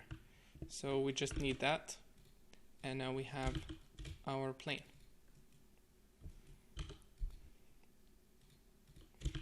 Cool. So we can use this to generate the coordinate, the textures, but we don't want to use this new position. We want the original position. We want the position of the points when they were at this state. So we need to create a rest attribute to store the position. Okay. So now we have rest attribute stored. Cool. Let's dive inside. Import that rest. And let's generate the noise using this rest and connect it here. And let's increase it. Let's add a little bit of tiling, of repetition. And we have some issues. I'm not going to worry too much about that. I'm going to look at it in wireframe. And hopefully, if we zoom out, we can see it. And now if we tile this guy, if we copy it, because we don't have anything for tiling, if we copy that, let's say 4 times, and translate it in this direction, it should loop. It should start looping. You can see it here, it's working. You can see this detail is continuing with the other detail. So this is very promising. Now let's see the top. set it to 1. Too high, let's scroll down. And as soon as we start looking at the top, which we already see, you can see we get this, what we call the polar distortion. And it's very, very hard to compensate for this distortion to create a uniform a UV coordinate. So the sphere is not going to work, unfortunately. I've wasted you guys' time. I've wasted 4 minutes. It's not going to work. And the next shape that we can look at is actually not a sphere, but a torus. Now with the torus, let's do the same thing. Okay.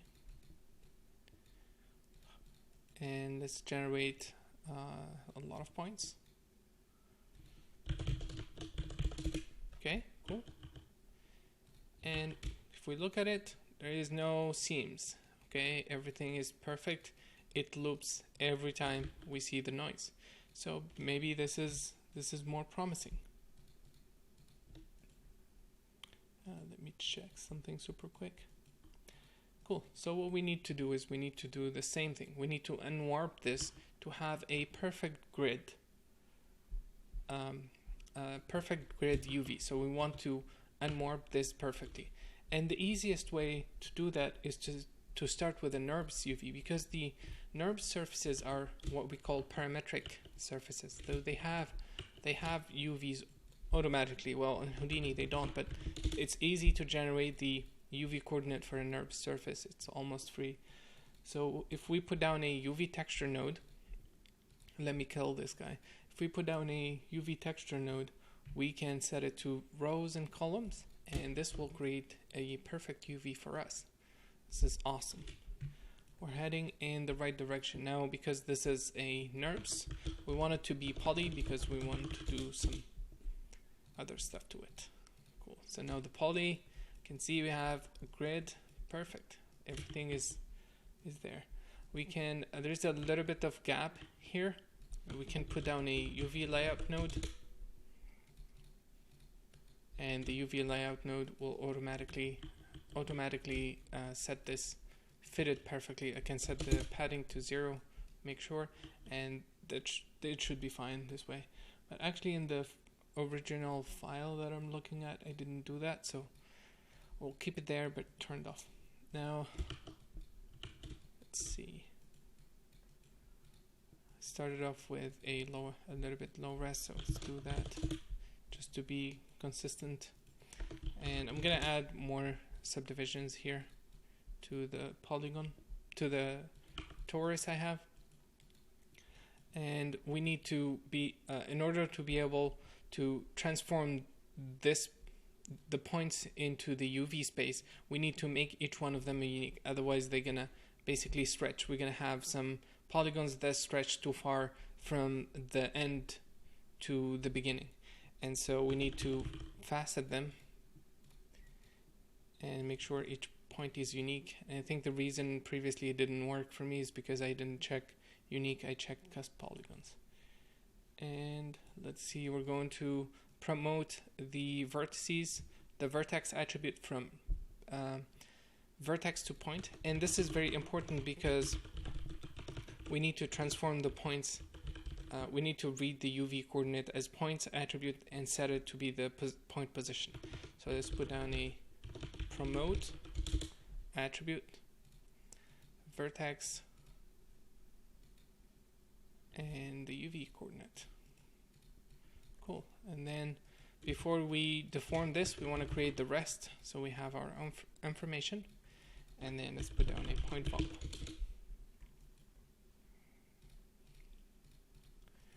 And in the point VOP, we're simply going to take the UV coordinate and set it to P. Awesome. So this is what we need. And then we need to import that rest because the rest has the original position. And we're going to set it to colors. Awesome. So now we have something that we don't know what it is, but this is the information that we need. Now if we take a noise pattern and use the rest, which is the original position, and start increasing the value, we're going to see a little bit of distortion. Unfortunately, there is no way around that, but we can improve it a little bit by scaling certain factors. Certain factors depending on the noise that we have. So for example, I see a lot of distortion at the top and bottom, so we can change Y a little bit, for example, but I'm not going to do that. I'm going to basically it's going to work when we do the texturing and everything, but this is the best option we have to create the texture. And then let's style it. So let's copy it a few times.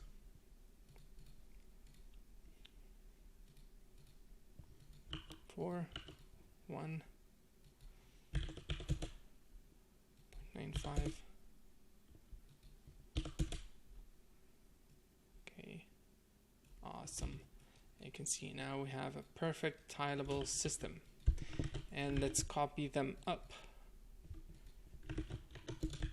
0.096 and 0 here, and now we're tiling them up. You can see we have very interesting patterns. There is a little bit of repetition, but we can easily break this up by using various different noises and mixing them up. The pattern is going to get more visible once we start doing things like bricks, for example. Using this, it's not going to work, and the best way to tile something like bricks is to actually do it, generate the patterns by hand and make sure they are repeatable. So let's say 2.5 here. See, we can keep playing with the values, and by tweaking it, we can actually get around the pattern, the repetition. And I think that's pretty much it. Now the next part, which is actually looking at it now, I think it's great to be able to do this with just a torus, you know. Cool. So the next thing, we need to render this, but we don't care about this texture. We need the UV, we need the point position. So this is what we need. Okay, I'm going to create a new camera. Select the camera, set it to 1K. Remove all the rotation, except that, center it, and let's move it, let's set it to orthographic, and I think that's it. Yeah, this is our grid, I believe. No, sorry, this is not our grid.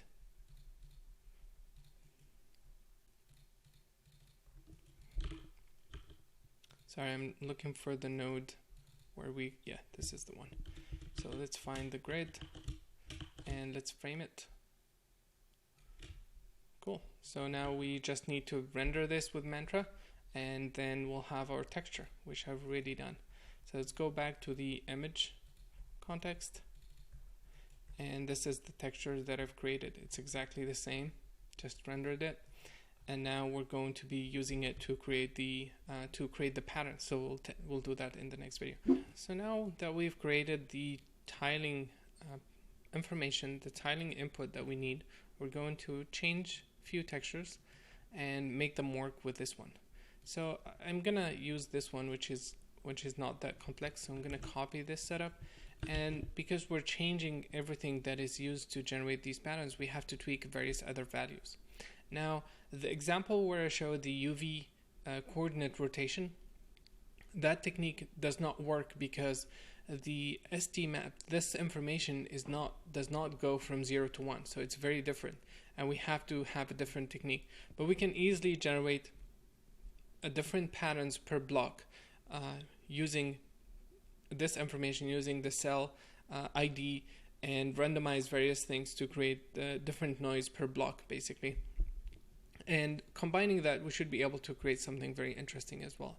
So I've connected the map, and all I'm going to do is we've used this guy here. I'm gonna put a dot and group all these guys, and I'm going to create a float to vector. Let's copy this guy, and we need the RGB, which is where the pixels are coming from. So now let me do this, not the bind. So if we do that, we should see the same information, but we don't want that. We want to modify it.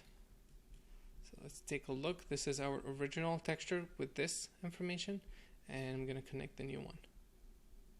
Let's see what we get. And I did, and nothing happened. Let's go up and copy it. Yeah, so sometimes it needs to refresh, and it's called TX Procedural Texture C tiled. And you can see a little bit of distortion, well, maybe a lot of distortion happening here, but it should be fine. I think once we add it with the geometry and mix it with other textures, we wouldn't be able to notice this. Now if I tile this, it works perfectly, which is amazing. Now we need to tweak the values of the noise, so let's start with one at a time. So let's take this one,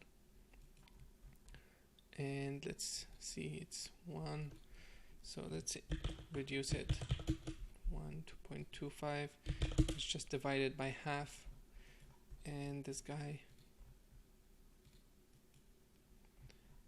so let's change this to 1, 1, and 1. Okay, cool. And I think the noise is too much now. We're distorting the P probably too much. So let's reduce this noise as well. Okay, something like that. And maybe this as well. And unfortunately, we have to rebalance everything, because the first texture that we've made is all based on this coordinate, and everything else, it will affect everything else basically. So let's take a look at what we have. Cool. So I think we're left with this guy.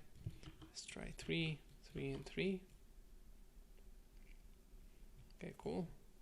And let's reduce this a bit. Cool. So something like that. And obviously we can, if we started doing this from scratch, we'd be, we don't have to do this, but I wanted to show how to create single textures and then tile them up. And you can see now the tiling is not too bad, and we can actually improve it a little bit by adding some multiplication to various vectors. So let's say we put down a multiply by constant for each one of them. Multiply constant for this.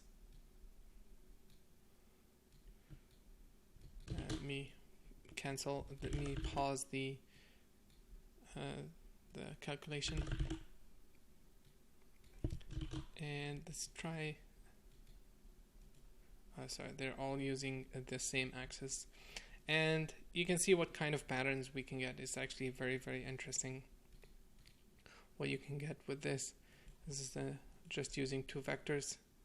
It's definitely, there is a lot of things that we can do. And I'm sure you guys will run into a lot of happy accidents creating different patterns as well. So let's scale this down, that stretches it. Let's set it to 1.2. So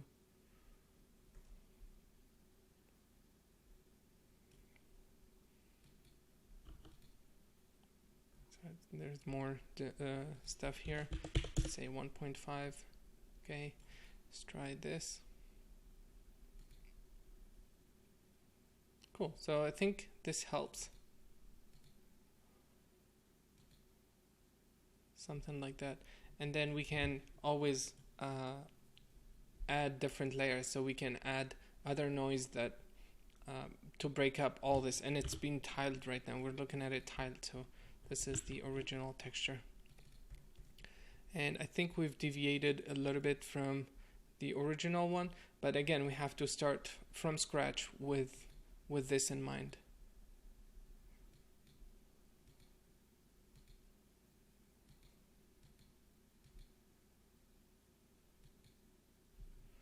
Cool.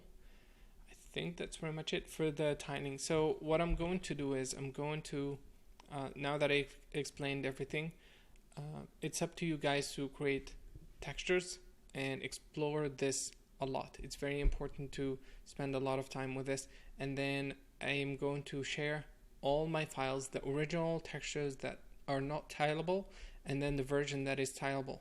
And you guys will be able to compare. Feel free to copy anything that works in your scene. And the end goal is to create textures and use them throughout this project. And I'm only making 4 or 5 that I'm going to be using, but hopefully you guys will have more time to create a variety of things. There's no limit as to what you can do with this. You can create almost everything with Houdini cops, and we're just scratching the surface of what we can do with this technique. Now let's see. Now, for example, one thing I wanted to mention. Let's see if we have it here. We don't have it here. This guy has it. This one. This guy. Cool. So I mentioned something about shifting the levels based on the height, and what I'm going to do is I'm going to create a bind export node, put a random on the cell ID, and it's going to give me a random value between 0 and 1. I'm going to export that as displacement. Okay, and then let's see the next thing. I want to export, let's say, this information. You know, it may be interesting for us to see this, so we'll call it, for example, specular 1. Maybe we'll use this for specular 1.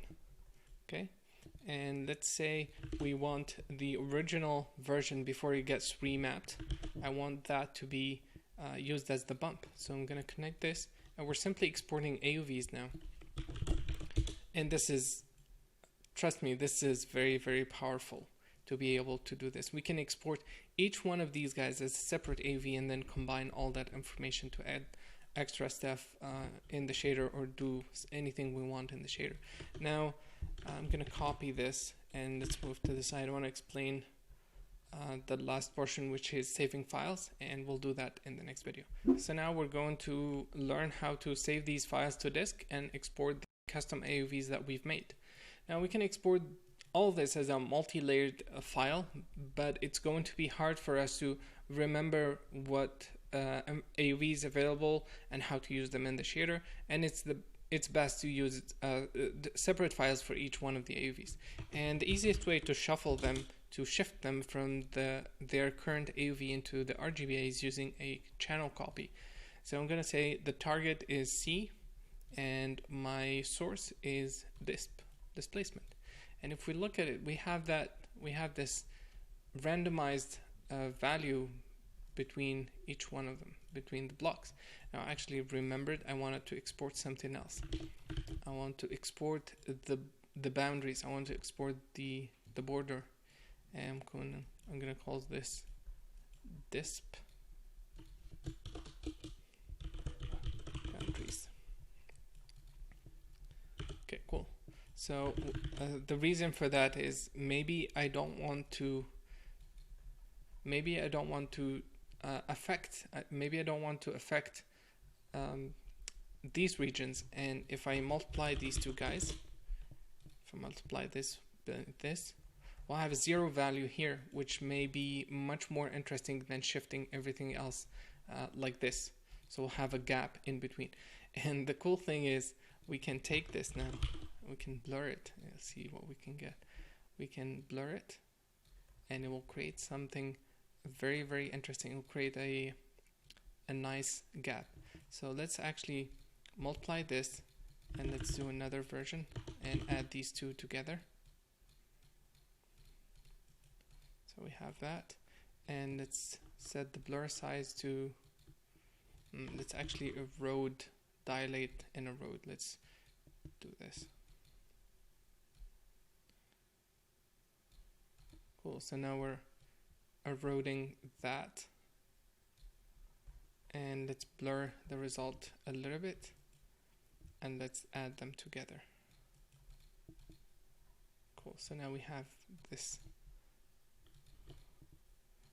Let's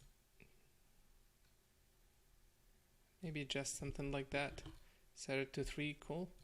And let's multiply that, and you can see now we have some kind of a softer transition in the blocks, which may be more interesting to see.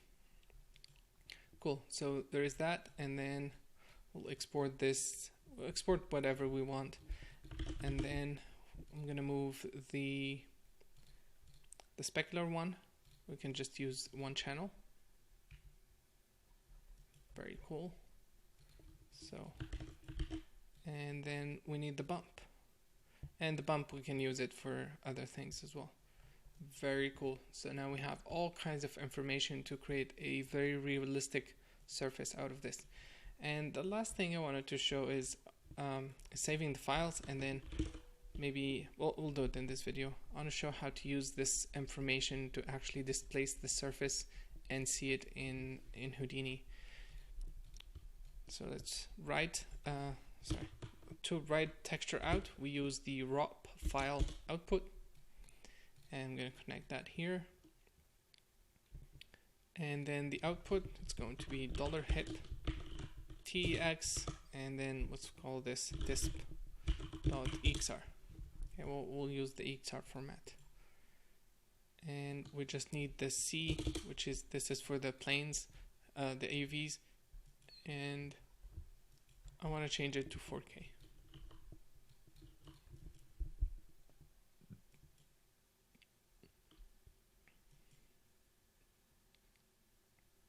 And it's actually processing all of this as well, not just this node, so there is more compositing happening. Okay, cool. So let's do disp, and it saved out the file. Cool. Let's do the bump.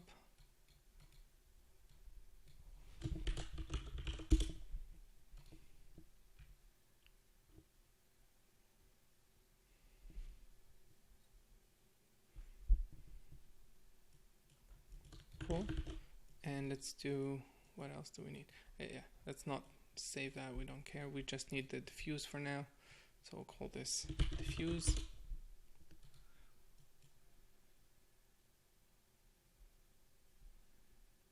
And we have our texture saved. So I want to read these guys and do a displacement in the viewport, and I want to show you guys that. So I'm going to create a geometry, and let's go to the scene, let's delete this, create a grid, and give it a lot of points because we need that. We have our grid. Come on, need to look through a perspective camera. Cool. And let's create a UV texture, and it's going to be, actually we need a UV project. We need to project the UV, and I'm gonna set the projection to initialize to best. We should have a UV coordinate perfect for this plane. Now don't worry too much about this, we're gonna have a lot of talk about the UVs and everything, so we'll definitely get there. For now, this is just an example. So I have the UV coordinate, I'm gonna promote them, I'm gonna set them as point so I can access them easily. And I'm gonna dive inside, and the way to read maps in SOPs is using the node called color map. And what I'm going to do is use the vector to float node and split the UV into two vectors, so this and this. And now let's connect the color, and this is the default image. Let's export that, and let's read our image. So $TX and diffuse. It's 67 megabytes, so hopefully it'll be fine. And you can see there's distortion. There is not a lot of information here, and that's because of the resolution. Now let's add something else. Let's copy this, and let's call this displacement disp. And what I'm going to do is I'm going to add this information to the Y position of the points. So I'm gonna use a set component node, set vector component, which allows me to modify only one value at a time. And let's connect that to P. Okay, and the vector is going to be the height, and right now it's using that image, and we need to specify our displacement. So disp, cool. So you can see we have those the variation. You can see the softness is doing something here, and we'll lower the value in a second. So let's put down a multiply. Sorry, here.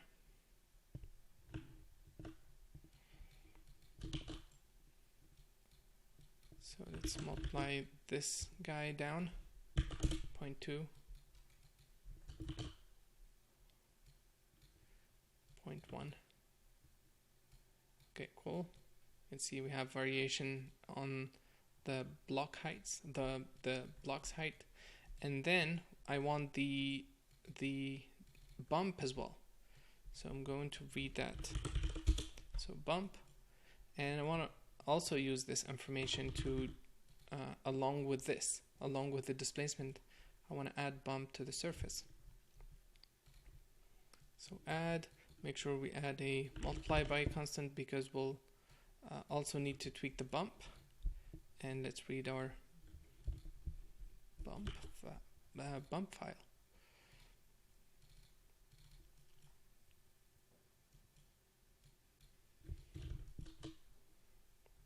Did we read the bump file? Let's try.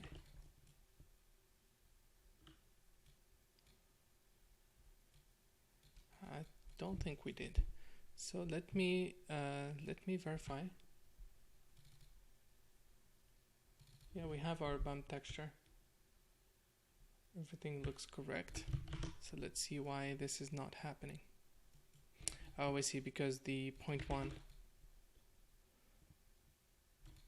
Or actually, let's try just the bump by itself, and then we'll figure something out. Okay, cool. So that's the bump, cool. And we're going to add that, and this needs to be reduced down. So 0.1 there.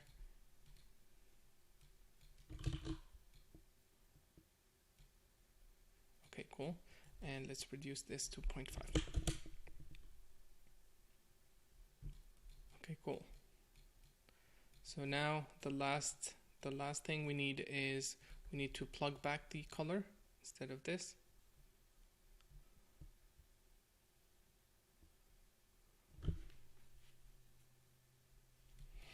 Cool. So let's add a little bit of lighting to the scene.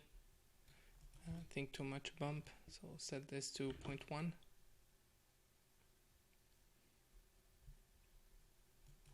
And I'm gonna reduce this as well. 0.05 here. And we're not rendering or anything, this is just the viewport. And already you can see that we have something very, very interesting.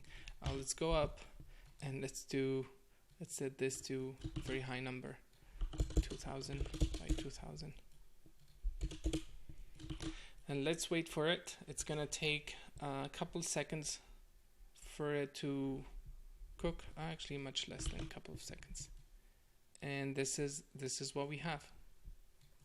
And this is visualized in the viewport. Actually, this noise is still very high. The height of the displacement between the blocks. And I'm going to lower this a bit. And I have a shortcut that turns this on and off, and I'll give you guys the script for that. I'm mapping it to Shift E, and it's very, very handy. And I want to increase the viewport scene to have more resolution, and I'm going to turn on shadows and everything. So let's try that, and I have crazy texture, crazy lights. So let's tune them down to 0.5 and maybe this to 2. Cool. You can see we get something very, very interesting. Let's change the background to black. And this is our first texture, procedurally created, and you can see what we can do with all that information in here. Now, obviously, this is just the beginning, and I don't want to add any more complexity to this week, but there's so much more that we can do with this information. And so far we've been just using one texture file, but we can take, let's say we take these random blocks and give them a completely different texture, give them a completely different material, different behavior, and that will add a lot of complexity. And these guys, if we obviously when we render them, it's going to look much more interesting. And let's reduce this to 1.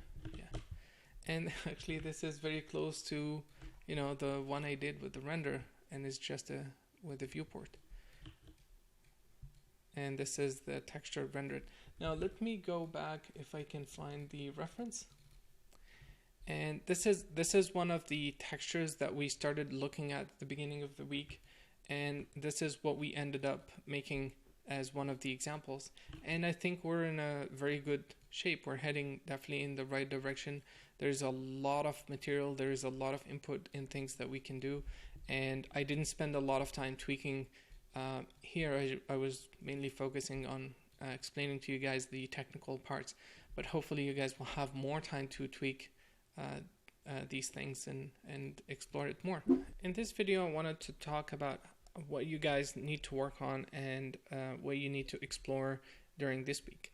This is a very crucial week, even though we may not be creating a lot of complex 3D elements or anything like that, but this week is fundamental to what we're going to be doing in the next upcoming weeks. The first thing that I would like you guys to do is go over all the noise patterns in Houdini without creating any complex overlays or anything, just one noise at a time, and memorize the visual that each one gives you, and go over the patterns. By that I mean everything that is in the menu here. Let's go back. So when you hit tab, there is a menu called when you go into a VFX, there is two menus. There is a noise menu and there is a pattern menu, and I want you guys to go over each one of them and explore what each one creates, because side effects is not duplicating stuff. Each one of them has a unique property to it, and I want you guys to memorize them and get used to what kind of visual they can create. And the easiest thing to do is to actually do create a noise and then add a text on top of the image that you're going to create. So you can add a font node and you can write a text on top of your input and then save it out, and you can give the file an indicative or something, and do this and make sure that you understand the visual that these patterns can create the noise. It's very important because everything we're going to be doing is based on this information. Week 3 we're gonna revisit a lot of this and do most of it in 3D, but it's very important for you guys to understand this process. And then once you go over and understand this, and I would love to see how you guys are going to structure the patterns and how you're gonna do this visualizing of noise. Maybe we can build some kind of library that everyone uses. And then I want you guys to start creating textures using the various techniques, basically overlaying noise, understanding how to remap, and understanding the fitting values and things like that. And then once you understand that clearly, you can start looking at doing the tile and adding the blocks variation. And I will be sharing all the files, all the textures that I've created, which is some of the textures are these guys. So this is one I used a lot in shading the materials, but you guys probably can do something better than this now, and it's stylable, so you can see a little bit of that pattern. But it's actually, once you tile it in 3D, it's not noticeable. And I showed a lot of my renders to a lot of my friends, and they never noticed any repetition, so that's a good thing. And I've also exported a displacement map that I can use to vary the heights of things. And let's see, this is another one that has a lot of stretch noise stretched along a specific axis, or and vice versa. So there's scratches this way, and then there's scratches this way as well. And this is another one. And I've been analyzing a couple of textures to create these ramps. So I would sample various colors to create them and try to mimic what happens in real life. And this one is a bump texture for this that I can use. And let's see, I think that's pretty much it. So with the resources that I'm going to provide you and with the things I showed you guys, hopefully we'll have a lot of inputs for you guys to start working on this and exploring. And then I'm in love with this running in viewport, so I wanted to show you guys.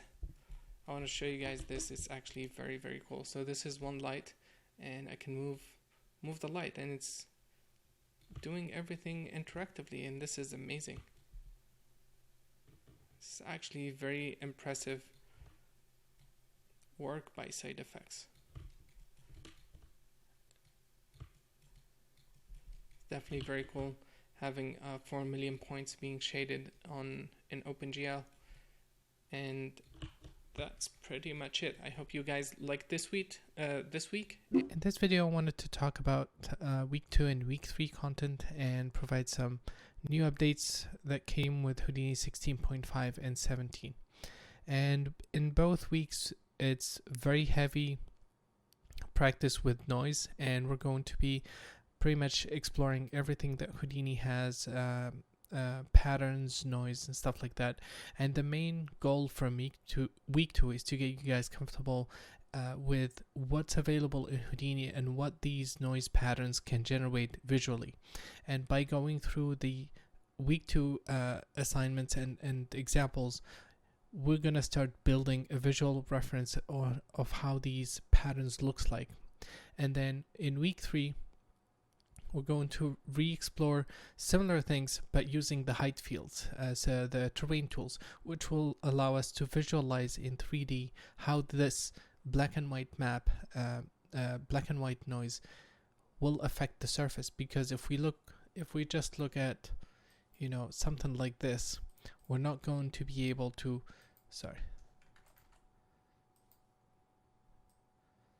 something like this, for example, we're not going to be able to understand or visualize how it's going to look in height. At least for me, it's really hard to, I know that this part is going to be higher, but how exactly higher than this one is not something that I personally can visualize. So using week 3, we're going to see how that relief affects the surface and how all these textures visualizes in 3D space. And from these 2 weeks, we're gonna basically build all the noise and patterns foundation that we're going to be using later in week 4 and week 5 to create actual 3D elements, 3D assets. And all I'm looking for from week 2 and week 3 is to get you guys comfortable with how these noise pattern looks like and all the controls that that are available. Obviously, it's really easy to get lost with all of this, but the main goal for me is when we talk about turbulence, when we talk about Voronoi or Worley pattern, we know exactly what the visual looks like and how it's going to look in 3D. So going through the exercise is going to give you guys the foundation to basically learn how all these tool sets available in Houdini. Now, as for the update, there's not a lot of stuff that's been added or that's gonna make a huge difference. There's 2 new patterns that became available in Houdini, I believe 16.5 and 17, and I'm gonna show this example here. And let me do a quick change.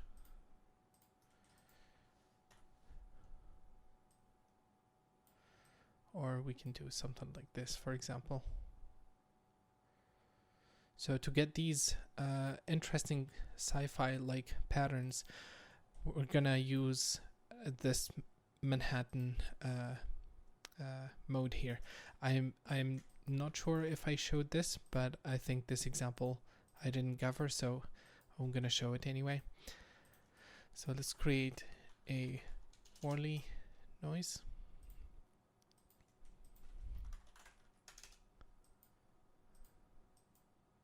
And I'm not gonna do that yet. So let's connect this, and let's increase the resolution, the frequency, and this is how the pattern looks like. Now this is the default. I'm gonna change it to Manhattan and or this Chevy Chev, and I'm gonna subtract 1 from 2, 2 from 1.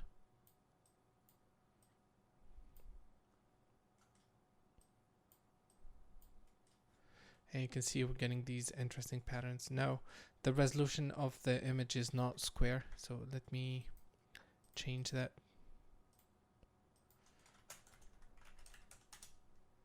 So something like that. And then I'm gonna plug this into a ramp. And let's connect the ramp.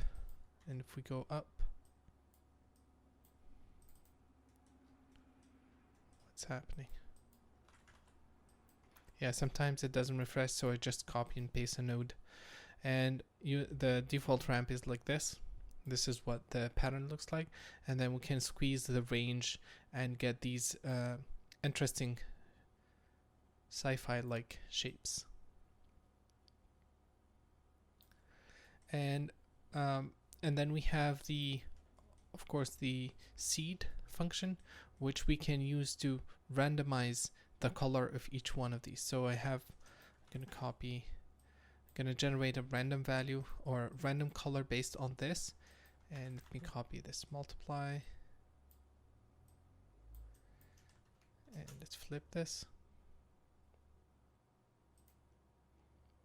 I need the remapped one. So now we have color onto this, and you can see the red, green, blue, and this we could use to, for example, create a sci-fi floor like with these patterns. Now obviously we can add more noise to this. We can deform the P position with another Worley pattern. So I've done that here, and basically creating a noise pattern, and the seed, I'm using the seed to generate a noise, and that's what I'm going to use to offset this. So let's connect this, and you can see already we're getting a lot of variation. So basically we're offsetting the pattern here using another one. And then if we remap all of this, so let's go back, just look at the remap, we can get some very cool shapes.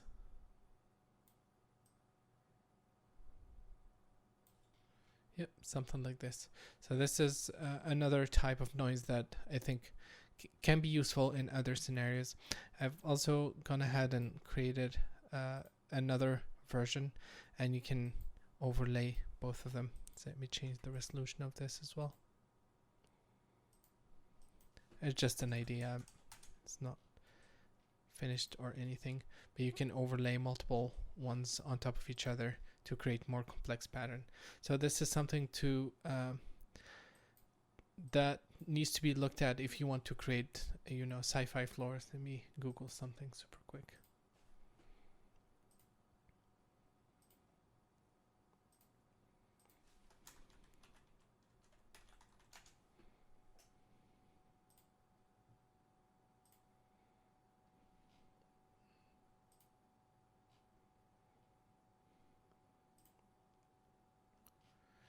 Yeah, I can't find a good reference.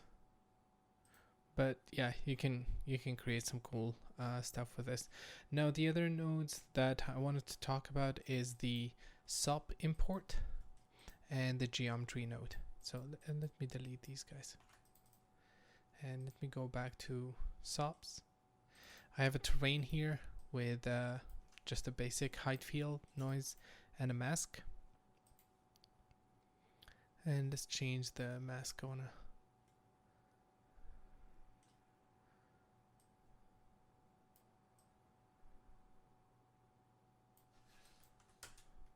something like that. Okay, and let's go. So I have this terrain, and let's go back to the image context. Let's create a new network.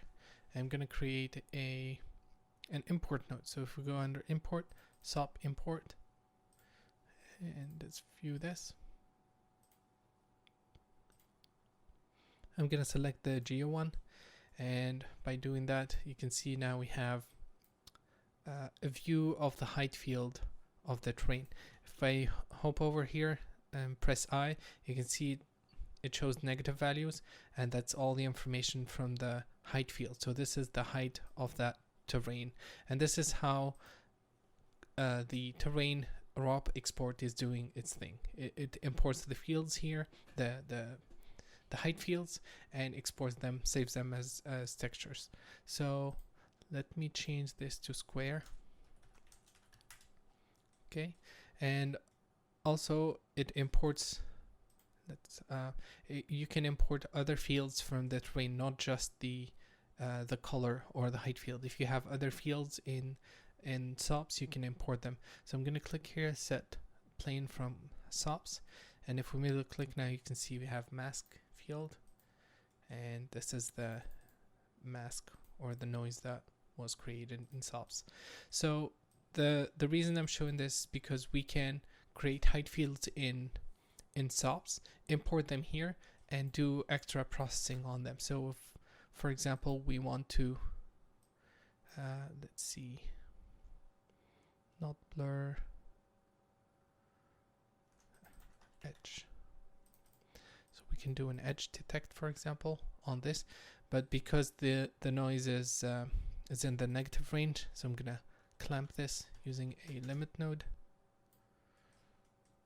and you can see now we have edge detection, for example. This is very tricky to generate using SOPs in I mean, you can do an edge detection using on volumes, on height fields, but it's much easier to do it on the pixel level. So this information, for example, we could send back to SOPs and use that to do extra processing or extra things to the SOP level, to the terrain itself. Sorry. Now the other node I want to show is called geometry.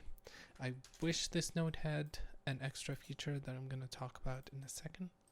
So let's create a new geo here. I'm going to create a grid.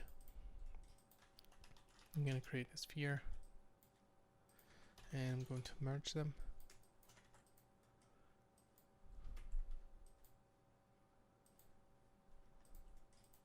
Okay, and let me move this guy here, something like that. Let's add a box.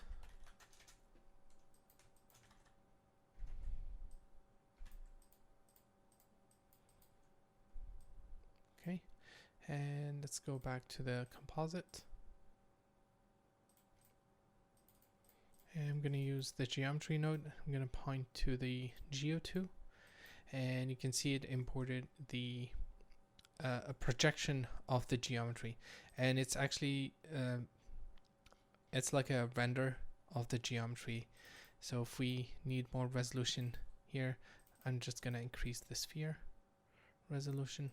Let's change it to polygon, and you can see now we're getting more accurate edges.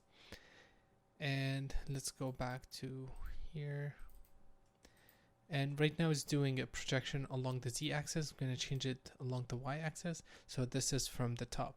Now unfortunately, the main thing that I wish this supported is extra attributes. So right now it only imports the basically whether it hit a geometry or not. So you can create masks with this easily, but you cannot create you cannot import other information or other attributes, which is very, very limited, but that's something to think about.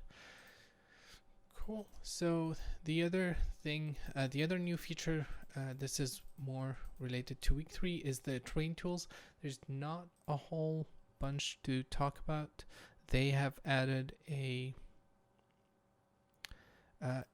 erode node now uses a completely different algorithm that is supposed to generate much more accurate results.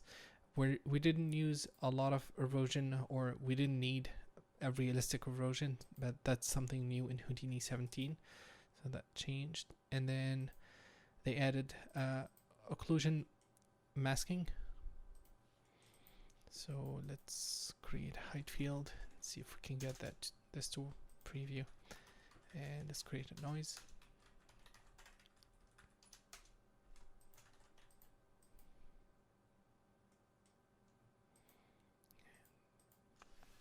Set this to 4. Okay, I'm gonna change the noise to Worley.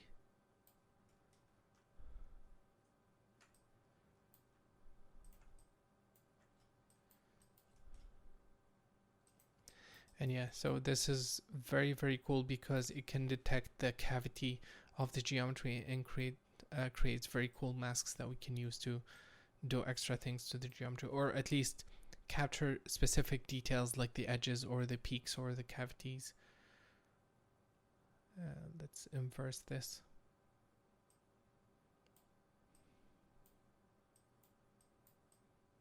Yeah, so we can get stuff like this.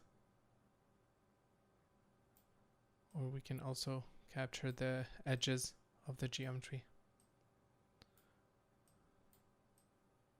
And this was very, very tricky before to isolate these parts.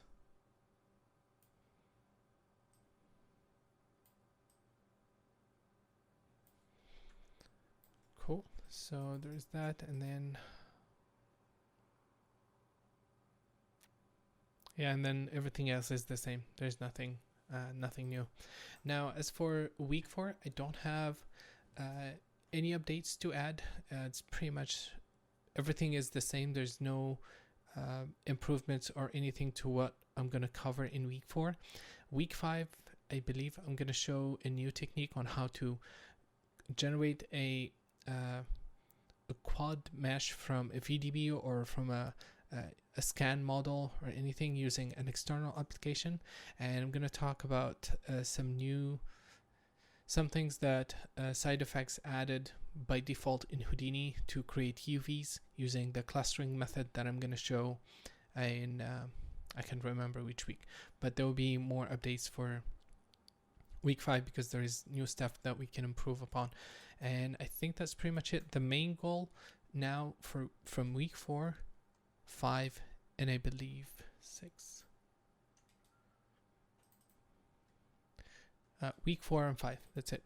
From the goal from week 4 and 5 is to create 3D geometry and apply noises using the various patterns that we've learned to create actual details that looks like either rock, cliff, or anything you really want. If you want to go something very different to what I'm showing, that's totally fine.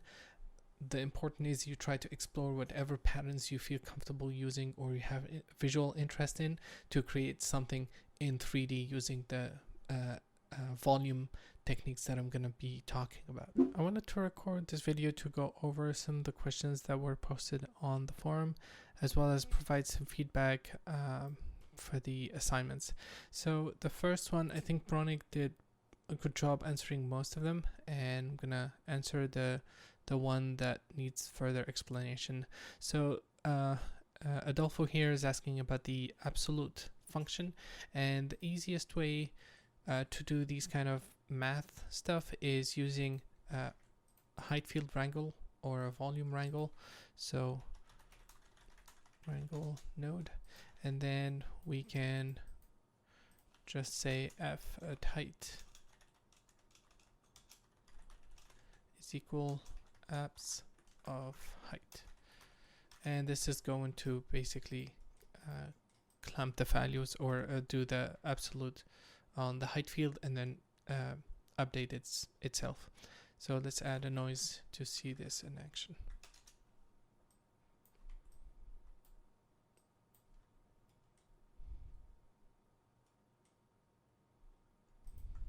So this is the original result. Let's increase it. So there's stuff in the negative range, and if we look at the absolute, after the absolute, it's flipping all of that. So that's how the easiest way to do it. Okay, and then here looks like the main ways to the question is the main ways to generate masks are either slope direction or by analyzing the height field or the noise. That is correct. That's what Houdini offers. And they also added a new node called you can create masks using occlusion. To create masks using patterns, you have to use the height field VOP and basically create the pattern there and then export it as a mask field. This is explained in week 3. Once we finish with the basic stuff, we're going to look at the height field VOP, and that's where we can dive into the next level to control the height fields information. So you can create patterns and export height fields, a new height fields called mask or mask A, and do whatever processing you want to do. But that's pretty much it. You either have to analyze the height, slope, direction, normals, and things like that to basically generate the masking you need. And I think for the and then for the assignment, I have this from what's his name, GM underscore, I can't remember the name of student, sorry, but the forum name is JM. So he or she included these images, and the first one is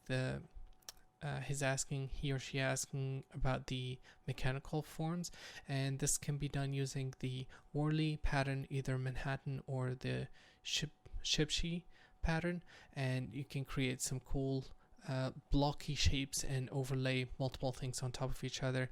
The extra new video updated content for week 2 and 3, I briefly explained how we can create this. And then the organic stuff is, I think, is pretty straightforward. Once we start visualizing all the noise pattern from week 2 and 3, how they're gonna look like, we can easily create, especially these kind of cellular things, these distorted maps. I think this is really easy to achieve after week 2 and 3 after understanding week 2 and 3. And then the mood, this is very cool. Like these references, I definitely love this. This is the mood, the environment, the mix, the water, the flame here. This is a very cool reference. This one is also very cool. This is a close-up element, which can be very nice as well.